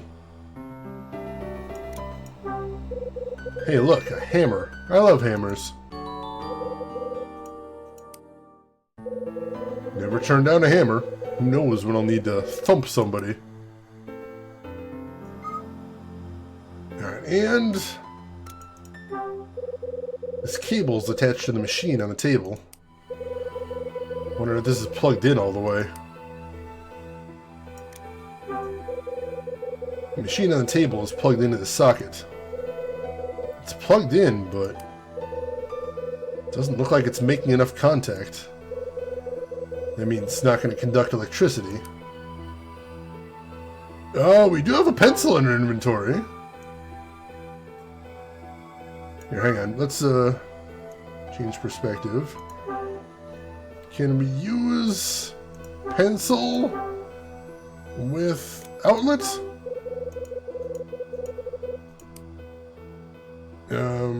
So can we zoom in on this first? Alright, here we go. A pencil.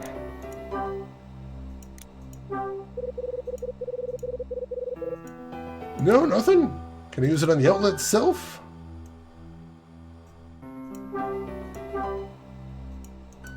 No, there's nothing else to click on here.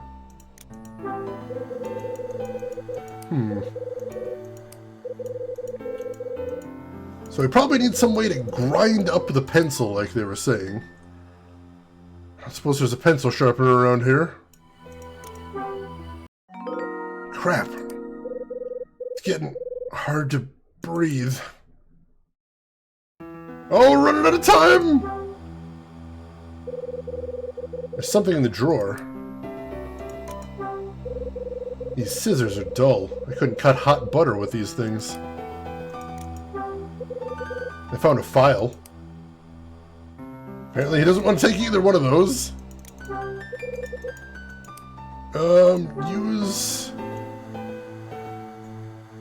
Use pencil with file?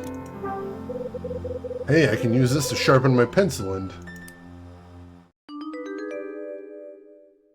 I don't know why we're running out of oxygen so quickly. That is super weird.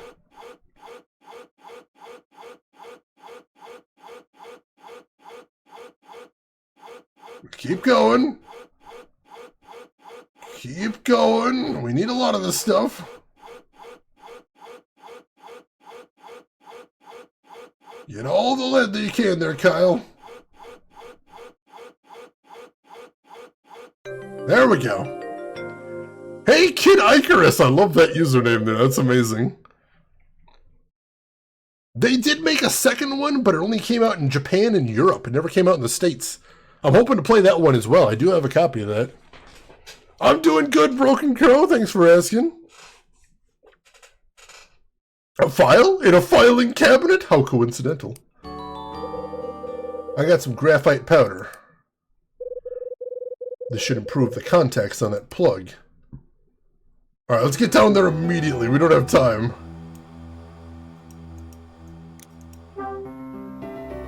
Alright, use...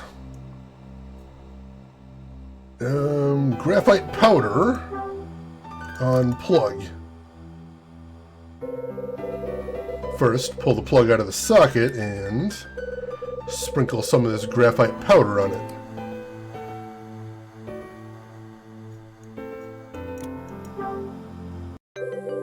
That should do it. Try getting some in the holes there, Kyle. Oh, please tell me it's working now. Maderico, welcome in. How are you doing today? Alright, it's on.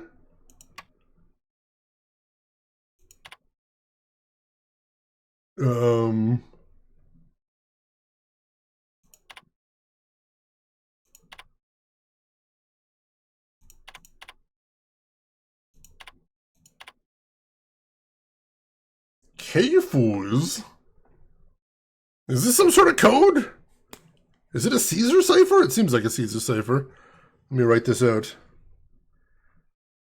Let's see. In that case, can I just... What happens if I just type in...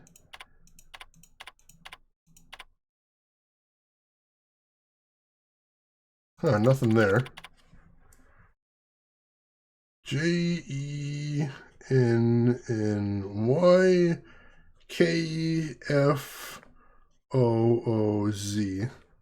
Oh, so that's just one letter over. So all it is each letter plus one. So what happens if I type in KFOOZ?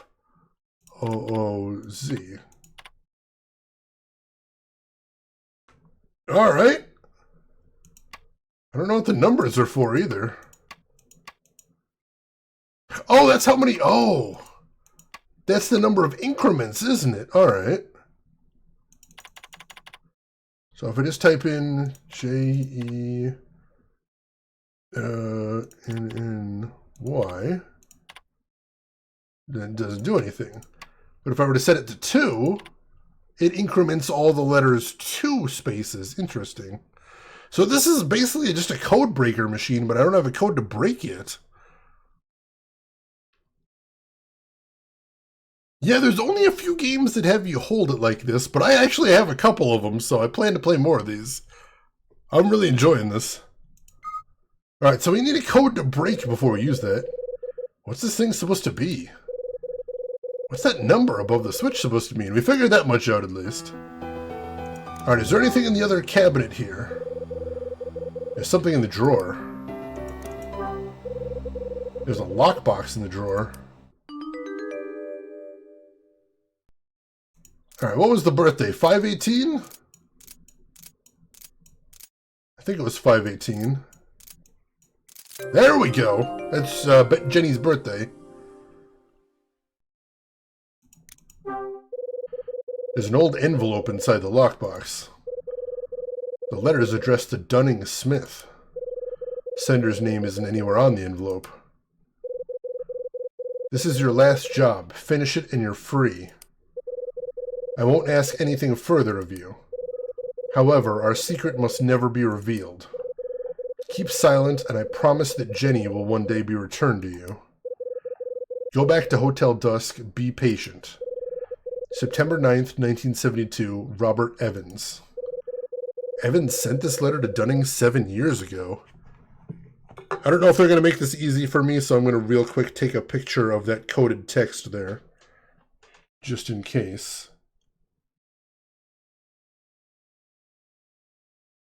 There we go. That had the flash on and is illegible. Hang on. Let me see if I can remember how to turn off the flash in this thing. There we go. Try that.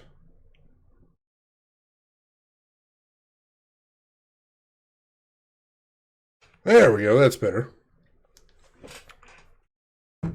I figured it out. Kyle didn't. He's struggling. He's struggling. You had a smartphone with a camera in 2007? I feel like this isn't within the spirit of the game. Time traveling. It's a beautiful thing.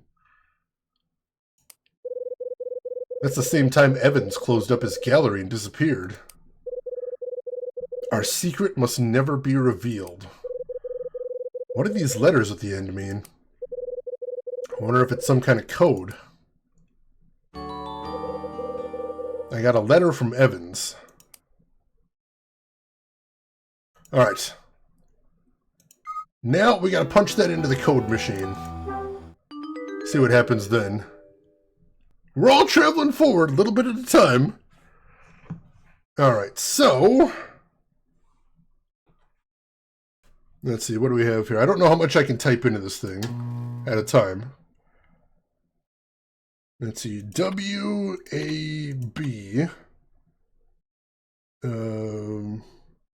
M-Z... H... W...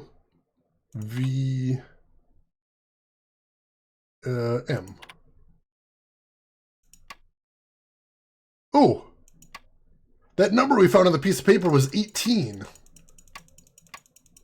Alright, so let's try setting the increments to 18 here. Nothing? Do we have to type out the whole thing? Oh, maybe we have to... hang on. VM space. Maybe, yeah, maybe we type out the whole thing. Q A enter L C V V Q V O space A U Q B P.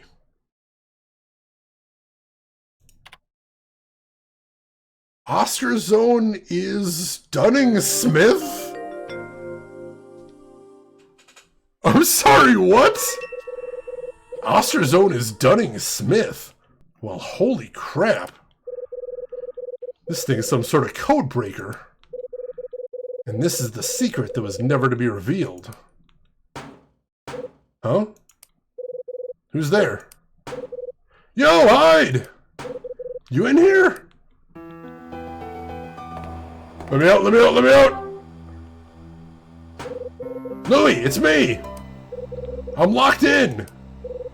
Yeah, Dig, I'm gonna open the door, man!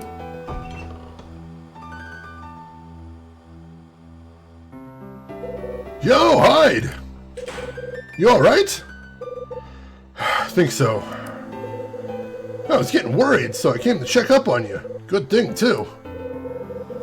Looks like you needed my help after all, yeah? Yeah. So, how'd you get locked in? The door was open when I came down here. I was poking around when somebody shut the door from the outside. Oh, Trip! So where'd this mystery door closer go, huh? Ain't come through the hall, man. There must be something else. Oh, hey! You guys notice anything odd on the right side of the screen here? I noticed something a little odd there. Let's save before we do anything else, though. Oh, jeez. Don't notice anything at all? That's okay. That's why I get paid the big bucks. I'm here to notice things for you. I got you taken care of. Imagine if he stepped in and just closed the door behind him. Well, I mean, that wouldn't shut it. It's not like the door had an auto locker. There was a bolt that somebody slid closed. So somebody tried to kill us by locking us in there. Some guy in a hat, your dad got some photos that require that stupid HEVC codec? Oh no. I'm so sorry, some guy in a hat, that's miserable. I see it there, but I can't actually look at it.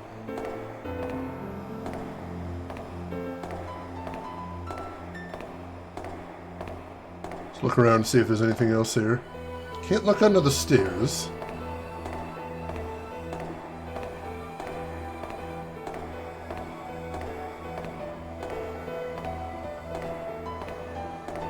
So do we need to head back in here? No, don't knock at that.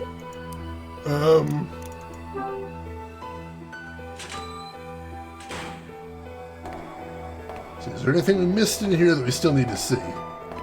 We didn't exactly have a ton of time to investigate last time.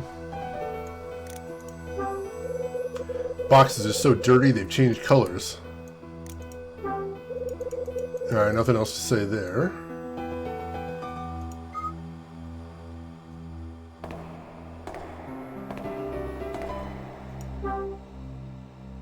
I think we looked at pretty much all that was interesting here, but now that we're not on the clock, there are some boxes piled up on the floor. There's an old guest register here. Nothing interesting written here. It's a pretty hodgepodge filing system. Alright, yeah, I don't think there's anything else to see in here.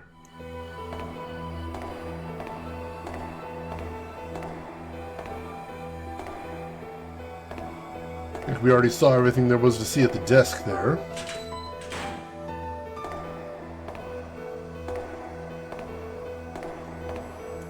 Let's see, I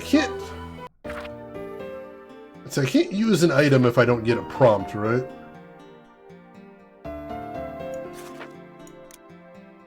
No, I can't. Why is the screen looking like that? That's super weird. God, I hope I didn't break something. Alright, do we need to go upstairs then?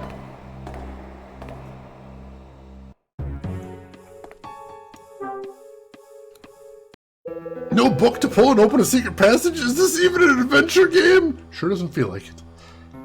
Although we did have to solve a cipher puzzle. That was kind of cool. Very interesting. Did someone come through here? No. Why? Did something happen? Alright, so that's confirmation that nobody left the basement. So whoever locked Hyde in must still be down here.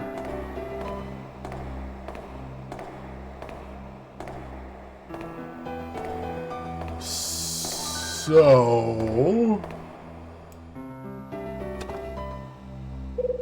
Huh? What's that? You heard that? What? Hey, check it out! The bricks from the wall! Yeah, some of them have fallen.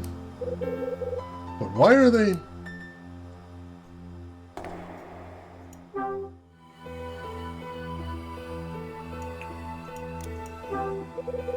I can see where bricks have fallen off the wall. I can see the wall through gaps in the bricks. These bricks look like they've been put up recently. Maybe we can... Yeah, something's there!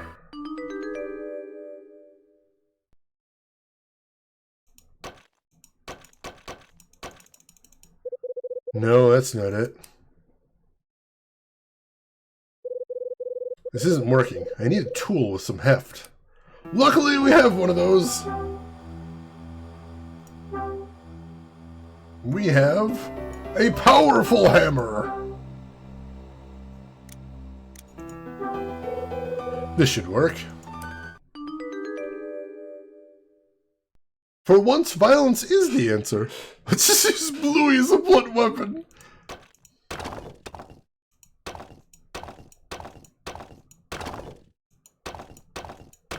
Is that a door? That looks like a door. Somebody bricked up a door?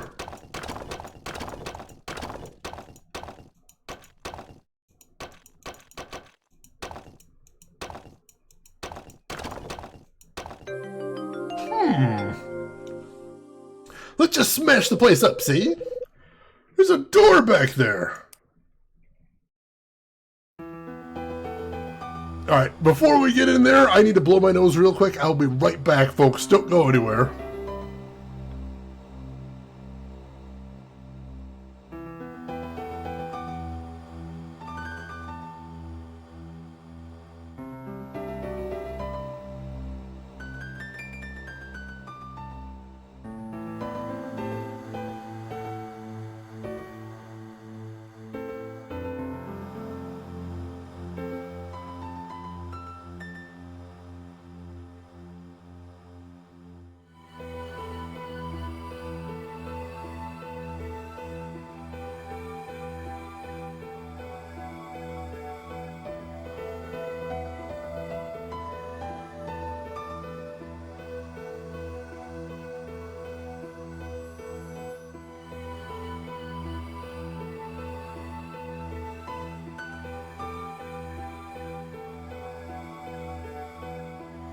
Alright, we are back. I love Cask of Amontillado. What a good story right there.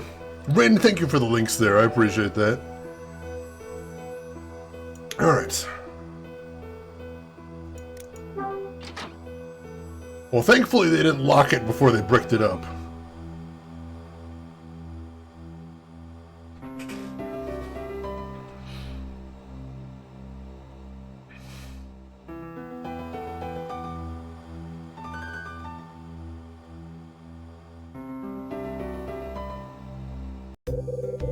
Yo, what's that smell, man? Somebody even painting in here? Yeah, Dunning. Huh? You trying to tell me old man Dunning paints? You're tripping, Hyde. Dunning is the one who painted all the apples, Louis. I think the fumes is getting to me. I thought you said Dunning painted apples. You heard right. Now keep listening. Dunning has got a daughter he hasn't seen in years. Her name's Jenny. Jenny? That's the name of the girl who was kidnapped from room 111 10 years ago. Yeah, it's the name that those apple painting letters spell out too. Yeah, but here's something I learned in the basement. Dunning knew Evans before he took over this hotel. Wait, Evans? That's Milo's pops, right? You sure about all this? Hard to believe Dunning and Milo's pops were pals. I'm sure. They knew each other, and they shared a secret they'd die before revealing. That's a heavy secret, man. But you know it, yeah? Come on, brother, let's hear it. You know the angel painting Bradley stole from Niles' warehouse?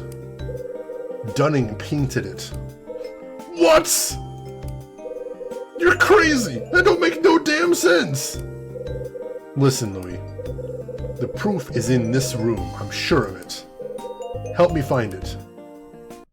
Hey, Trinetta! Welcome in! How are you doing today, Trinetta? How's your weekend going? What have you been playing recently?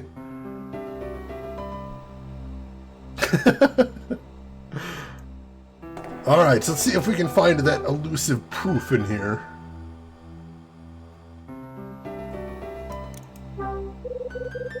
There are all kinds of colors painted on the canvas. There's paint in the bottom of these buckets. It's a huge sheet of canvas. One side of the canvas is covered in white paint. This painting is... Painting? You calling this a painting? What is it, white cat in a snowstorm? I tell you, man, I don't get this whole art thing. This paint is real thick. What's going on here? Maybe we can find some turpentine? I thought I saw some in here. There's a painting of flowers on the wall.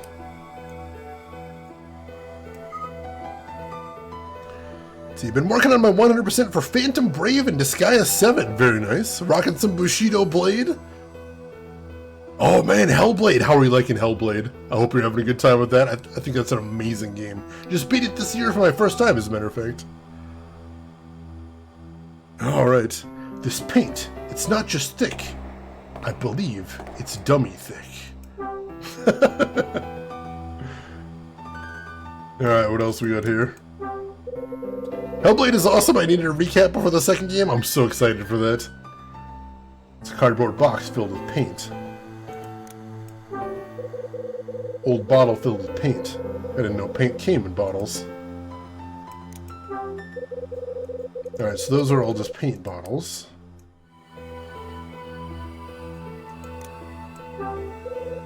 There's a palette knife on the table. Hey, look, it's a... whatever those things are called. Palette knife? Is that it? Alright, that might come in handy. What else we got over here? This palette's been used a lot. Nothing else to see there, though. A spray bottle of turpentine. Better keep this out of my eyes. It's a dirty box. You'll figure. Alright, I thought the turpentine would be the thing to see, but apparently you just needed to get the knife. There's some wood on the table. This wooden table is all nicked up. Alright.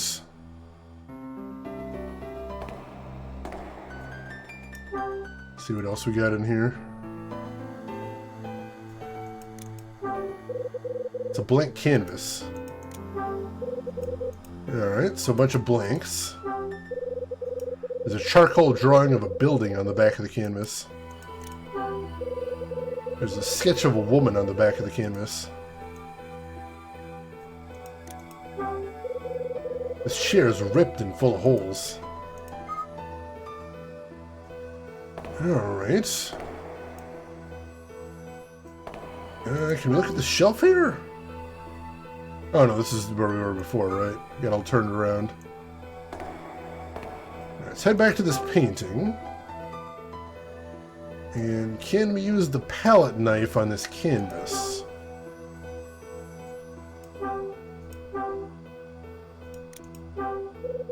Here goes nothing. Yo man, what you gonna do with that?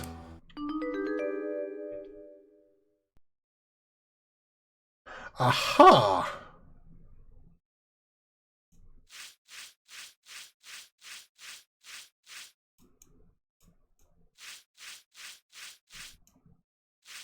Just scraping off the top layer of paint. Alright, thankfully it comes off easily. This doesn't actually seem like a very safe thing to do. But then again, I don't know much about painting. Then again, neither does our boy here, but you know. What are you to do? There's definitely something behind all this white paint. And I've got a theory what it is.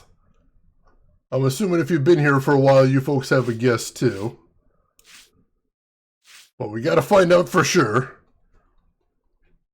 Curators of the world, avert thy eyes. Yeah, this is... Please don't try this at home, kids. This is too cruel to watch. For some reason, we don't appear to be harming the painting underneath. I don't even know how that's possible, but, you know. I guess our boy Kyle Hyde has a gentler touch than we ever imagined. Let's see. Good City, this seems like it would take weeks to do without ruining the underimage. Oh yeah, this seems like this would be an insane undertaking. And yet we've got a guy here who's a former cop, current door-to-door delivery man. Just going at it with a knife. It's actually kind of upsetting. Welcome in, Good Sydney. How are you doing today? Hope you're doing well. Glad to have you with us. And yeah, this looks like it's probably about what I was expecting it to be. What are we winning on our scratch card? Answers to be announced later. All those years of scratch cards prepared him for this. His whole life has been leading up to this one moment. Let's get all the stuff down there. I think it's pretty clear what this is now, but still, apparently, we've got to get all of it. Oh, no, not quite all of it. His hand is as still as his mind. Whoa. He's reverse Bob Ross. He can unpaint anything. No accidents, only happy little trees.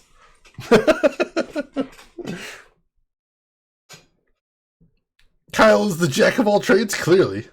Damn, I'm good. Whoa! Who'd have thunk a painting was under there? That's an angel, ain't it? Sure is. An angel. You ever see this painting before, Louis? Ah, man, didn't spend too much time in church as a kid, you dig? Wait a minute. No way! Yo, Hyde, is that it? One and the same, Louis. This is the angel painting Bradley stole from Nile. I need a drink, man. Hell, I need 3. What's it doing here? It's like I said, this angel painting was created by Dunning. Yeah, but how do you expect me to believe that? Hey, Louis, you know the name of this painting? An angel painting? That's what Danny always called it. No offense to Danny, but it's called Angel Opening a Door. Angel Opening a Door? Sure, why not? If I gotta buy that old man Dunning painted it, I can believe anything. You're getting loopy on me, Louis. Now listen. The rest of the world thinks this was painted by a guy named Osterzone. Osterzone was an artist born in the 19th century, or so the story goes. A couple dozen or so of his paintings were discovered 40 years after he died. And then all the artsy types went gaga over him. Angel Opening a Door is supposed to have been his masterpiece. So wait, this Osterzone cat really did do an angel painting? And then Dunning, copied it? This isn't a copy, Louis. This is the original. The original? But that can't be right. You said this painting is one of Osterto's, or Ozerman, or Ozzy, whatever. Still don't get it? Get what? Dunning is Osterzone. Oh, trip. It's like finding out your girl's your sister or something. It's messed up. 3 years back, my pal Danny got plugged over this painting. Thought he could sell it and get enough scratch for us to break out of the city. And here it is.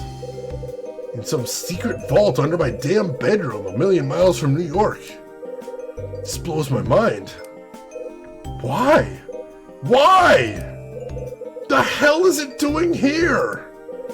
Louis. Don't Louis me, man. Tell me.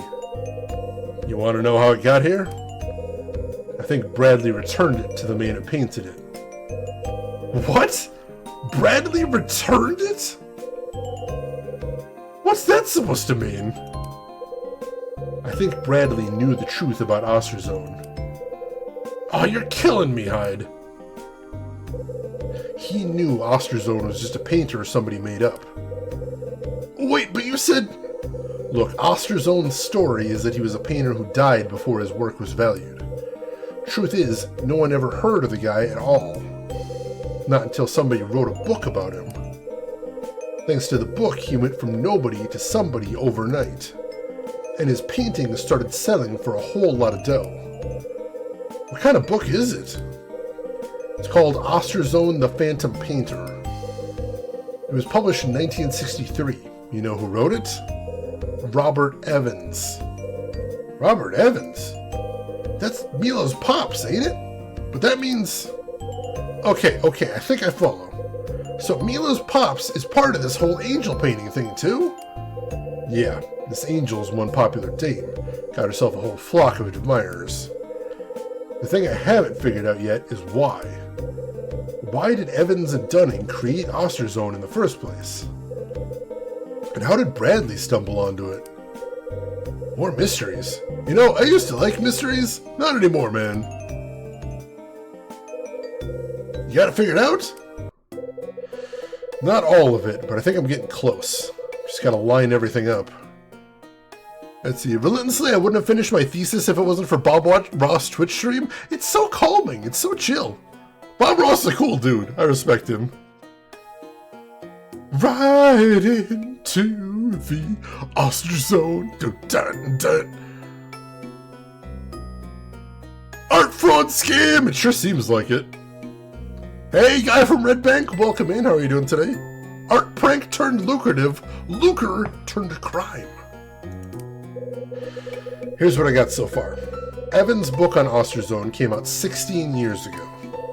Then Mila and her old man came here 10 years ago. Yeah, it's when the hotel closed up for a bit. And the story about the girl going missing from the hotel 10 years ago. Oh, and that's when Mila went into a coma and got put into the hospital. And it's when Mila's old man bought the hotel. A lot happened 10 years ago. Wait. Mila's pops used to own the Dusk? Yeah. Robert Evans used to be the owner. But 7 years ago, he suddenly closes up his art gallery and disappears. And then Dunning buys the hotel. Hold it, Woodward said Mila's pops always came to see her in the hospital. And he only stopped coming 6 months ago, yeah? That's what he said. It doesn't add up, man. When did Dunning reopen the Dusk? 5 years ago, right? Yeah, and Bradley killed Danny 3 years ago. Then you went and shot Bradley right after. Yeah.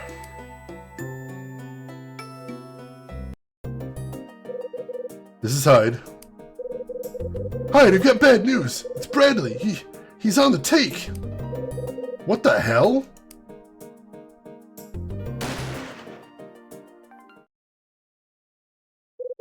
Yo, Hyde. Can I ask you something? Sure. Why'd you shoot Bradley? I mean, you guys were partners. And friends, too, yeah? You the kind of cat what hunts down a pal if you think he did you wrong? Just line him up and put him down? Cold, brother. Real cold. I don't know. How don't you know? I heard what he did. Heard he went rogue. Tore up the city looking for him. Finally caught up to him at the docks.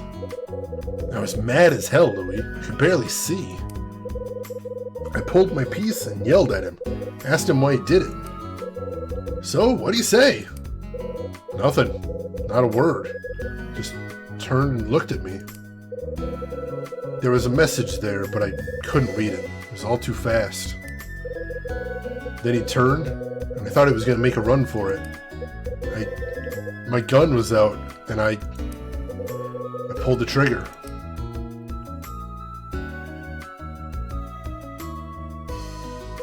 Whoa. Hey, sorry I asked, you know? But I get it, man. You didn't get to talk to him, never got to hear his side of things. That's why you're looking for him. Trying to make your final piece, yeah? Enough about that. We need to focus on what's in front of us. Yeah, man, sure. When did Dunning reopen the Dusk? 5 years ago, right? Yeah, and Bradley killed Danny 3 years ago. And then Bradley vanished with the angel painting.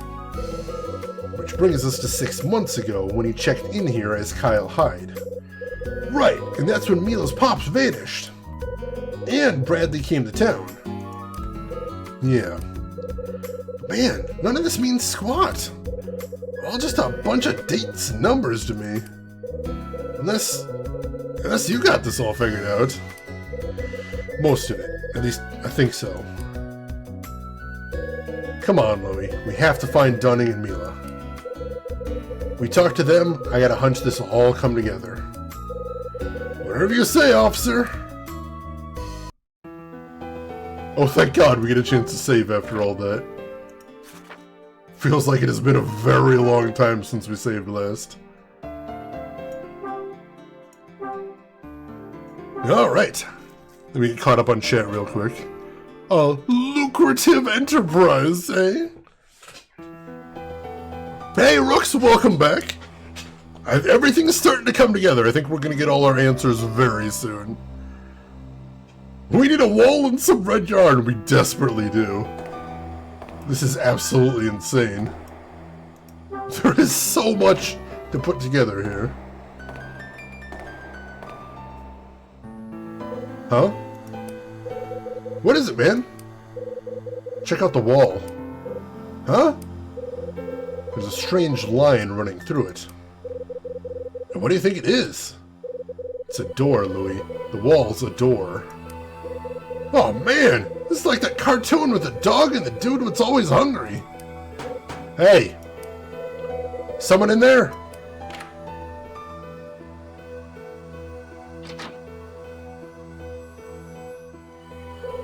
Dunning.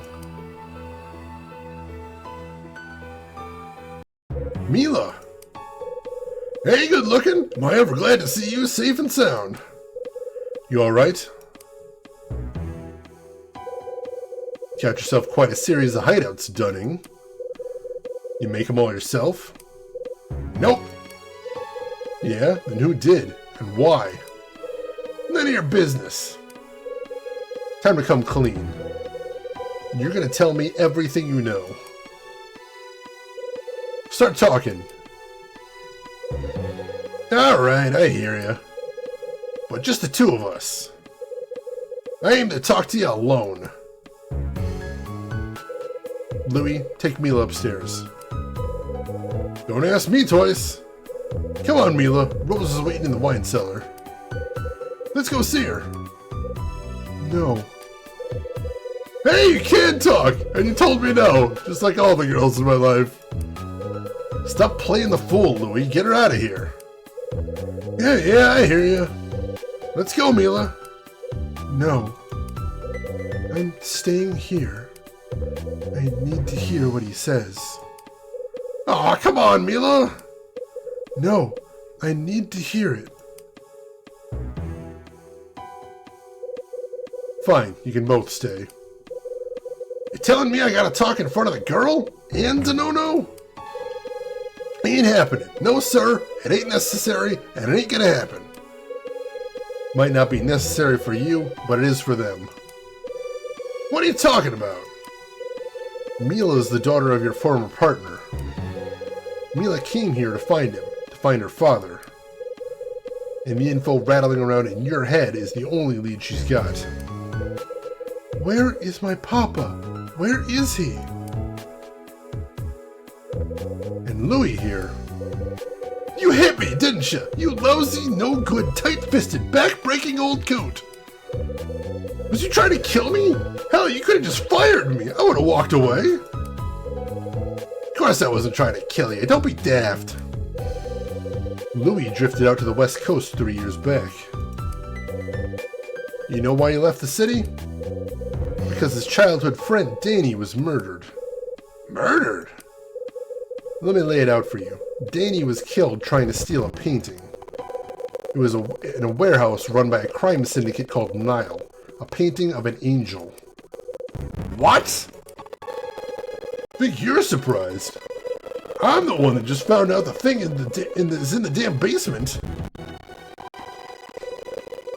What do you say? You gonna share your story with us? Oh, we got some crunch, damn it. Thank you for letting me know, folks. Oh, of all the times. Thank you, everybody, for adding me on that. I was so engrossed in the story I didn't want to take a pause there, but I appreciate everybody letting me know. Oops, oh crunch! Nah, this is an ongoing problem I've had. It seems to happen every time I stream more than about 4 hours. I have no idea why. But I can't hear it. It's only in the encoded version. It's very strange. Where did you hide the bodies, Dunning? No plot, only crunch, but I need plot. Louis crunching the scenery. We're finally about to get answers, though. This is exciting. That's enough stream for now. Take a break. No! I got questions? Convenient timing for audio artifacts, Dunning. Is this your doing as well? Are you behind the crunch? Have we finally found the culprit? Ooh, EP, thank you for deeming posture check. That is an excellent time. Oh, everybody else should take a moment to stretch out as well.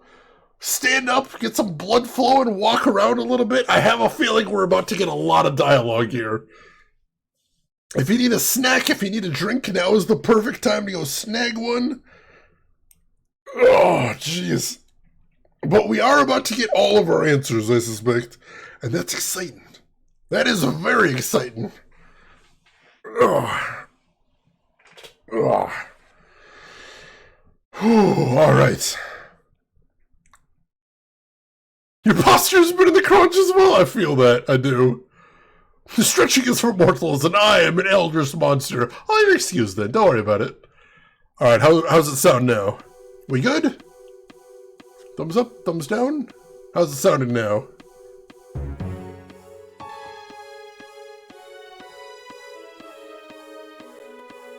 Hopefully the audio sounded good. Yeah, we're good. Excellent. Let's finish this thing then. Why'd you bring Mila to the basement? It's cause I wanted her to see the place. Why? Well, this is the last place Evans and me ever saw each other. What do you mean? The last place you spoke? What'd you chat about? And now look, that ain't... About Osterzone? No! We talked about Jenny.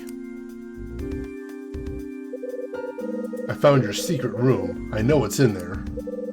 I found Angel opening a door. You found? You found it, did you? Yeah. Why is it here? Persistent, ain't you? It's because that man left it here. I think I know who left it here. It was the other Kyle Hyde, wasn't it? Hey! Who told you that? You did, just now. So you know the guy or something? Yeah. The guy who stayed here 6 months ago is my partner, my friend. He's the ghost I've been chasing for 3 years. Partner? Didn't know that door-to-door salesman had partners. Yo, Mr. Smith, let me introduce, Officer Kyle Hyde. Until 3 years ago, he was a detective with NYPD. Yeah, crap. My partner's name is Brian Bradley. 3 years ago, he was investigating a crime syndicate called Nile. But he decided to steal your angel painting and skip town. Hasn't been seen since. Nile, huh? Well, I'll be damned. I guess what he told me was true after all. I found an old letter in the cellar lockbox. I see. Read it, did ya? Yeah, then I used your little code machine and... Real smart guy, ain't ya, Hyde? So smart you can't keep your nose out of my business. Well, let me guess. No need, I'll tell you. I know the secret you and Evans were hiding. Please, where's my papa? I told you everything about the night Jenny got taken away. Everything. So you have to tell me where he is. You have to. You know where Evans is, don't you? I remember when Papa and I came here 10 years ago. We ate dinner, and then he said he had some business to take care of. He told me he was going to meet a friend, and that I should play with Jenny until he got back. So we played, and I waited for him. But he never came back. We were tired and sleepy, and we both fell asleep. Then the door opened, and there was a scary man. He grabbed Jenny and tried to take her. Jenny started screaming and crying. She was crying so hard.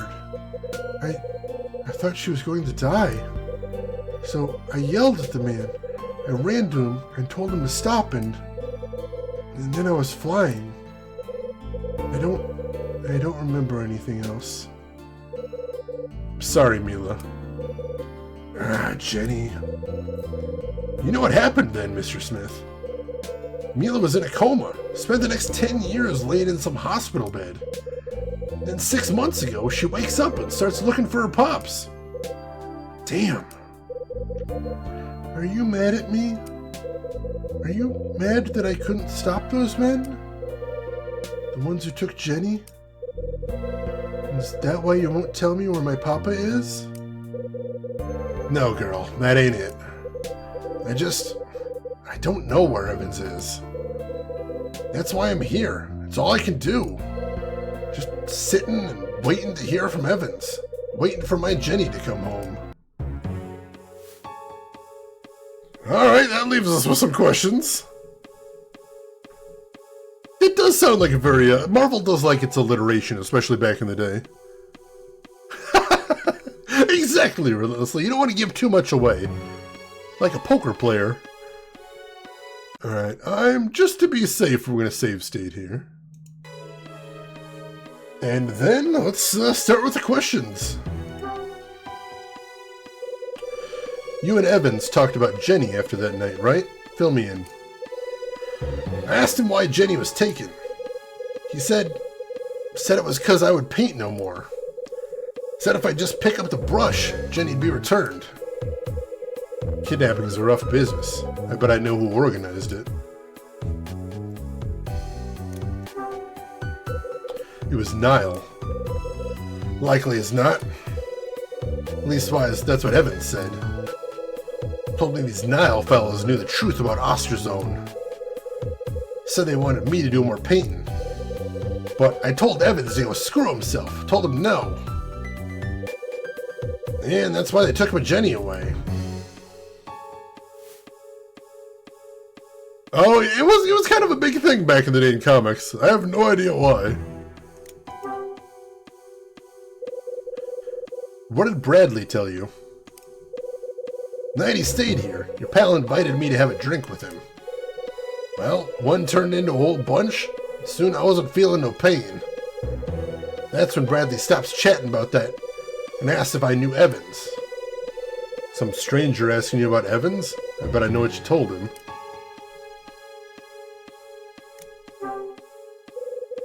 You're smart. You lied to him, right? Yep. No way I was going to tell some mystery man I knew Evans. So this Bradley fella gets real quiet, stared at his glass for a bit. Then he looked up and stared me square in the eye. Told me he was being chased by Niall. Said they was after him because he knew Evans' secret.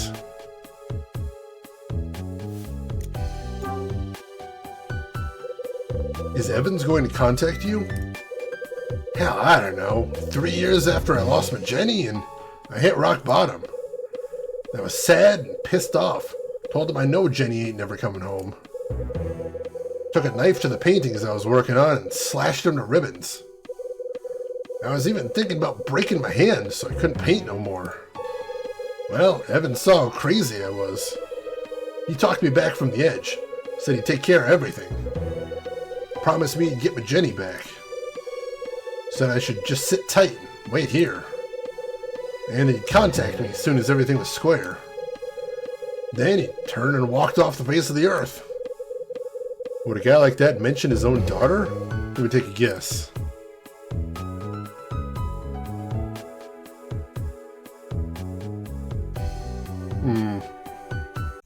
Save state again, because I'm actually not 100% sure.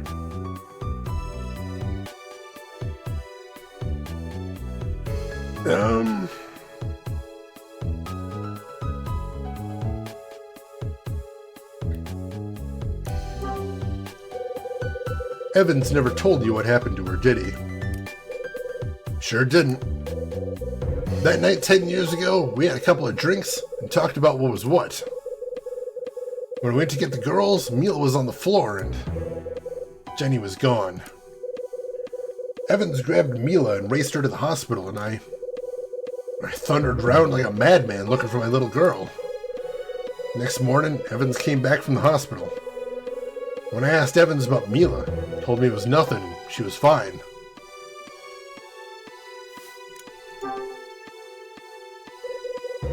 Why'd you tell Evans you weren't going to paint anymore? Because I was tired. The more popular Osterzone got, the lousier I felt. Evans' plan was moving ahead without a hitch, but to really make it stick, I had to bury my own work, bury who I was. People loved my paint. Collectors wanted them. But all the praise, all the glory, Osterzone got it, not me. Couldn't take it no more. So what was Evans' secret? This is what your pal told me, so you might want to take it with a grain of salt. He said Evans actually chose to work with Niall, except they knew him as Norman. Norman? That's what he said. Said Evans was in deep with Niall. Said he chose to stay there. I don't think we've heard the name Norman before. Why didn't Evans tell you about Mila? I don't know. Ain't got a clue. Let's hear it. All of it. Alright, Mr. Hyde. I'm done trying to hide all of this. I'm gonna tell you everything. Tell you how Evans and me got started, why they took my Jenny, why Evans disappeared 7 years ago, and I'll tell you about the other Kyle Hyde I met 6 months back, your pal Bradley. I'll tell you everything he told me, everything I know. Alright, you talk, I'll listen. You want me to get into this in front of Mila? She might not like it. Her call. I want to hear it. If it's about Papa, I want to hear it all. Might be hard. I'm just like you. Just like me? When I told you about Jenny, you wanted to know everything, didn't you? What she said, how she cried. You asked me over and over. Mila, I understand. I understand why you kept asking me to repeat things. I was talking about Jenny. You wanted to hear it all, no matter how terrible it was. You wanted to be close to her, and that was the only way. That's how I feel, too. I want to know everything about Papa. I don't care what it is. I just want to know. I think that settles it.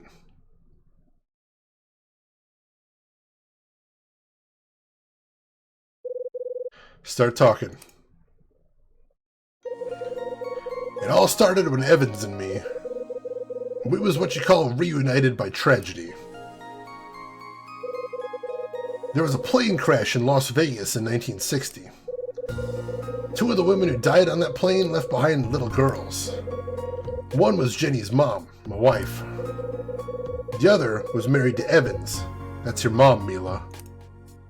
Holy shit! I was in the airport, just sitting there, numb. And then I saw Evans. He and I had been in the same college, studying art and hoping to be painters. Then 5 years later, we're new widowers in the Nevada desert. Took different paths after graduation, you see.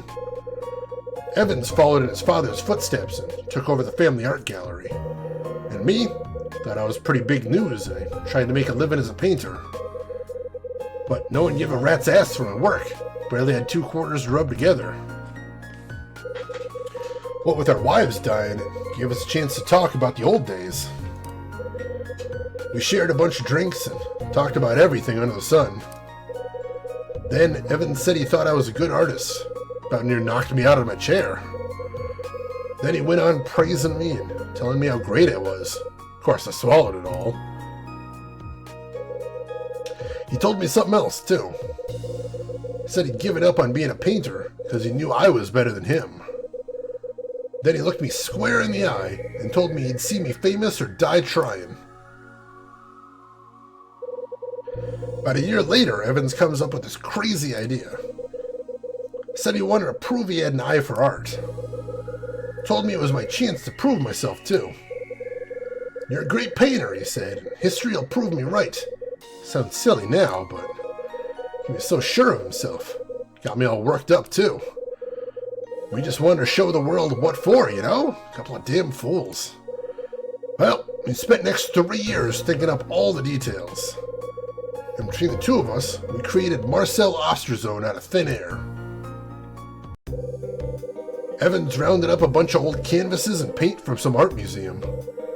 Then I painted up about a couple dozen pieces or so that we could say were his. My job was just stay out of sight and paint until my hand cramped. Evans hung around the gallery and made the art folks think he knew something. He also wrote up a book about how he discovered Osterzone. The one I found in the basement. Yep. It introduced the world to the mystery painter that died too young. In less time than it takes to change a light bulb, his works took off. Collectors started buying up the stuff and paying a fortune for it too. Evans and me were just happy as pigs in filth. Art world loved Osterzone and loved his paintings. I just kept painting and painting as much as I could. And Evans sold every last one of them for more money than I'd ever imagined. But about that time, Evans and me stopped seeing eye to eye. Evans liked our scam. He liked pulling the wool over people. He started looking for other ways to fleece people and started getting good at it. But me, the more popular Osterzone's works got, the heavier my brushes got. I couldn't take hiding in the shadow of a painter I created. It was too much. After a while, I just lost my talent. Couldn't paint no more.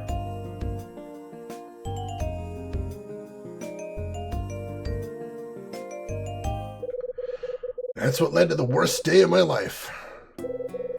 Evans invited me to the hotel, so I threw Jenny in the car and came on over. Evans brought Mila and our girls started playing together right away. Kids are cuter than anything. Evans and me left him in room 111, headed for the bar. We hadn't had a relaxing night in a while. We just shot the breeze, had a couple of drinks, nothing out of the ordinary. Then Evans said he wanted to show me something. So he brought me down here. We were standing right about here. Evans told me he bought the hotel and built this room just for me. Wanted me to hide down here, just keep painting.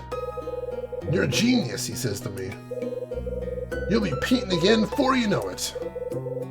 You want to give Jenny the good life, don't you? All you gotta do is turn into Osterzone again and paint. You'll have enough scratch to give Jenny whatever she wants. Make her happy. No, that's not true. That wouldn't make anyone happy. Why would Papa say that? Man didn't have a choice, girl. He had to say that to me. It was all he could do. What do you mean? Any fool could see Evans wasn't behind this hotel. It had to be someone else. Seems that in all this buying and selling, Evans got mixed up with some heavy hitters. And one group of crooks called Nile had their claws sunk into him, but good. All he had to do was take a look at this room. Evans didn't make all this for a mope like me. This was a place for crooks to do all their dirty business. I didn't talk much at first, just let Evans say his piece. But then I told him no. Told him I wasn't going to paint no more. So then they took her, Mr. Hyde. The damn bastards took my baby girl. They took Jenny. Ah, damn it. Anyway, Evans sat me down and told me it straight. Become Osterzone, he says. Just paint. Do that, and Jenny will come back to you. The hell else could I do? I moved down here and started painting. And Osterzone was back. But I didn't care about fame or money or nothing. I just wanted my girl back. But she didn't come back. No, sir. So, kept painting for 3 years, thinking they'd keep their word. One day, I had enough. Told them all to go to hell. That's when Evans sent me that letter you saw. I can tell you the damn thing word for word. This is your last job. Finish it and you're free. I won't ask nothing further of you. However, our secret must never be revealed. Keep silent and I promise that Jenny will one day be returned to you. Go back to the Dusk. Be patient. Sent me the deed to this hotel with his letter. I tried to track him down, but like I said earlier, I ain't no detective. Gallery was all closed up and I didn't know where else to look. Papa, where did you go? I didn't have no idea how to start looking for him. So I just decided to stay here and wait her out. I made a promise to myself, you understand?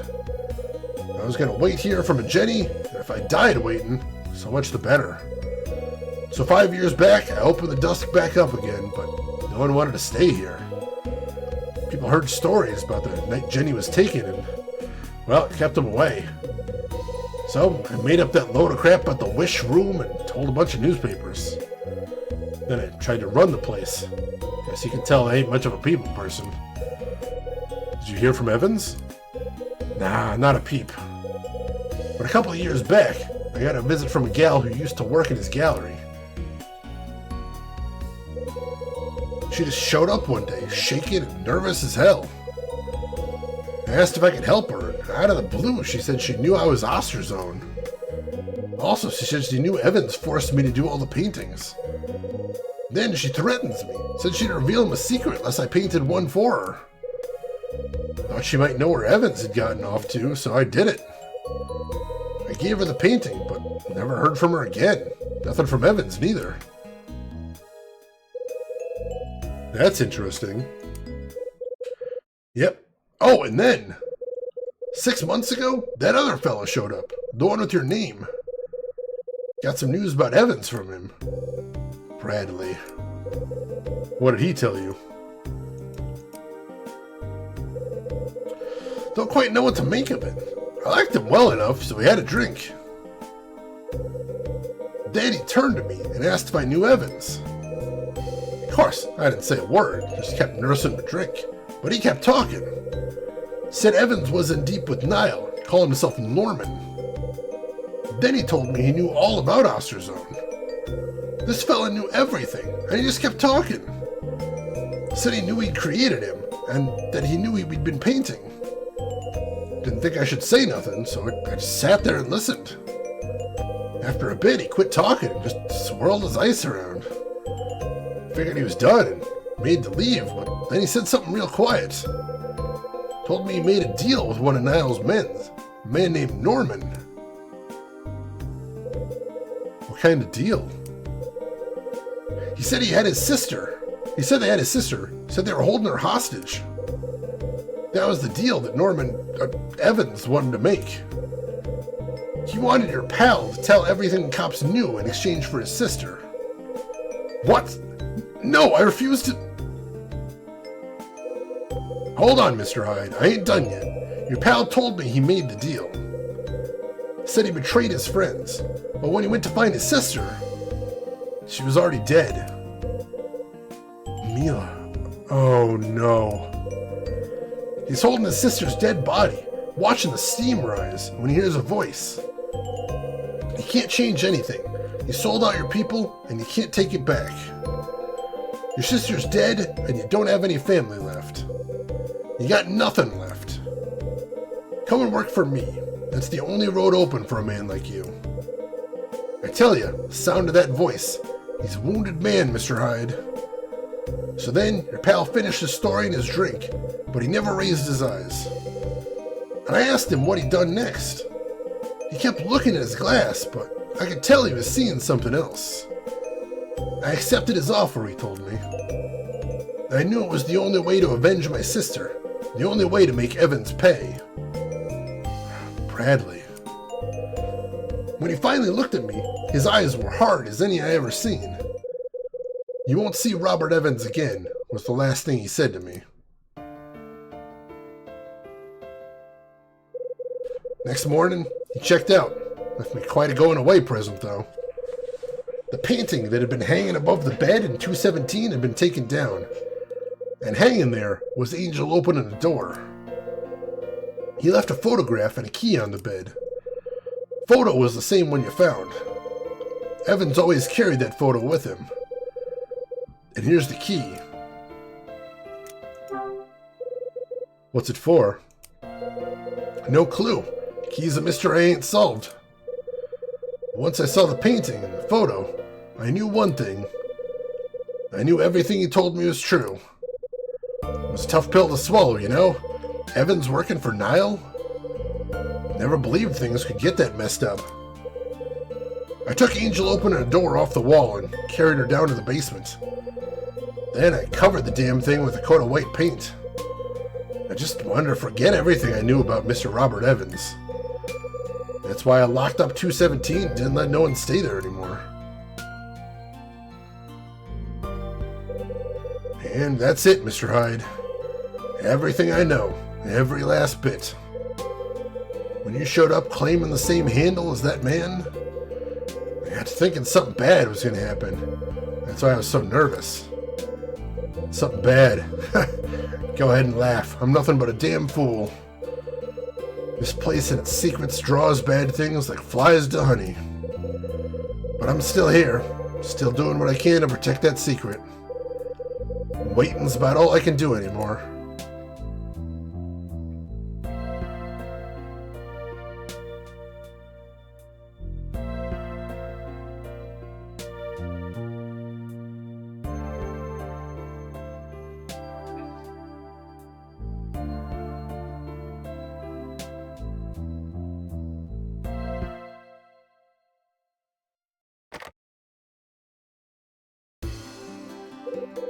Hyde, what's the good word? I got it, Ed. I finally got it. I told Ed everything that Dunning has said. I told him about Evans, Jenny, Mila, and Bradley. Ed didn't say a word the whole time, but I knew he was listening. So that's it, huh? Now I know. He had a reason for selling us out. He's alive, Ed. Bradley's alive. And he was here 6 months ago. It's funny. He left all these little clues all around the hotel. Almost like he knew I'd be coming. Actually, Hyde, I think he hit the nail on the head. I just got off the horn with the guy who wanted the red box in the magazine. He settled the bill, but said he didn't care about getting the items back. Ed, wait, that means... those items were just... Listen, Hyde. Lie down. Get some rest. You need to clear your head. I'll call you tomorrow.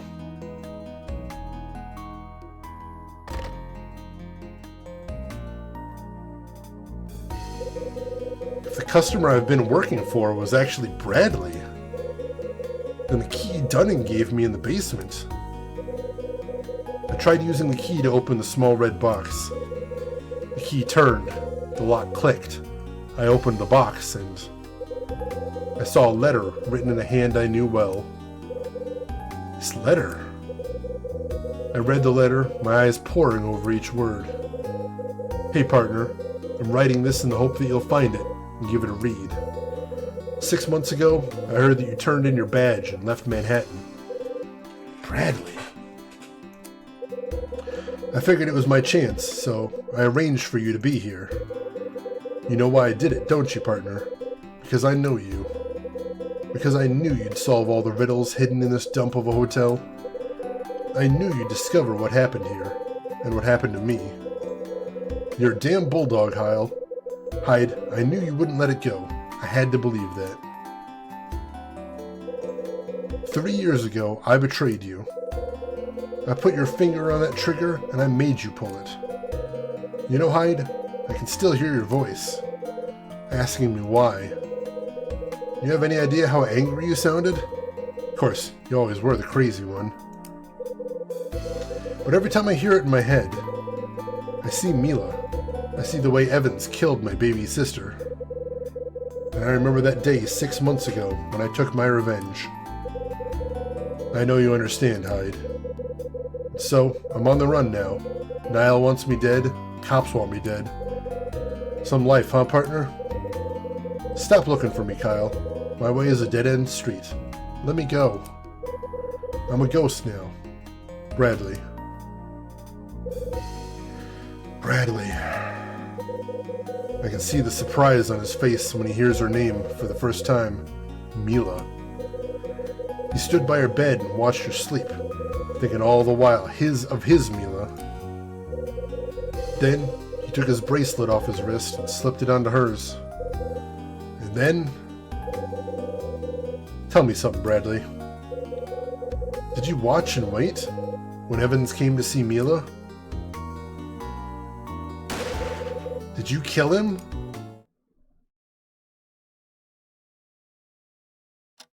Sure as hell sounds like it. Oh, jeez. This is intense, holy shit. But it fits. Everything adds up. What?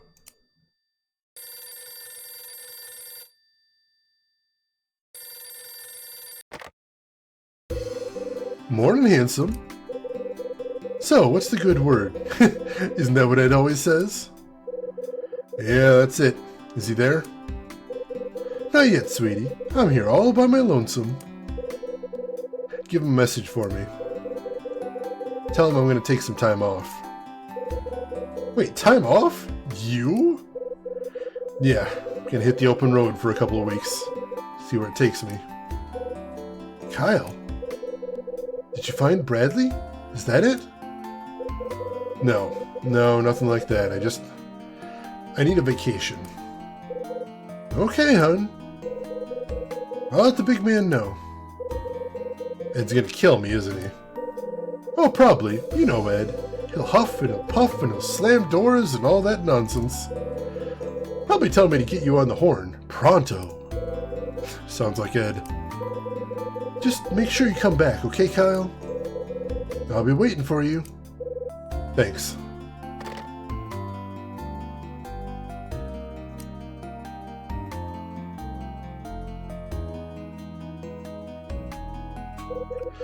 Okay, Hyde. Time to hit the road.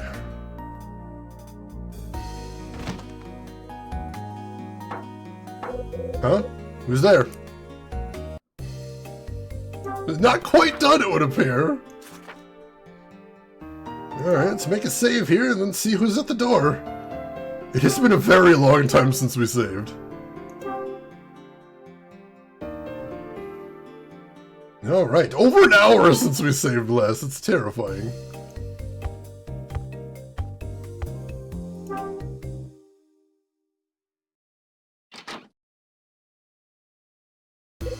Oh, it's you.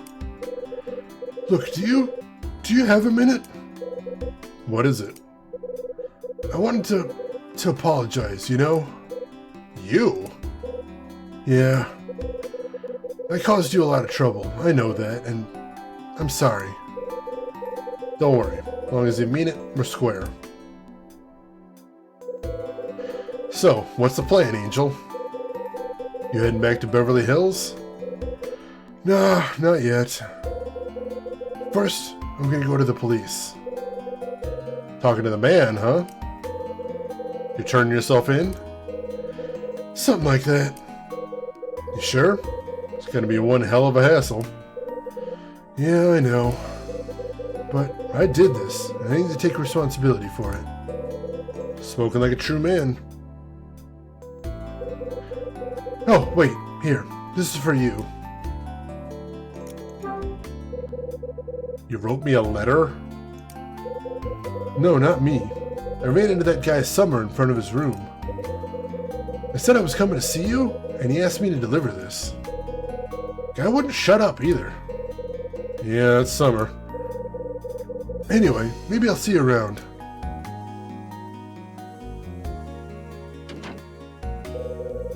Jeff wanders down the hall and out of sight. Guess I'll read Summer's letter. Hope it doesn't put me to sleep.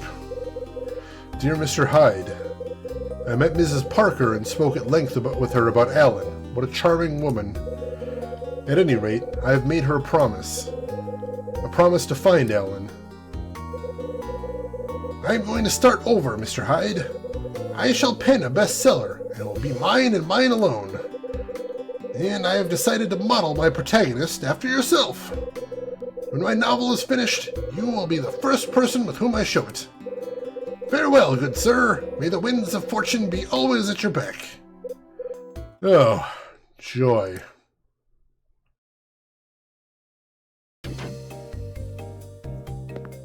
Alright. Well, that happened. Let's see who else is around. Curious if there's anyone else we can say hello to. How nice of him. Oh good, you're gonna plagiarize my entire goddamn life now. Of course he is. Of course he is. Alright, let's see, nobody in either of these. We just saw Jeff, so we didn't check his room. Huh? Oh, somebody's here. Good morning, Mr. Hyde. Are you leaving? Yeah. Thank you so much for your kindness last night. I had a wonderful time. You're not a bad drinking buddy yourself. Will you be coming back this way again, Mr. Hyde? Maybe. Who knows? You? Oh, most definitely. The next time, I will stay in the wish room. My wish will be granted, Mr. Hyde. I'm sure of it. I hope so. Thank you. Well, I better get going. Got a lot of miles to make. Take care, dear. You too. He's very consistent, at least. Gotta respect that about him. Let's see, is Melissa around? Nope, nobody there. Well, that's basically everybody. Let's check on the roof, see if anybody's hanging around up there. I know Mila liked it up there, if nothing else.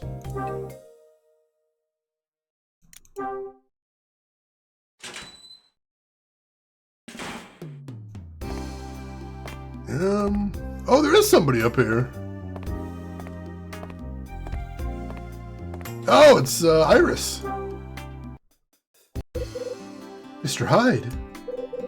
Nice morning, isn't it? Yes, it is.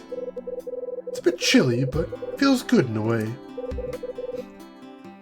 Your neighbor who? Welcome in. So basically the room works and we got our wish somewhat? Yeah, he came here looking for Bradley and he got his wish. Didn't actually find Bradley, but I think even though he said his wish was to find Bradley, his wish was really to understand Bradley's motivations, and he got that. He did get that to a T. We know exactly why Bradley betrayed him. And also welcome in, your neighbor who. How are you doing this weekend? You talked to Kevin? Mm-hmm. I told him I was Grace's sister. I also talked about our childhood and how we were raised. How'd he take it? I think he understands. I think he can see how important family is to Grace. That's why she did what she did to raise the money. You talk about the tape? No. Grace gave it to me for a reason, not to him. I didn't feel right bringing it up. Makes sense. Are you leaving? Yeah. Yes, me too. I've got a photo shoot tomorrow. Good luck with that. Say, Mr. Hyde. Grace will come home, won't she? What do you think? I think she will. Nope, I know she will. Nope, there you go. Yes, well... Goodbye, Mr. Hyde. Came in during the long monologue? I mean, I would understand why he would never sleep in there, because he's the one that made up the rumor. So, out of all the people, he's the one most likely to not believe it. Because he wrote it himself. Alright.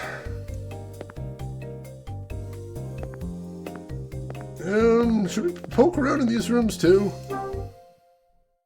I wouldn't be surprised if Rosa's in one of these rooms doing her job. We'll take a quick look. Don't want to miss anybody on the way out.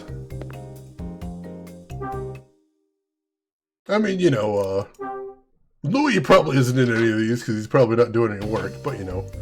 Well, that's Louis for you. Exactly, the placebo effect doesn't work right if you're in the know. That's the tricky part there.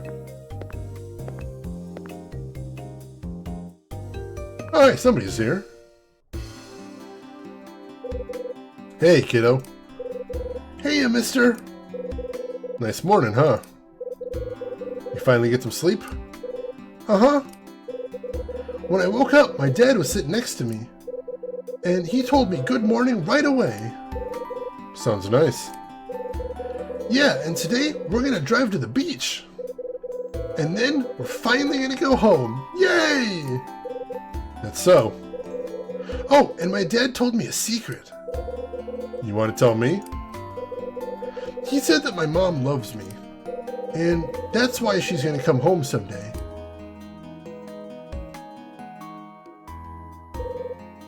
Melissa! Daddy! Good morning.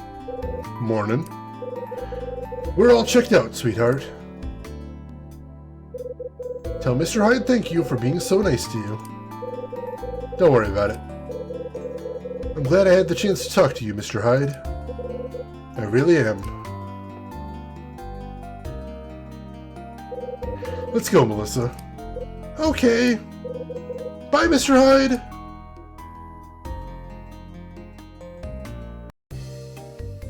Alright. Good to see them again before they left. They weirdly do work, but not as well. The placebo effect is so bizarre. I'm really hoping in my lifetime we get some sort of answers to how that works. I desperately need to know. Oh, restaurant's closed. Yeah, right. Probably not open yet. I didn't check what the time is, but... Oh, it's 8 a.m. Yeah, I don't think it's breakfast time yet. Or if they even have breakfast service there. No, the owner mentioned that we get free breakfast at one point. Top of the morning, Hyde! Top of the morning? Hey, DeNono, you're Italian, remember? To the bone, paisan! So what's the deal? Why are you carrying your suitcase? Don't tell me you're hitting the road already. I am. What? Oh, come on, Hyde, you can't be serious. What now? Cat stuck in a tree somewhere? Grandma Patch needed help crossing a road? You're hilarious, Louie. And I'm done helping people. I'm taking a vacation. Maybe get some sun, find a nice beach somewhere and relax. You? Relaxing? World's gone crazy! But yeah, that sounds good to me too. So, how's Mila? Oh, she's in Rose's room. Heard she didn't sleep too good last night. All the stuff what she's learned since coming here must be rough, yeah? Yeah. Yeah, but I bet she'd like to see you, man. Best to stop by before you leave, you dig? I might. We should. I think that'd be a good thing to do. The nocebo effect. Yes, that's the name. Literally one evening. We got here at 5 p.m. and we're busy solving mysteries till 2 or 3 in the morning, which is wild.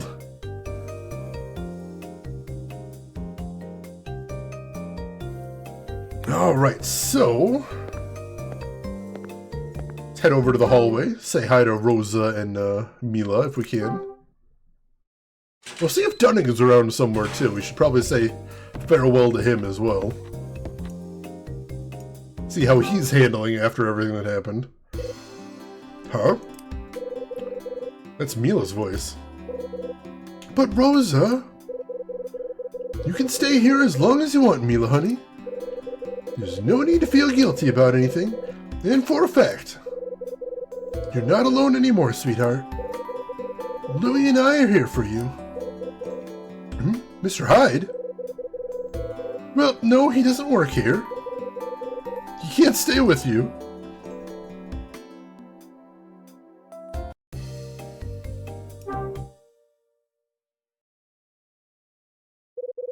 I'd better just go. Oh, Hyde, don't be like that. God damn it. Of course he's like that. God damn it, Kyle.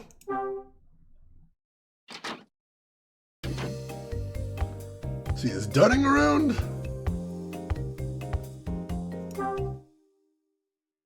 Oh, it's sad. That's not how I wanted things to happen, but also, yeah, that does seem like what Kyle would do. Alright, Dunning is not in his room. He might be up front. That would make sense. Let's head that way then, I suppose.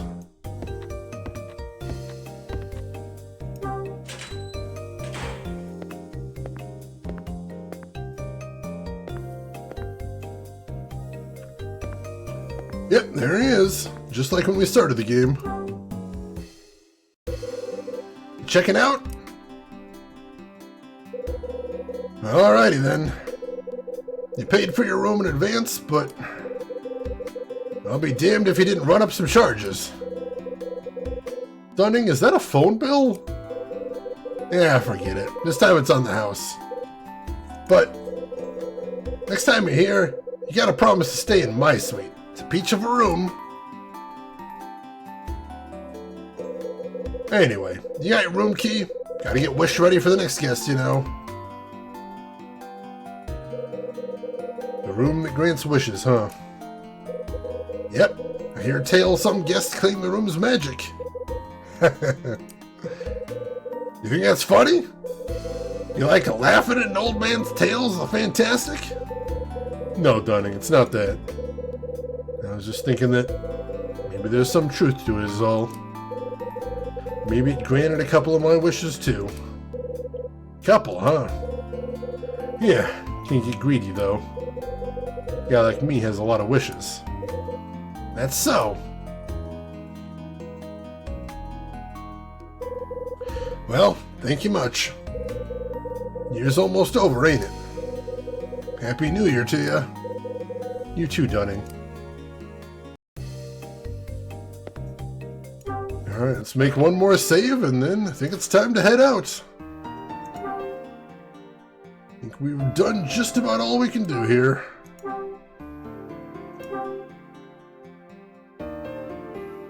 Yeah, I think we said hi to everybody except the writer, who it sounds like he already took off. Yeah. And, of course, Rosa and Mila, but, you know, gotta be all dark and noir.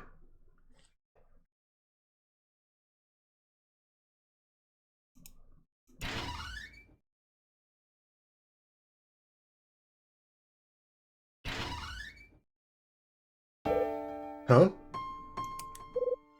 Wait! Mila? Where are you going?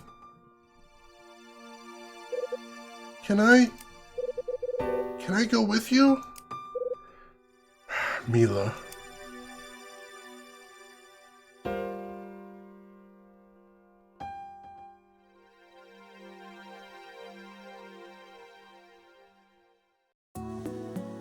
Aww!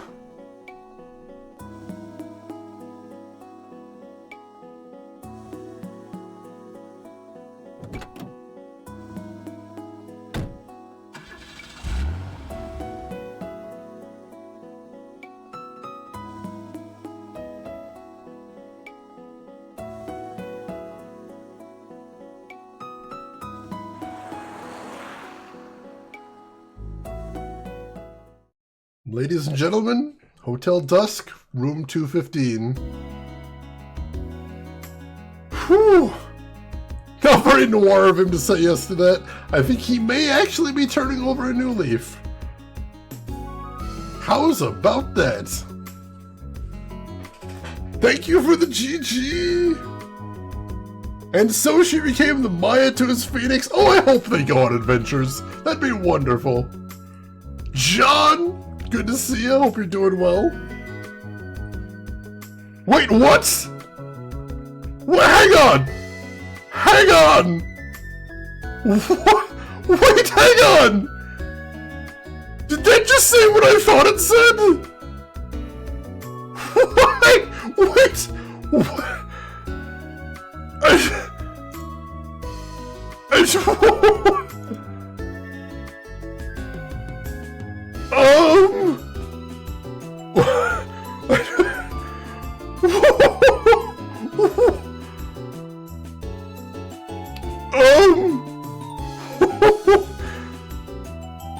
Kissa?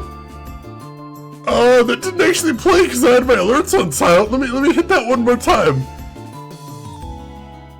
Actually, no, you appear to have confused Stream Elements. Stream Elements doesn't even have that listed.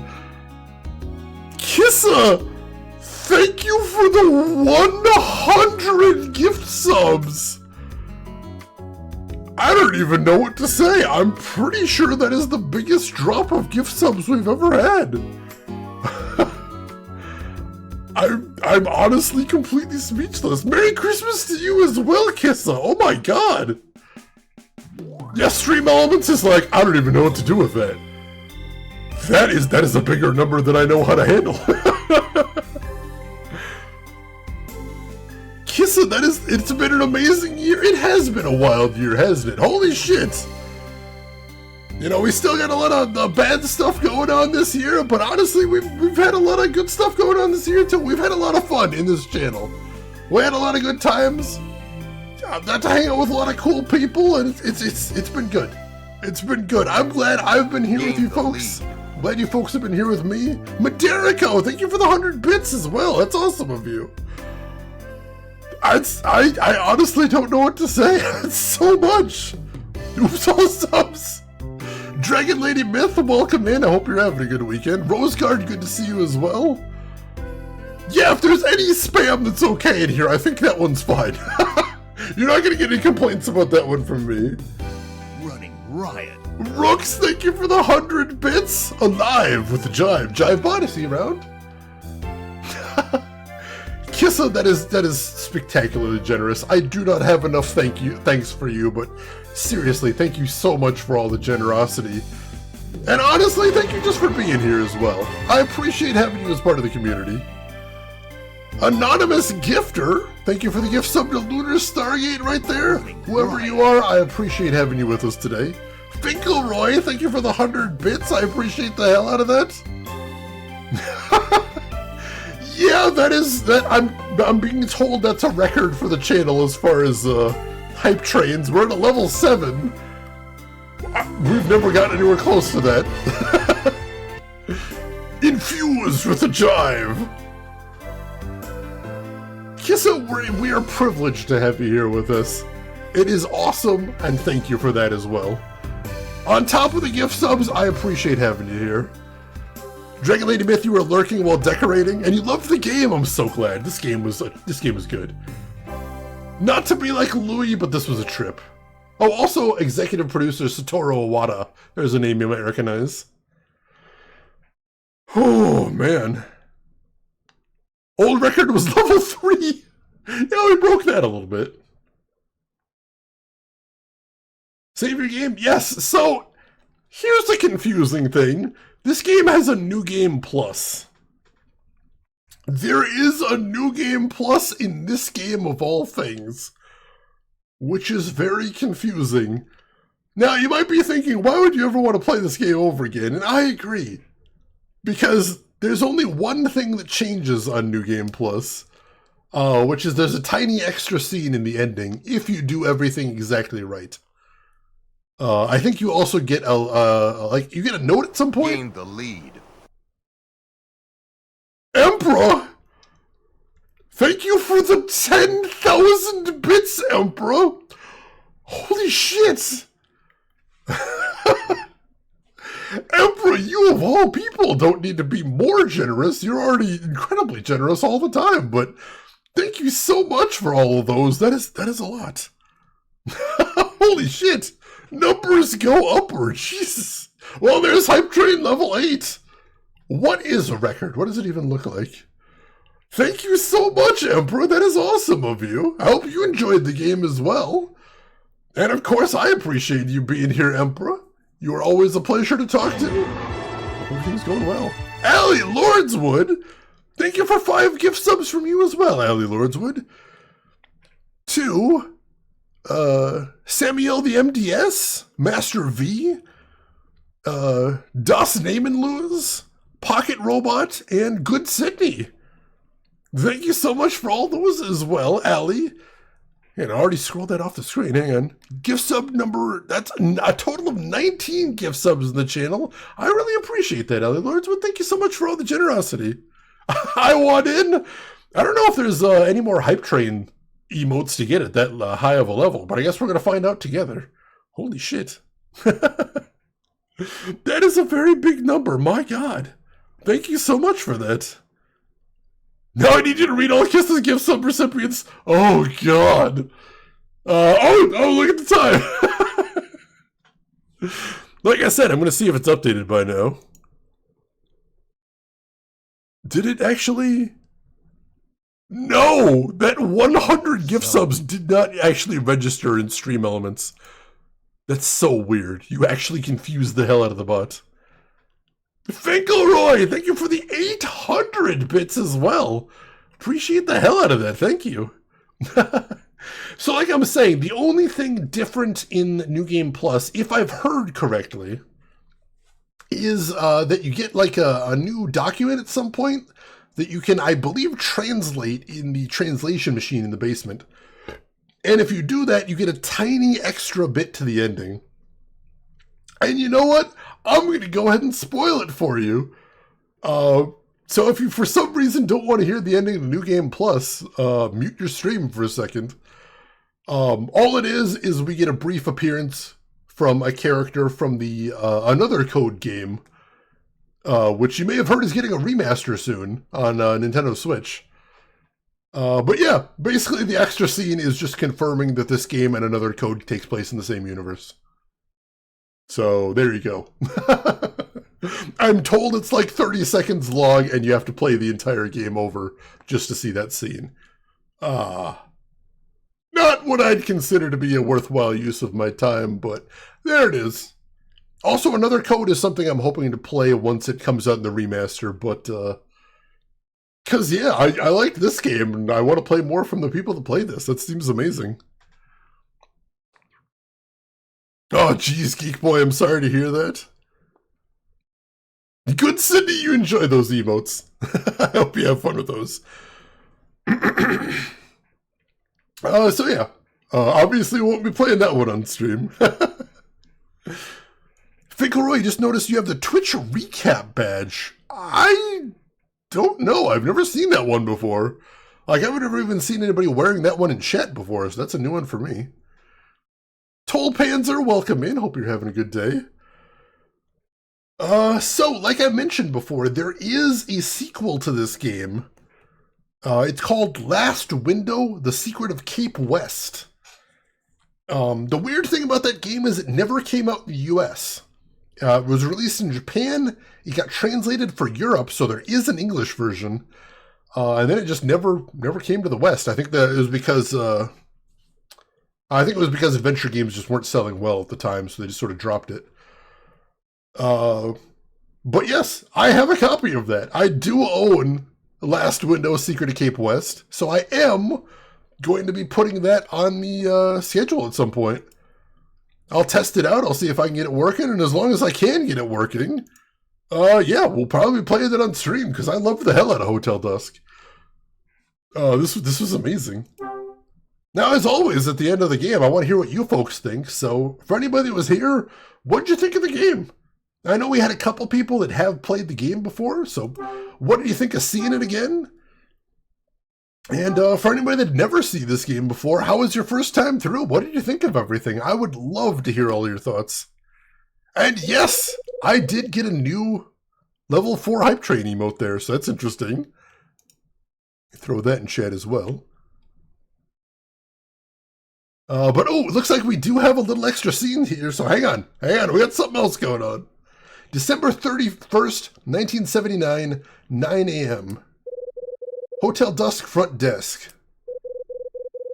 You done with the cleaning, Rosa? Almost. Land's sakes, be a little patient for once.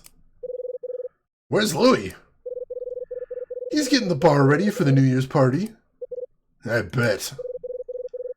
Does that take care of all the guests, Mr. Smith? Did everyone check out? Yep, all done. Been a hell of a year, ain't it, Rosa? But it's all done now. Is it really? What are you mumbling about, Rosa?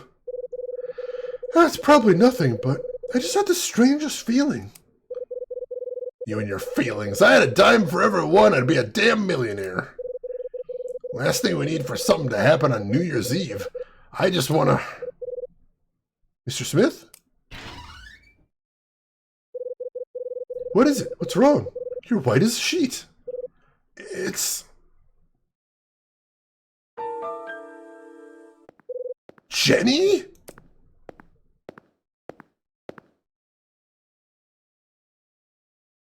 The end. And even Dunning gets his happy ending. Oh, that's a nice little surprise there. Holy shit! Whew, man. Let me get caught up on chat here. Let's see. Dragon Lady Myth, I like mysteries and the art style look cool. Such a cool art style. V6, very cool game. Like the style? Very stylish. I like that. Guy from Red Bank, you like how different the game is? Like nothing I've ever played. Gameplay-wise or artistically. That was amazing. It reminds you of American Pop. I could see that, yeah. Rooks, this is one of your favorite visual novels? I think it's on my list, too. Like, top 3 at a bare minimum. Let's see. Rooks, I loved this. It came out of nowhere when I played it. Yeah, it still came out of nowhere for me in 2023. That's wild. Real reverse. It kind of was a reverse noir. Yeah, it's very interesting. Oh, no, Finkelroy. That's unfortunate. I didn't even realize that. It was amazing how they could get so much stuff up in the air at a time without resolving any of it to the end. Yeah, they had so much going on, but I felt like it tied up in a very satisfactory fashion. I'll tell you something, too. We've talked a lot about the art style and how cool it is. I want to stress this because this is one of the coolest things about the art style. I want to make sure someone mentions it. At the ending, where Mila ran out of the hotel and she asked Hyde if she could come with him, notice they were so confident with the art style, and very few games will ever do this. They were so confident with the art style that they had Kyle just nod slightly and then nod over his shoulder. And they're like, the player's going to understand those gestures. And we did! We did. It was obvious when he did it. He didn't need to say anything, and that made the moment so much cooler that they could have that happen without Kyle giving a big speech or anything. Like, that was so cool. They did the same thing with Mila as well, how she often just sort of nodded or shook her head or looked away in response to questions, and it really felt like, you got what she was trying to convey to him. That was so good. Like, the way they conveyed emotion so confidently with such a simple art style, comparatively, like, it was so cool. I respect the hell out of the people that made this game. Let's see. Relentlessly, I always love a good visual novel, and the plot of this one kept me confused until the very end, which I appreciate. Yeah, I did not guess how this was going to end. I did not guess where all of this was going, and that's cool. I love being surprised. Anytime a game can surprise me, anytime a game can make me feel my feels, I'm going to love it. And this game did that for me. Hell yeah, rotoscoping! Yeah, this game started out so grim and so cynical, and by the end, like, Kyle's basically friends with everybody in the hotel, and so many of them got their happy endings, too, which is really nice. Not everybody. Not everything turned out okay, but there's at least reason to hope for the future for a lot of folks, which is very nice. Oh, man, what an amazing game. I am so happy about this right now. And we had that great clothes hanger puzzle. All right, that one sucked. Oh, maybe one or two of the puzzles were a little bit goofy. I still don't really fully understand the cassette rewinding puzzle. What was I doing wrong? What did they want from me there? That was so weird. In this house we stand, Melissa. Oh, she had a rough time. But I think she's going to be okay. I do. I think that crazy kid's going to be all right. Oh, man. So, I think this is going to be where we part for tonight, ladies and gentlemen. Just as a quick reminder, we are going to be back tomorrow. And if anybody's curious what's going on tomorrow, we are going to be starting on Psychonauts 2. We played the original Psychonauts on stream back in the pre-cam era. It is on YouTube if you want to see it. It's not going to be the greatest of quality, but hey, if you want to see my playthrough, it is there.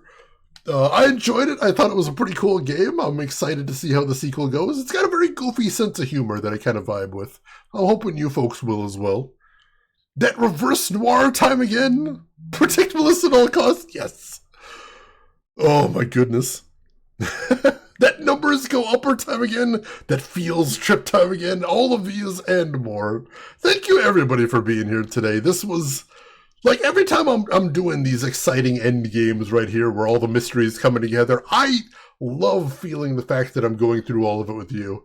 Because, like, when I see chat go all quiet, I know some of you are leaning over going, oh my god. I can feel it. That you folks are just wrapped with the mystery. And I love getting to share that moment with all of you. That means a ton. So thank you all for being here. Thank you all for enjoying this game with me. Thank you for drinking in the moment. And thank you everybody for being so generous today. Seriously, that was amazing. And I cannot possibly thank you folks enough for all of that. So seriously, thank you for all that. But if I can ask one tiny thing, if you can hang around for one more minute, I would seriously appreciate it because... we still got to see who else is online, so hey, if you're not done watching Twitch for the day, maybe I can send you somewhere cool. I would like the opportunity to. So, make sure to hit follow if you haven't already. That'll be the easiest way to find me tomorrow, or anytime you'd like to come back. We'd love to have you. And while I am checking to see who all is live right now, there are some links in chat you might want to check out if you haven't seen them already, including a link to my YouTube if you want to check out any of the games I've played in the past, like Psychonauts 1, or if you just want to get caught up on this game, if you missed any of this mystery. I know it was complicated. All the VODs will be up there so you can catch up. Feel free to. So, today, let's see, I see a couple of interesting places to go today, but I see one stream that I have not been to in an absolute age. So I think that would be a nice place to stop by today, and I would love it if you folks would join me, even just to say hello. That would mean a ton. So, ladies and gentlemen, I would love it if you would go with me on a raid over to Mel Plays Games. She is an awesome retro streamer. She plays some very interesting selections on her stream as well. She's playing something I'm actually not familiar with today. I believe Adventure Island 4. I know I've played Adventure Island 1 and 2. I haven't gotten very far, but I'm familiar with those. 4 is not one I know much about, so this will be interesting for me, if nothing else.